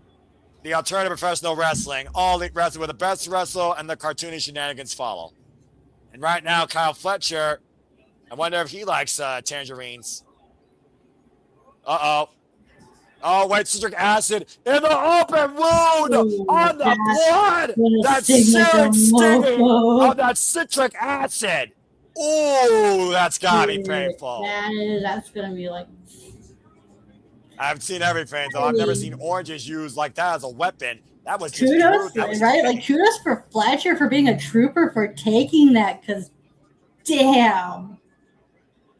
I was saying, now Kenosi to Keshka. Oh, baby. Well, shit. Shall we revisit Double or Nothing match with Okada and Konosuke? Teaser for a possible rematch at All In, perhaps? Well, considering the 1-1, I wouldn't count it out. Or who knows, maybe Okada's looking for some redemption and he wants that title back. Is it redemption or is it revenge at this point? Because remember, Konosuke Takeshita was the one ousted by the Don Callis family. And Konosuke also proved he was the strongest that night at Double or Nothing. Why can't it be both? And Konosuke throwing himself up here as Okada right now is being teed off against Konosuke. Oh my God, what an elbow. Clocking the Rainmaker. Man, what a haymaker and a half to the Rainmaker. How ironic. What's in that backpack? Let's find out. What's in the bag? What's in the bag? What's in the bag? It is. Trying to change here, and Konosuke and Okada showing a bit of concern. It's the middle here. fingers. I'm about to say, Konosuke, what's he looking for? Oh, he found it. What is it? And it's middle finger. I was just joking. I didn't think it actually was one. Cheeky! Dude! Oh, that was fucking brilliant. That was fucking brilliant. Uh-oh. That was so damn brilliant. Oh, my God. We're going to do that next time with somebody. I swear that was brilliant. Swing and miss, and Kyle Fletcher now half and half. Head and shoulder capture suplex and following through with a flying kick in the corner. The two men that define the Don Callis family birth. Up and over, and Konosuke now in the clutches of Okada. Whoa. Yeah, that was a close call. Me on the minds right now. Konosuke taking advantage, up and around. Okada. But instead, Blue Thunder counter. Okada hoisting up Konosuke, and Konosuke hoisting up Okada. Fireman's carry, up on the shoulder. Tombstone power driver attempt. Konosuke. Oh, no! Friendly fire by Kyle Fletcher. Standing switch exchange now between Fletcher and Konosuke. Both men. Oh, no way. No way. No way. There's no way. What the hell? 10-1 for Konosuke off the death of Jack. I fucking love AEW. And the definition, like I said, Ash, Konosuke, the strongest. My God. Take a look at the replay, Ash. Look at this. The power of Konosuke deadlifting two men at once in a German suplex tower. Oh, shit. We got a Darby and... Kevin Knives, trade bombs. uncorking his fury that has been waiting to get his hands on the Jet since the Jet kamikazed him at Double or Nothing. Why was stretcher. And now Kevin Knight just driving the boots forward into Darby Allin here. And of course, Kevin Knight says that he betrayed me. He failed me. This is about me now. I'm the one that's bear him. I'm the one to rise and shine. The just the one to look up to. And now Darby Allin up and over, falling through. Shotgun dropkick sends the Jet flying into the corner. And Kevin Knight once again on the move. And go by Darby Allin to the TNT champion. This could be a teaser for a possible TNT title match. I told you what was this collision. This is what happens when you make Darby Allin your mortal enemy, all right? I'm just saying. And Doyle now. Oh! Chair to the spine. And right now, Jake Doyle, pretty much the one man that's been unscathed most of this match. And Kevin Knight, remember what happened to the Continental Classic, Ash, that sent Darby Allin out of the tournament? Coast to coast! Into a chair against a draped Darby Allin. And Kevin Knight connects. Now Kevin Knight going to the cover, over the front leg on Darby Allin. And Mark Briscoe with the save. So yeah, how many storylines are we teasing right now for the future of AEW, Ash? I'll wait. Oh, so we got Kevin Knight versus Darby. Awesome, and I agree. Fletcher, Okada, Takeshita. Hello! And yeah, I've seen 3 so far, but there might be more on the way. But especially with the trios as the conglomerate trio. As MJF just brained Mark Briscoe with a flying chair. Good grief.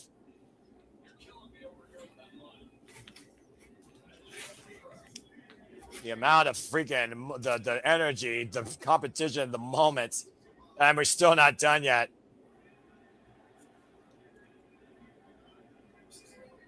And we're still not done with this show. And right now, Mark Briscoe busted wide open. And the Devil's looking to drink blood tonight at the hands of someone he never wants to face for the AEW Championship. Literally wrenching away at that open wound. This match can't end yet because we haven't found out what's in the other bag. And Darby has yet to jump off the cage. Why would you wish that into existence?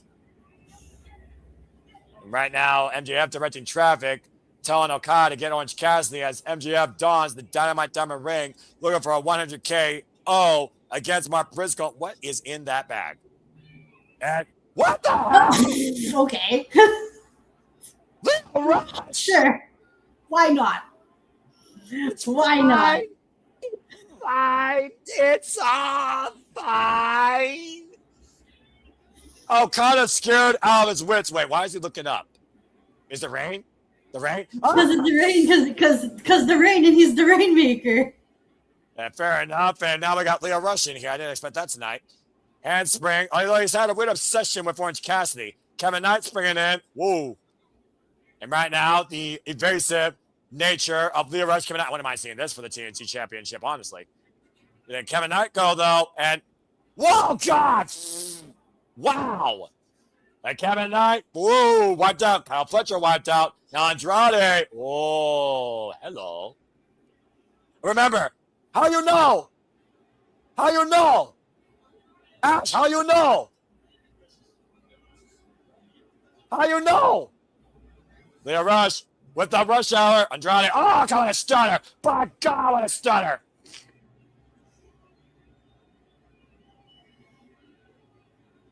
And right now, Leo Rush in the move with a low bang.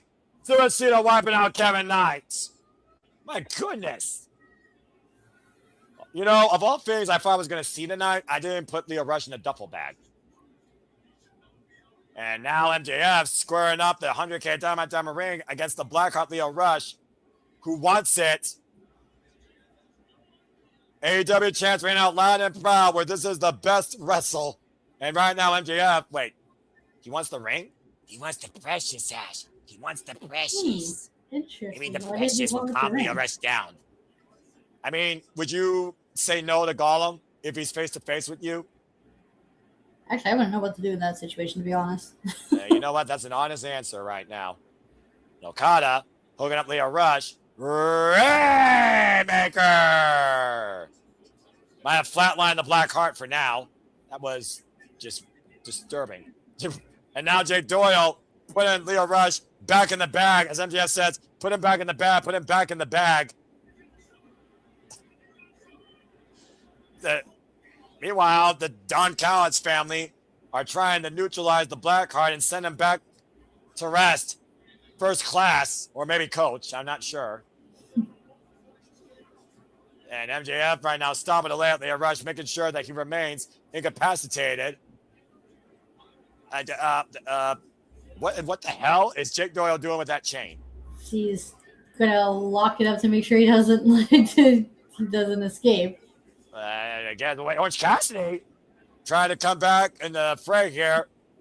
Of all people to come after Leo Rush's aid, Orange Cassidy was not on my radar as they chain closed that duffel bag with Leo Rush and Sabre underneath the ring. Meanwhile, Bloody Mark Briscoe, as this match continues, I thought Charles' brain was broken last night. I couldn't imagine where his brain is right now. Kyle Fletcher and Mark Briscoe squaring off in the middle of the ring. This show's giving me every fucking thing I want. That's why I love professional wrestling, and AEW just does it right on pay-per-view. They are unmatched, damn it, on this stage. I don't care what the fuck anyone says. Oh, yeah, well, I mean, it wouldn't be an extreme match on a ladder, right?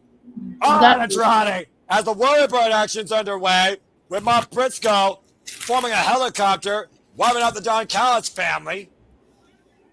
Mark Briscoe right now, he knows how to use a ladder, as we know. You've seen his countless ladder wars here. Andrade just dodging his face. Oh, but gets rammed into the ladder.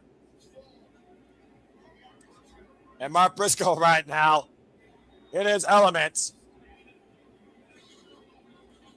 And MJF, the only one left standing for the Don Callis family, literally barking for MJF to stand eye to eye with him in the ring, as Mark Briscoe is the only man left standing for his team. What's going to happen here? Oh my gosh. Death Door is insane. And right now, MJF and Mark Briscoe renewing hostilities. And once again, bringing back history here. And Mark Briscoe just teeing off, driving down MJF like a fucking railroad spike. And here it comes again, Ash. Possible Jay Doyle. Oh, Jay Doyle clubbing shot from behind. And now Kyle Fletcher, combination offense with a Taekwondo background. Jay Doyle clocking the Bayne arse with an elbow. Oof. And now Kyle Fletcher answers in kind with a rising knee strike, run into the midsection. It's hard to keep Jay Doyle down. That's what we're learning here. Well, there's a team routine on display with O'Reilly and Strong. Oh, there goes one cable. Now we gotta watch the other cables. With the Olympic slam, driving to come in Jay Doyle through a table. Axe and smash to a chair, though. And Andrade fake out. Oh, instead, I thought he was going to do that back elbow strike. Instead, just popping knee, and Kyle O'Reilly busted open the hard way. Now Andrade El Idolo in the driver's seat. And O'Reilly down, and Evolve was staying in the corner, showing the scarlet red, that Kristen Cam MVP and blood and guts. Let's forget Ash. Mm-hmm. Andrade, oh, God. Who do you think that hurt more, Kyle or freaking Andrade? Zenrata to Andrade by Konosuke. Okada, wrist control, backslide, roll through. Right, nope, hold that fight, Ash. Konosuke, drop kick. Kyle O'Reilly, because he got driven to the outside of the ring, and he also was busted open already, and he got steel to exposed flesh. I mean, that had done some damage to Andrade's knees, though. Oh, no doubt. But he's also probably wearing knee pads. He's not like New Japan Tomoyoshi E. I'm just saying, you know? Fair enough, yeah. And and Okada and Konosuke up on the I Sense disaster. We've never asked for a tombstone pile driver through that table. Konosuke finding back, though. Back body drop to the Rainmaker on the apron. And right now, bang, power drive knee. Catches Okada flush. Super kick by Kyle Fletcher. Catching Konosuke flush. And Kyle Fletcher right now might be looking to do what he did to Hangman Page and Kenny Omega in his pursuit last year for the AEW World title. Hoisting up Konosuke. Oh, dear God. Nope. Konosuke fighting back, though. Armringer, capture, and... Through the table! elbow. Holy shit! Well, shut the fuck up, Jade, on the outside, so your comment means nothing. Konosuke and Kyle Fletcher in a heap with a blue thunderbomb off the apron through a table, and neither man is moving. Meanwhile, back inside the ring, Mark Briscoe and MJF as Marless for the J Driller. MJF fighting back though. Armor. Oh, that kick in the upright. Damn. And the 100K Diamond Ring getting an Orange Cassidy. Wait. Slowly but surely, as you'd expect. Hold that thought, Ash. Hands in the pockets, Orange Cassidy engaged. Oh, and takes the 100K shot. Wait, Darby Allin! Scorpion death drop! Remember, Darby Allin said he will do anything to make sure that Mark Briscoe has his opportunity. Coffin drop! But MJF got the friggin' elbow up, I think. Look at the cover. Yo, man! Kevin Knight crashed at MJF! Oh. The splash on literally his team captain that he negotiated an AEW Championship opportunity with, and we're down to Kevin Knight and Darby Allin. This match has been fucking nuts. And Kevin Knight fighting off Darby Allin here. And Darby just keeps coming back. The guy, like the Energizer Bite, that you can't stop. What is the word is Knight freaking here? And Kevin Knight off the ring post. Oh, my Lord. Jumping off the ring post and grabbing the top ring of Death's Door in the steel cage. Trying to pull himself up, trying to literally run away from Darby Allin, and now Knight is literally perched at the top of the steel this cage. Is part of the match I was looking for. This is extremely dangerous, especially because on a round edge, you could very easily misstep. Oh! What the fuck? Oh my God! Okay. What the fuck just happened? Darby Allin! Remember, Darby Allin planted that bag! Oh, well, okay. Drop! Well, shit, that could have gone so horribly wrong. It's Darby Allin. You think he gives a fuck? Oh my gosh, in heaven. No, but still, especially on like Kevin Knight's end, like damn. Take a look at the replay, Ash. Look at this. Inside that bag was some sort of explosive, and Kevin Knight was blinded and fell off the top of Doom's door into hell, into those tables, crashing only through two of them, while Darby Allin just coffin dropped on the rest of the field. And again, the two men defined by this match, MJF and Mark Briscoe, the only two men left. Yeah, how fitting. Briscoe once again, hooking up MJF. Driller! Right on the oranges too. Jack Doyle saves it. Wow. Again, to your point, Ash, MVP. Literally the difference maker, the instigator in making sure that Mark Briscoe does not get a shot at the AEW World title. Now Doyle teeing off against Mark Briscoe with a chair of the spine. Good grief. As Doyle, again right now, just teeing off against Mark Briscoe with this steel chair. This has been the most fucking insane match I've called in AEW so far this year. And J Driller, though, MJF's got to be on his feet. Mark Briscoe, though, again, the shot of the AEW Championship hangs in the balance. MJF, though, gaping. Wait a minute. Hold on. Wait. He wants Andrade to deliver the shot. Remember the last time that Andrade and MJF tried to work well together, there was a miscommunication, Ash. Yeah. About to say, these two are not going to, this is not going to work. Andrade is not going to work with MJF. He's not going to do what MJF says. And MJF ain't going to stand for it. Very resounding no by Andrade El Idolo.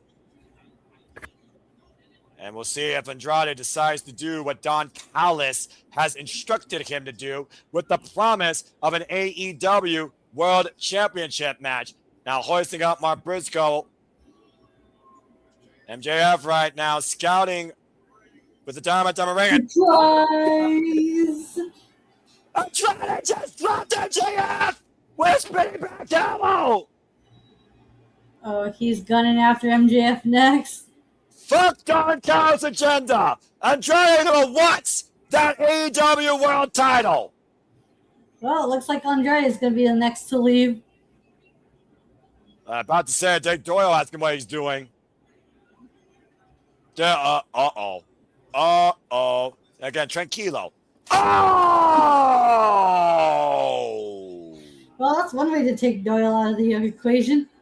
Right in the Doyles. Oh! Look at that shit, Ash! Fuck Don! Fuck MJF!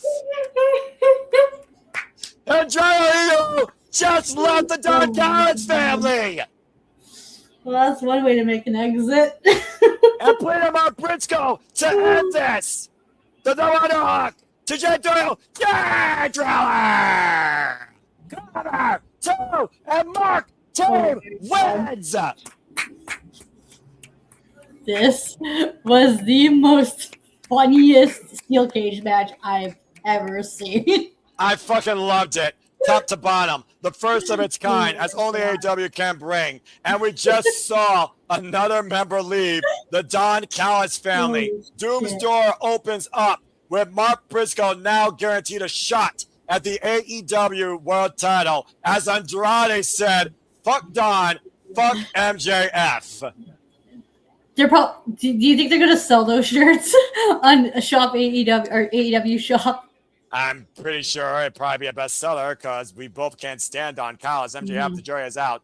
Congratulations to Mark Briscoe, Kyle O'Reilly, Roderick Strong, Orange Cassidy, Leo Rush for that matter, and Kenosi the Cash Cup, and Andrade El Idolo for that matter. The winners of the first ever Death's Door Steel Cage match. We got like multiple stories going. We got Darby versus Kevin Knight. The possible three-way between Andrade. Couldn't be happier. Oh, they're gonna free Leo from that. Look at that. I mean, why not? Let's see what else they got. The three-way between Okada, Takeshita, Fletcher, possibly. We got Andrade, MJF, even if it's non-title. We got Briscoe, MJF coming up soon. It's just, my God. Look at they're trying to drag the back out of the cage and try to find a way to free Leo Rush from within it. Yeah. That's the damnedest I've ever seen. Congratulations again to Darby on the conglomeration, Mark Briscoe, and Kenosi the Cash Cow, the winners of this 12-man steel cage match. And I fucking loved it, top to bottom. You almost wonder, is MJF going to get his money back from Don Callis since they lost? He's going to ask for a refund. Well, Ash, let's go ahead and take a moment here to remind people what's coming up this Wednesday night as we have a brand new TBS champion in the first ever Survivor Affairs in AEW. Queen Aminata, Chris Statlander, Persephone, Hikaru Shida, Harley Karen, and Stardom's Maika will fight in a six-way eliminator for a brand new TBS champion this Wednesday on Dynamite. As we look at Willow Nightingale in her, of course, Road to Recovery. And again, folks, that is here live Wednesday, July 1st. I don't know if we're covering that, but I am a crazy fucking madman. Should I? How you know? Ash, how you know? I don't know. I just do what I'm told, all right? No, uh-oh. What did I start? Do-do-do. JJ, what are you doing? Producer man ain't gonna force nothing. But if you wanna, we can make it happen. Well, I'm sure we would love to see Will Nightingale back in contention for this title as we got a moment to breathe and regroup here. But, folks, stay tuned. I will officially decide on my Superman's brand tomorrow on YouTube. Well, Ash, first and foremost, holy hell, what a Death's Door that we walked in on and saw the gates of hell open upon. We go backstage with Mark Briscoe. Go ahead and lend your thoughts while we listen to our favorite man on the mic speak. The most motivational man in professional wrestling business. He's gonna call a shot. Oh, my boys. Like I said, you ain't got no friends, Max.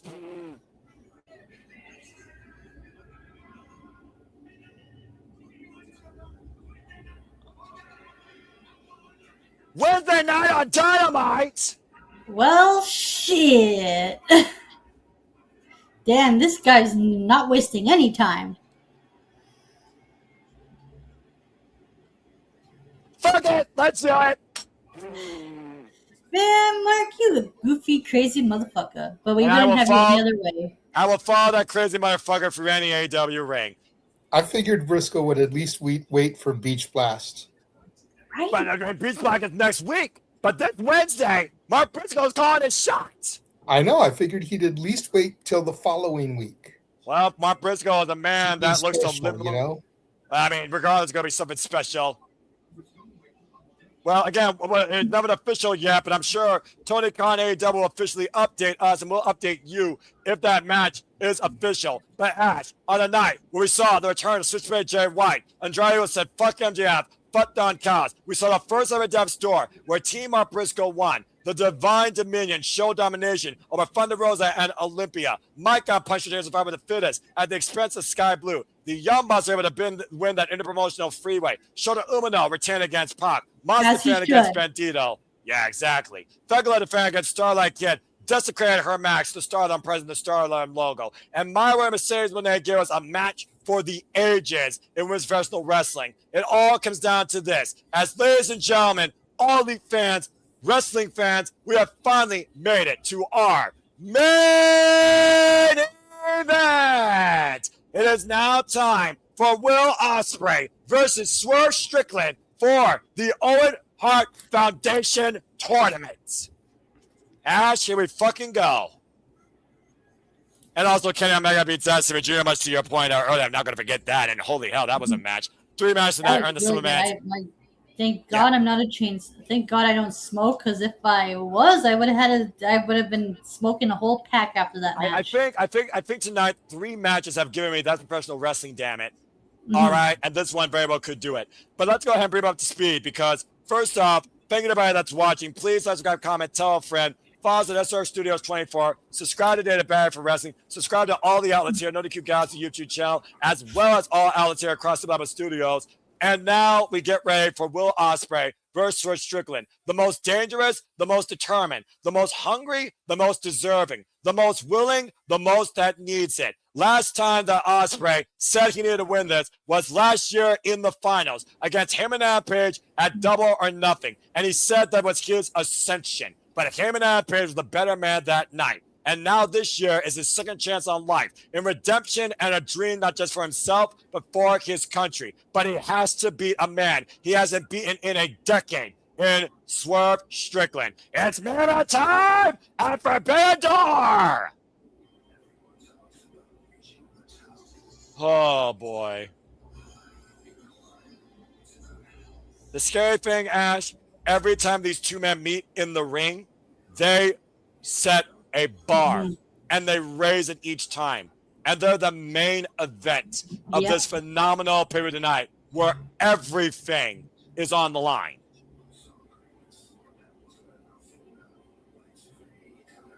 Let's look at this video package on Will Ospreay's resurrection after a vendetta of revenge led to a once-in-a-lifetime opportunity offered by Jon Moxley to be turned into the most dangerous weapon that he believes Ospreay can be for professional wrestling. But on Collision, Moxley made a clear-cut statement. The reason Ospreay is more dangerous than ever is he's willing to take the shot. And you know what that shot might need to be, Ash. The Tiger Driver 91. If he does decide to do it, guess. When was the last time he's done that? Against MJF at Wembley Stadium in his pursuit of regaining the AEW International Championship. And now the Ariel Assassin looks to rise one more time in what could be his last time to become the ace of all elite wrestling. Let's Shit! Oh boy. It's do or die for the Bruv tonight. Yep. Will Ospreay, who came back at Revolution in California, hell-bent on revenge at the expense of John Moxley, trying to break his neck and nearly lost his own well-being and neck in the process after coming back less than 100% and losing to Mark Davis. It was John Moxley that offered him an olive branch or get his revenge, and he chose the sooner. Now training with the Death Riders, condition and disciplining his neck and shoulders, where he has not used the Stormbreaker, but he has used the Hidden Blade, and more importantly, this new submission, the Flying Armbar Takeover, Death Ground, to punch his ticket to the finals tonight, beating Samoa Joe and Mark Davis. Once again, Will Ospreay finds himself in the same spot as last year, but this time against Swerve Strickland, who has beaten him on the stage before. Mm-hmm. He's looking to do it again, too, tonight. Last time these two men faced each other one-on-one, of course, at Forbidden Door, was over the AEW World Championship, and Swerve Strickland prevailed that night. Swerve Strickland, though, who might be more dangerous than ever, as he's been talking about, will you change? But Will says, I haven't changed, and maybe I have, but I still do not forgive them. I am simply utilizing what they are offering to bring me forward in what I believe is finally my ascension. A dream for a bruv, a dream for a country. And it all comes down, if Will Ospreay wins tonight, to finally go all in at Wembley. There's a certain point in this industry, Ash, where you look at yourself and wonder, can you still go? Can you still be that guy? And Will Ospreay is truly all or nothing tonight. Oh boy. You thought that Death's Door was dangerous. Here comes Swerve Strickland. Ever since Swerve Strickland donned this moniker of going to business for himself with a lust and drive for power and glory at the expense of Bandito, at the expense of Brody King, at the expense of Kenny Omega in a short pursuit of AEW World Title opportunities. Swerve Strickland has been a one-man army, nearly unstoppable, and very well the undoing of his first dynasty might be the calling card to the second one coming.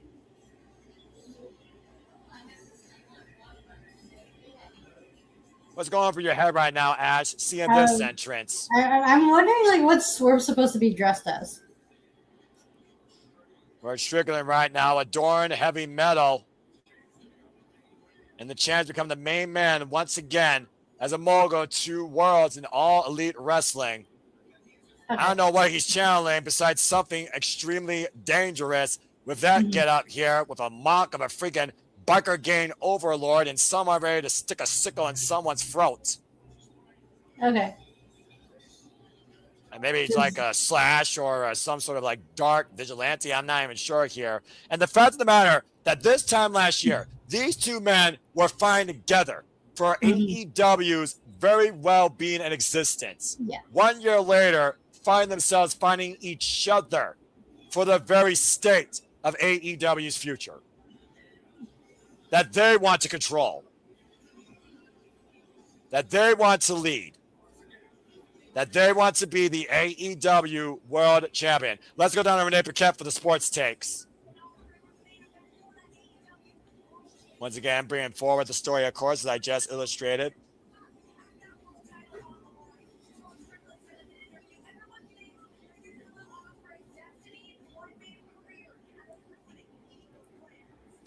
Yeah, about to say, Swerve Strickland has been a man to change the narrative his whole entire life. He's been a disruptor in this business, and the disruptor might ruin Will Ospreay's destiny. For the last of the night, Ash, let's go down to Justin Roberts for our introductions of our men's Owen Hart Foundation Tournament Finals.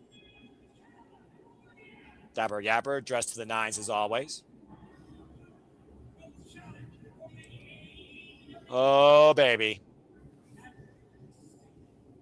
The Cathedral of Pro Wrestling might lead one man to heaven and leave the other to hell. Big 5-2! Swerve Strickland, 35 years of age, 17 years involved in this game, beat Will Ospreay for Forbidden Door in 2024, and Ospreay has not beaten this man in the last decade. Will Ospreay, 33 years of age, 15 years involved in this business. The aerial assassin, formerly Commonwealth Kingpin, still yet to be AEW World Champion, but has been undefeated since being aligned and training with the Death Riders, Ash. It's our final of 3 main events tonight, Double or Nothing, as we have broke 500 here. Thank you all. And here we go! Wow, they're just like going at it already. It's like wasting no time. Well, considering how volatile this situation has become and the importance of the circumstance that surrounded Ash, we can't be surprised to see either of these men show any let up. The Irish whip and Swerve on onto the ropes, the big boot here. So let's go ahead and talk about your barrier techniques. What does Ospreay need to do to finally take the Owen and go all into Wembley? I mean, it's freaking Will Ospreay. He's just going to do Ospreay things and hope it works. Like, there's no analyzing this man. Whoa! Hidden Blade, house call, phenomenal form, to your point, stalemate in the early going. Right, just like how, same way with Swerve Strickland, like this man will go, like, Swerve, like, how can you prepare for someone, against someone, or you're prepared for someone who's, like, super unpredictable, and that's what both these men are. And Paul Turner's going to show a lot of leniency here. I mean, sure, a lot of people could have, like, air out their grievances, and I share them too. Like how people often say, if you see one Will Ospreay match, you've seen them all because they are like very similar or samey. Although you can make the argument to that about like any other professional wrestler. But here's the difference. I'm just going to shut down that stupid, idiotic, mundane audience right there. That's more mid than freaking Midwest. Because I'm going to tell you this. The evolution of the Bruv, if you followed his career, has been anything but a similarity. Every match Will Ospreay has adapted to against his opponent, whether it's high aerial offense, brutal, blunt force assault, and now he has a submission in play. He's always taken a different dynamic forward to get his name toward the end of the day. Take away to Harris right now to Swerve Strickland. If there's anyone that's been more adapted in this business than Will Ospreay, it is Swerve Strickland. And that's what Will Ospreay needs to do, because now that he has more grounded technique, he needs to use that to his advantage and pick and choose when he is going to do his aerial offense that he's known for. Sweep out the leg of Swerve Strickland in the corner, and right now, the Irish whip, after Swerve's probably looking for another big move, tends to a drop, kicks into the outside. Swerve Strickland coming back also from an injury that happened last year at the Forbidden Door at the expense of Kazuchika Okada in the pursuit of the Continental Championship. And Ospreay, of course, who was left on the shelf after Forbidden Door last year in front of his country and family at the hands of Jon Moxley, went into double fusion neck surgery, only to return this year and Revolution with a slingshot plunge to the outside, woman out Swerve Strickland. You also wonder how much advice did Will Ospreay take from Jon Moxley. When Swerve Strickland was talking about that brittle, vulnerable neck, and Ospreay threw a sucker punch, Moxley told Ospreay, are you really going to let this get to you? Because words can only hurt you if you let them. You're better than this. And is Will Ospreay even better than what he was prior to this? The result of this match will foretell that for sure, especially since in a bygone world of the United Empire, ruled by somebody that has gone to devious means and winning by any means necessary, just lost the IWGP Heavyweight Championship to Yosuji. Yeah. And it is official, Ash, by the way, before you talk, MJF will defend the Interworld Championship against Mark Briscoe this Wednesday on Dynamite, and we will be coming here, folks, at the Super Reliable Studios. Not fish chop continue. And Caleb Newman is looking to get that title back, even if it means having to win the G1.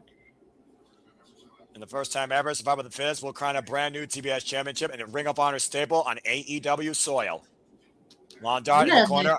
Oh, man. Turned sideways with that boot on the run-in. Now Swerve rolling in for the pop-up. Flatliner takes Ospreay down. Now goes for the cover. Bat press. Oh, not even a 1 count.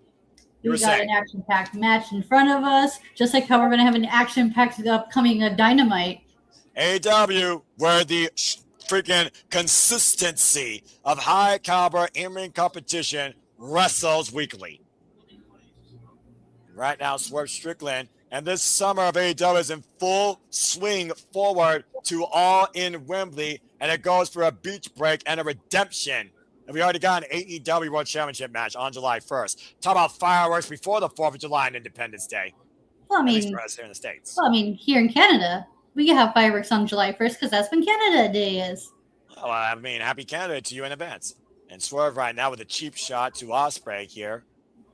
It's amazing how fast this match started and how slow Swerve has taken it. And that's the thing about Swerve Strickland. He is very good at setting the pace to his advantage.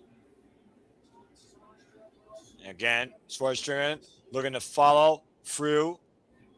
And the net breaker, as you see Swerve focusing on that neck, looking to be the disruptor to Will Ospreay's destiny. And he does not mind breaking Ospreay's neck in the process. To your point, Ash, when he beat Kenny Omega, it wasn't enough. It was important that he did it, but he said he needed it. And I think the aftermath was the extra thing he needed to exactly remind himself who he is. Irish whip, and Ospreay caught up by Swerve Strickland up on the shoulder. What is this? Oh! Drop down. He's targeting that neck real bad because if Swerve had it his way, he is going to finish off Ospreay with that vertebreaker like he did. Who was it that he? Daniel Garcia. That's it. Yes. Yeah, when Daniel Garcia saved Will Ospreay from that vertebreaker and took it. And of course, we saw what happened when Bandito took it and Brody King took it. That led to both of them being eliminated in Swerve's road to the finals. And again, folks, we'll be going all in Sunday, August 30th at Wembley Stadium. The Cathedral of Football comes to the Cathedral of Professional Wrestling once again. And we will be coming here live at the Cibar Studios with City predicting a live watching event and Predictions League breakdown. Stay tuned for all of that in August, Sunday, August 30th.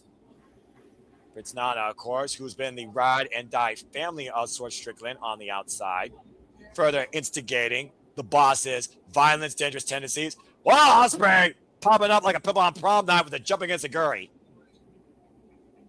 Ospreay, of course, former IWGP World Heavyweight Champion, IWGP Junior Heavyweight Champion, and Never Heavyweight Champion. And, of course, turned the IWGP United States Championship to the United Kingdom Championship. And spring. Oh, that corkscrew kick catch Swerve. Also assistant producer for Pro Wrestling Eve, the leading all-women's wrestling promotion in the UK that had their Wrestle Queendom earlier this year, their biggest show in Pro Wrestling Eve history and the biggest women's wrestling event in UK history. Pop up, pivot to you! Springing forward with a phenomenal forearm. Now the cover, hooking the far leg, and gets a 2 count. It's almost like a fever pitch here because you really want to see which person makes the most first critical mistake. Now Ospreay following through. Oh, man, driving his boot through Swerve. Swerve Strickland, of course, who won the AEW World Championship back at Dynasty against Samoa Joe back at 2024. Braining Swerve with a forearm to the back of the head and neck. Rearranging the neck and the head right now is Swerve Strickland. Ospreay, wait a minute. What's he doing here? Might be looking to sink the sword through Swerve Strickland's head. Hip, whoop. Swerve was ready for it, though, catching Ospreay with a single up kick. And now Swerve up and underneath, hooking up Ospreay. Backbreaker over the leg.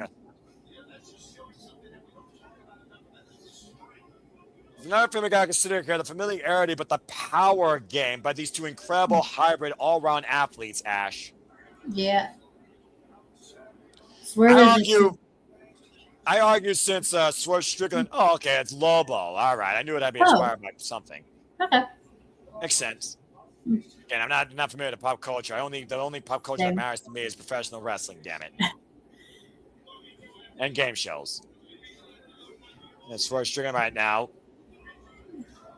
Oh no, he's villain monologuing. He's villain monologuing. That's going to be his downfall. And that's a dangerous tool to use against Will Ospreay, especially.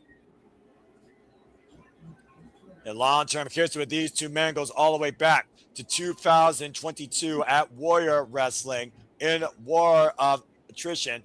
Oh! Just clocked that boy. Was, oh man! This delivers a second stiff elbow to the former AEW World Champion. But we also know as Swerve Strickland is a very dangerous man that can take a lot of heavy, lethal offense. Wall kick. Somebody's going rock Swerve Strickland. Irish whip reversal. Hands. Yeah, well, Ospreay's trying to set the pace back to his standards. That's... And up and over. I don't know how Ospreay does it. Hoisting up Swerve Strickland. Looking to step forward. Swerve able to pop out and escape. Now Ospreay set up and over. Oh, wow. That's a power slam. Deep into the front. Right on the neck, too. You see how Swerve planted him, right? At high on the back of his head and neck. What an incredible sudden exchange, to your point, Ash. Good Lord, I don't think Ospreay knew what hit him. Oh, that's what Lobo's from. Okay, good to know, Charles. Oh! Supergirl movie and Bayne from Dark Knight. That explains why Will Ospreay was Bayne. So is the definition of Superman versus Batman, except this one's better. But with villains. I mean, you know, Vigilante is not necessarily a full-blown hero, but he still is respected. I'm just saying. Fair enough. And right now, Swerve Strickland, what is he scouting and thinking here? Uh-oh. Exposing the turnbuckle steel underneath that padding. He's gonna try to plant freaking Ospreay's neck on that shit. You heard what Swerve said. It wasn't a warning. It was a declaration. I will do whatever I have to fucking beat you again and go to Wembley. And you see the way he's looking at the turnbuckle with the hammerlock, though. And Swerve! Driven shoulder first. I figured to that exposed turnbuckle. Now Ospreay working over the arm. To my point, Ash, what the Death Riders trained Will Ospreay in. Dissecting a man's arm for that death ground flying armbar. Ah, a double stomp. It's so weird seeing Will Ospreay do limb work because it's a nice change of pace. I'm not complaining. I'm just saying like how it's going to take a while for me to get used to. And death ground. But Swerve is telling the outside, but it doesn't matter. And again, it's Swerve doing that to preserve himself, to get in Will Ospreay's head, because Will Ospreay knows he can't win out there like that. Mm-hmm. You got to do that on the inside, Ospreay. Technically on the outside. I mean, Prince Nana throwing a cup of coffee into the eyes of Will Ospreay. Ospreay, though, Ospreay now in a hot pursuit. Again, it's behind the referee's back. That's why he wasn't ejected. But if Prince Nana is not careful, Will Ospreay might deck him with a hidden blade or take his arm in the process. But Swerve, though, taking advantage. Pop up. Oh, my God. High angle apron power bomb in the back of Ospreay's head and back. Oh, no. Yeah. I say this about Will Ospreay. It is amazing how he's able to do the things he does at the pace he does. Injuries, nagging injuries, be damned. Well, that might be exaggerating a nagging injury that he'll never be the same from again. And now, oh, no. Swerve with Ospreay in position. Ospreay right now in the world of trouble. Catapult, I think, across the bridge of the nose into that exposed turnbuckle. And thanks to Prince Nana's interference, Swerve Strickland has found a new opportunity for devastating results. And, of course, Paul Turner leading it with his count. Leading with both competitors on the outside because he knows what's at stake here, and we have to have a winner. Mm-hmm. Now, Strickland right now just taking a lot of time here, not following up on Will Ospreay, who is now shedding crimson red. Ospreay busted open truly the hard way here, Ash, bleeding like a sieve. Yeah. Looking like a faucet here. Oh, man, that blood is flowing heavily through right now, giving Ospreay the Crimson Mask Award of the night. I mean, Swerve did warn Ospreay, though. This is what you're going to get. This is what I'm going to do. This is what I need to do. And he didn't lie, Ash. You almost wonder if Ospreay is literally seeing Wembley stand fade before his eyes, being thrown back inside. Right. The fact that Ospreay has dreamed of this opportunity was a little boy watching people walk in, seeing chairs being set up in that facility to headline that show for professional wrestling that he holds so near and dear in restoring the UK scene in pursuit of becoming the AEW World Champion would be an unmatched dream in the life of Will Ospreay. Again, Paul Turner with the gloves in hand, checking if Will Ospreay can defend himself and continue forward here. And Ospreay right now being wheeled up to his feet. Oh, gosh. Right hand just decking Ospreay. Prince Nana, of course, saying to Swerve, you do what you have to do. Very confident right now in Swerve Strickland's chances. Yes. Oh my God. Swerve, stop building on Milwaukee. What the hell, man? This is going to be your downfall. Yeah, I mean, again, Swerve Strickland has always been his own enemy, if we're being perfectly honest here, Ash. And Ospreay fighting back from underneath, teeing off here, not looking to take any of Swerve's BS, hoisted up. Oh, man. That strength and that rage, that moment of fury by Will Ospreay, just literally cover two, count only, infuriated Swerve, and he dropped him in a suplex, stalling drop suplex. You said before how much value the drug adrenaline is, Ash, and I don't know how much more Will Ospreay has left in him for that. We've seen him taken to this spot before against some of the all-time best in this business, included MJF to a 60-minute damn near time limit. Yeah, that was a crazy ass match. Swerve it. Oh, God. Catch him in a Spanish fly out of nowhere. Was that the last gas and a desperate defensive move, though, by the Broke, though? Right, this is desperate move to get him to get momentum. Yeah, an act of desperation to create momentum. That's what I'm trying to say. Ash, I knew you would get it out. I'm going to make sure you were going to get it out, damn it. And right now, we're going back to live action in this match, and Ospreay is back up to his feet, swinging for the fences, trying to hold on, ripped down by his hair. Now Swerve floating over, hook on the head, hoisted up again. Oh, the camera stunned on there. Great counter, deep roll-up cover. Two, hoisted up, in position, stepping through to your point. Styles Clash connects. Center Ospreay slow to shoot the half, though. Now for the cover. Two win the O. Gets a two count. Swerve over the shoulder over.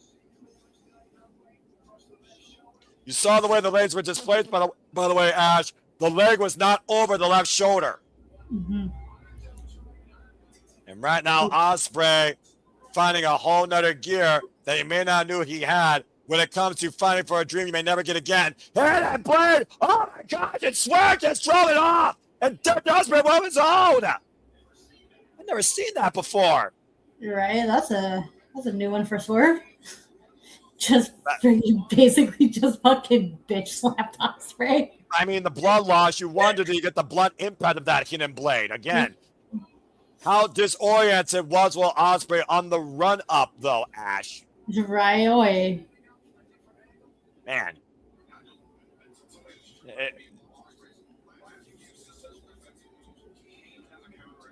The fact of the matter, though, that Will Ospreay has basically used counter offense to gain the advantage, and the wins in his matches here has been literally the story of the Brot's rise back to AEW. Dropping the base off of Swerve Strickland, perching him on the top turnbuckle, giving him a moment of reprieve to regroup and regain his footing. The first time these two-man featured each other one-on-one, by the way, Ash, was back in Progress Wrestling 2016. 17 minutes. Swerve Strickland won that night. AEW World Title, June 2024. Swerve Strickland beat Will Ospreay that night. It took 27 minutes. Their last one-on-one went to a 20-minute draw time limit. Again, to Swerve's point, Ospreay has never beaten Swerve Strickland in the last decade since they first met in a four-way. This is their fourth match they have one-on-one together? That's correct. A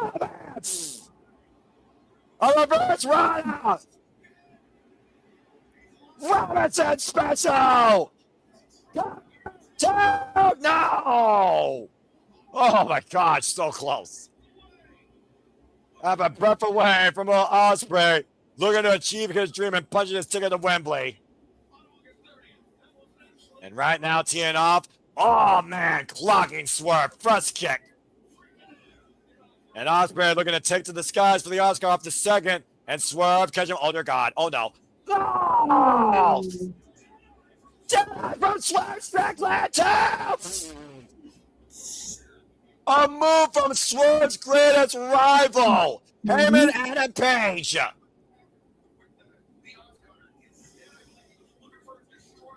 It felt like for me, though, that Ospreay, looking for the Os cutter, couldn't do it and was trying to turn into a destroyer, and instead Swerve hooked him in a deadeye. Heyman's finishing move. A person. Heyman and Swerve to find a rivalry and their own spots in AEW for the Yeah. better part of 2 years, Ash. I was about to say, though Hangman they have hit all Ospreay and Swerve have history with Hangman. Oh, for the Swerve stomp, I tweaked the ankle there as Ospreay got out of the way, and Ospreay on the move, up and over, sunset flip to the outside, Swerve holding on to the ropes, and once again, Ospreay He's going to has do Swerve's another position. cross touch, but this time onto the outside, or so we Except- thought. Well, Swerve's they must making sure he say. doesn't do so. Oh, Zack gets swung face first in the steel ring steps. The unforgiving I think Swerve cut the corner of the steps as well. This match is taking lethal proportions right now on both these competitors, and we knew how dangerous this could become, Ash, when it was made official. Take a look at the replay here. Watch the way Swerve's head hits. Oh, Ooh. gosh. Ouch. Nasty. Right in the corner of the steel ring steps. I'll be surprised if he's not busted open, even if it black can't crack. Easy for me to say as I'm heart black. Oh, there he is. Oh, shit. Swerve Strickland now seeing red. A crimson mask now on the most dangerous man in AEW. And Ospreay seeing blood in the water. Attacking a kid's prey, looking to become the ultimate predator. To seek the ultimate trophy in the All-Out Edition tournament. To punch a ticket to Wembley. Now driving Swerve relentlessly in the steel ring steps. And this is the violence that the Death Riders have also instigated into Will Ospreay. My goodness, blood's pouring out Will, blood's pouring out Swerve, blood's pouring out of this heated rivalry in a step to ascend to greatness here at Wembley Stadium. Now Ospreay moving the steps out. What is he thinking here? I'm kind of scared at what's going through these two men's imaginations and what they're willing to do to win this. And Ospreay. Oh, there's going to be a table spot. Yeah, well, those tables haven't broken at all tonight. We saw Kenny Omega trapped in a ground octopus, a Noki special by Zack Sabre Jr. earlier tonight, and that was the only time we saw the announce tables used for their tops. Is he going to try to do the Tiger Driver over it? Through it? God. Ospreay right now and Swerve Strickland in a very precarious situation. Paul Turner pleading Ospreay to stop, and Prince Nana once again trying to distract Ospreay. And again, right now, Ospreay had enough. Whoa, swing and a miss. And again, Swerve. Flying house call on target off the steel ring steps. Use the momentum of Ospreay off the swing and a miss to Prince Nana, the most distracting neck here tonight. Perhaps punching his ticket close to the Wembley Stadium as both these men are down the outside. Take a look at the replay here, Ash. Boom! Right on the neck, too, again.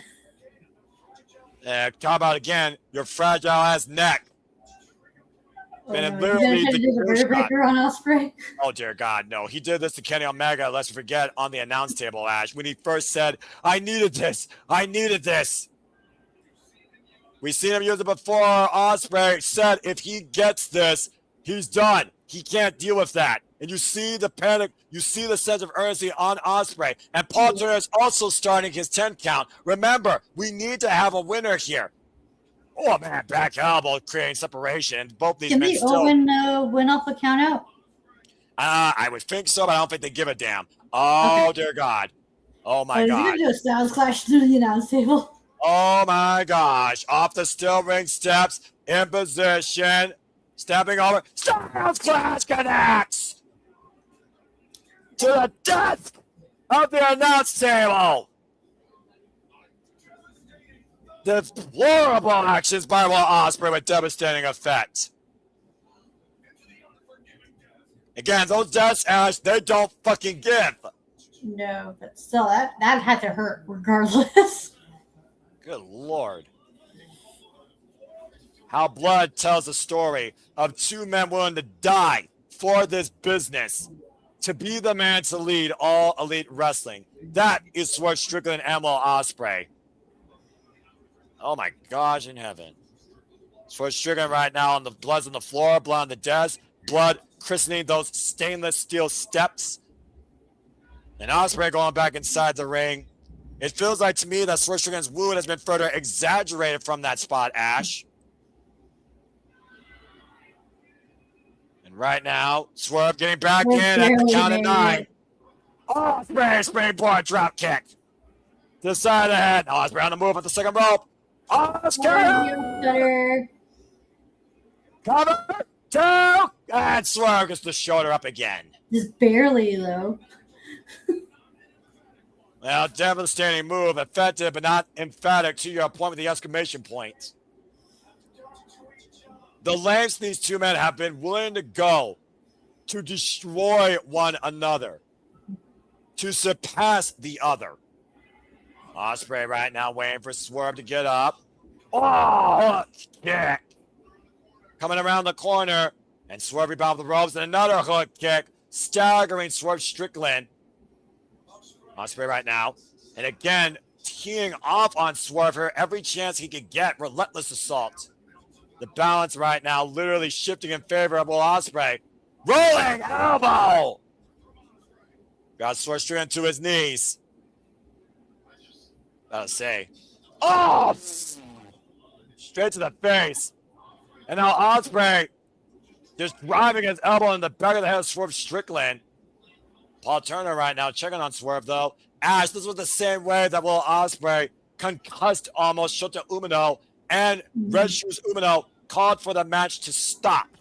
Now Paul Turner might be looking for a little TKO.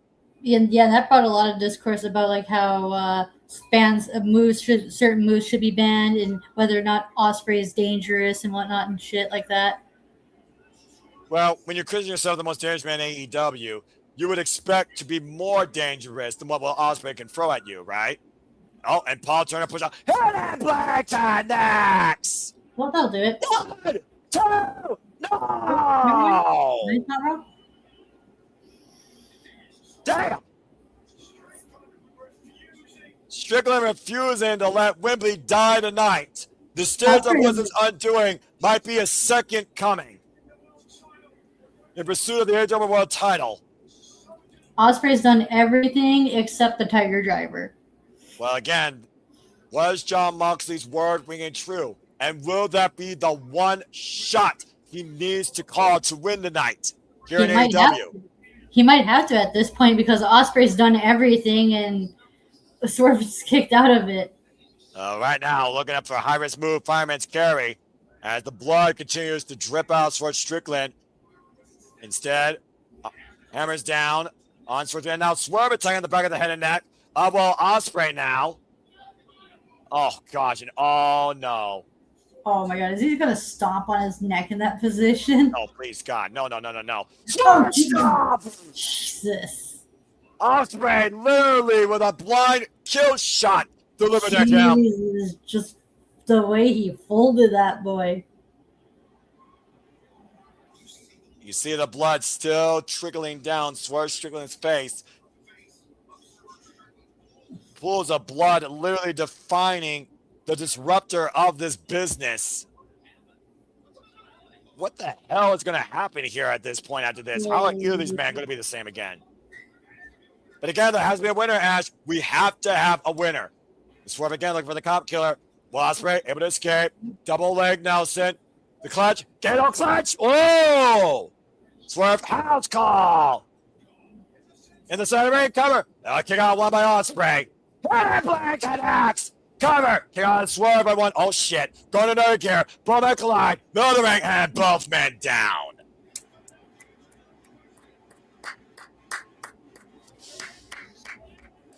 I think the fans is standing room only right now, Ash, inside that building. Mhm. Seeing what is going to be the death note to one of these two men's chances going all in at Wembley. This crowd's been red hot tonight, too. Kudos to the All Elite Fleet. Capacity crowd attendance here tonight at Forbidden Door in San Jose, California. Capacity crowd watching us virtually tonight at Survival Studios. Thank you all again so much as you continue to allow this passion to persist, pursue, be perpetual, and for our coverage of all these incredible professional wrestling events to be possible. Paul Turner starting his staying 10 count. If nothing else, encouraging one of these men to get up to their feet and be declared the winner. Count of 6. Up to 7 now. They count to 8. And somehow, Will Ospreay has found a way back up to his feet, as well as Swerve Strickland. You might as well kill one another to defeat one another. And right now, Swerve Strickland, Will Ospreay, the immortal pillars of AEW Wrestling Standard. And right now, Swerve, crowd chanting, fight forever. What do you think's going through Ospreay's mind right now? Just locking eyes with Swerve here. What's this standoff mean, Ash? I think he's contemplating whether or not he should use a Tiger Driver or go to use Old Faithful with the Hidden Blade. Well, the fact that Swerve's taking off those gloves and exposing those knuckles, and Ospreay took off the elbow pad, much like the shootout with him and Adam Page, we might be seeing a standoff here of lethal proportions that might define the winner of this year's Owen Hart Foundation tournament. Whatever meets in the middle will be the decider of who is crowned this year's Owen Hart Foundation tournament winner. This is it, Ash. Ospreay, Swerve in position, locking eyes, ready to ignite. Whose house? And Ospreay blade. Expose elbow. There it is. Shoulder Starbreaker. Come in, 1, 2, no! Oh no, that's a different move. Yeah, Ospreay needs to do the Tiger Driver because he's done everything and Swerve's kicked out of. Not enough. Or does he go to? Oh, hit a bad no, Mr. Kick, Swerve, push Paul Turner into the ropes. Oh, get in the uprights. Paul Turner didn't see it. Nut shot, goddamn. The timing of Swerve Strickland. The timing of Swerve Strickland is insane. Says I needed this. Might be looking to finish Ospreay off now. Oh dear God. Oh no. Cover! Cover! 2 and Swerve! No! Neither man will die! 2 and 9 taps! Time stood still in that moment for Swerve Strickland, for damn fucking sure. Now what does Swerve have left? Right. Like, what other moves does Swerve have other than the kill shot? And play by Swerve connects. It's Swerve that delivers the death-defying blade of Ospreay. And once again, hooking Ospreay up. Big pressure! 1, 2, no! Ospreay lands! Defiant! Till his life expires!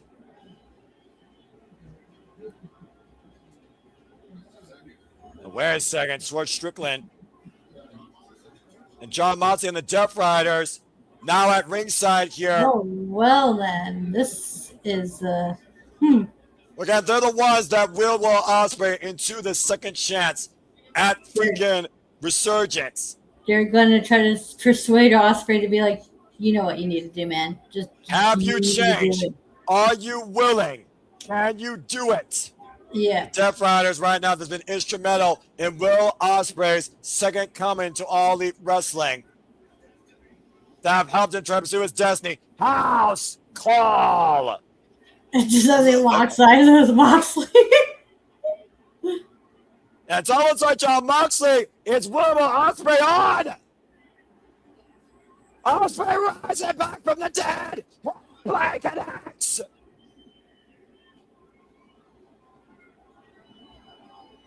And now Ospreay scouting Swerve Strickland from the opposite side of the ring.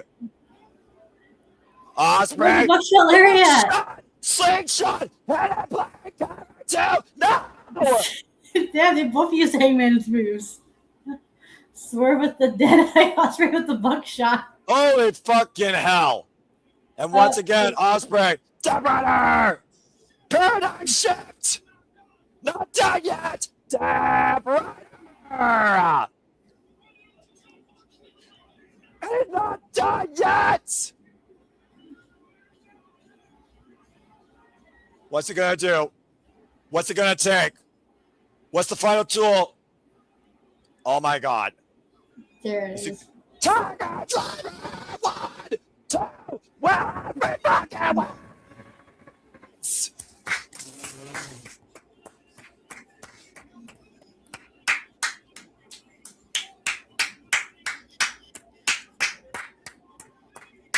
You know what's the sad part, Noah? You know what's the really sad part? What's that? I watched this match and I felt nothing. Well, I felt everything. And the bottom line, Swerve Strickland and Will Ospreay delivered everything. It was Will Ospreay's tournament to lose, and he fucking won. Will Ospreay is the 2026 Owen Hart Foundation tournament winner. And now has punched his tickets to Wembley Stadium and to challenge for the AEW World Championship. And there it is, Ash. Yeah, Tiger Driver 91. I'm not saying the match was bad. It was Holy good. hell. I just don't feel anything with it. But good for Ospreay for winning. Will Ospreay officially on his road to ascension to achieve a dream of a young boy with the backing of his country. Only one win remains for Will Ospreay to become the ace in season the AEW World Championship as he defeated Swerve Strickland for the first time ever in singles action in their decade-long history. Once again, Swerve and Ospreay raised the bar to measure your will in all elite wrestling, where the damnedest wrestle. Destiny not disrupted. Destiny defined. The road to be determined who's on the other side of that marquee, as we'll see who seeks a redemption, as Ospreay and Swerve share words in humble humility. Man. I can only imagine what words are being exchanged there between Will Ospreay and Swerve Strickland, how these two men have tested each other's mental and shaped each other in this business. As Will Ospreay, folks, is officially homebound brubs for the AEW World title. Jon Moxley said, Ash, he looks to follow this through to the end. The end is not here, but the end may well be at Wembley Stadium.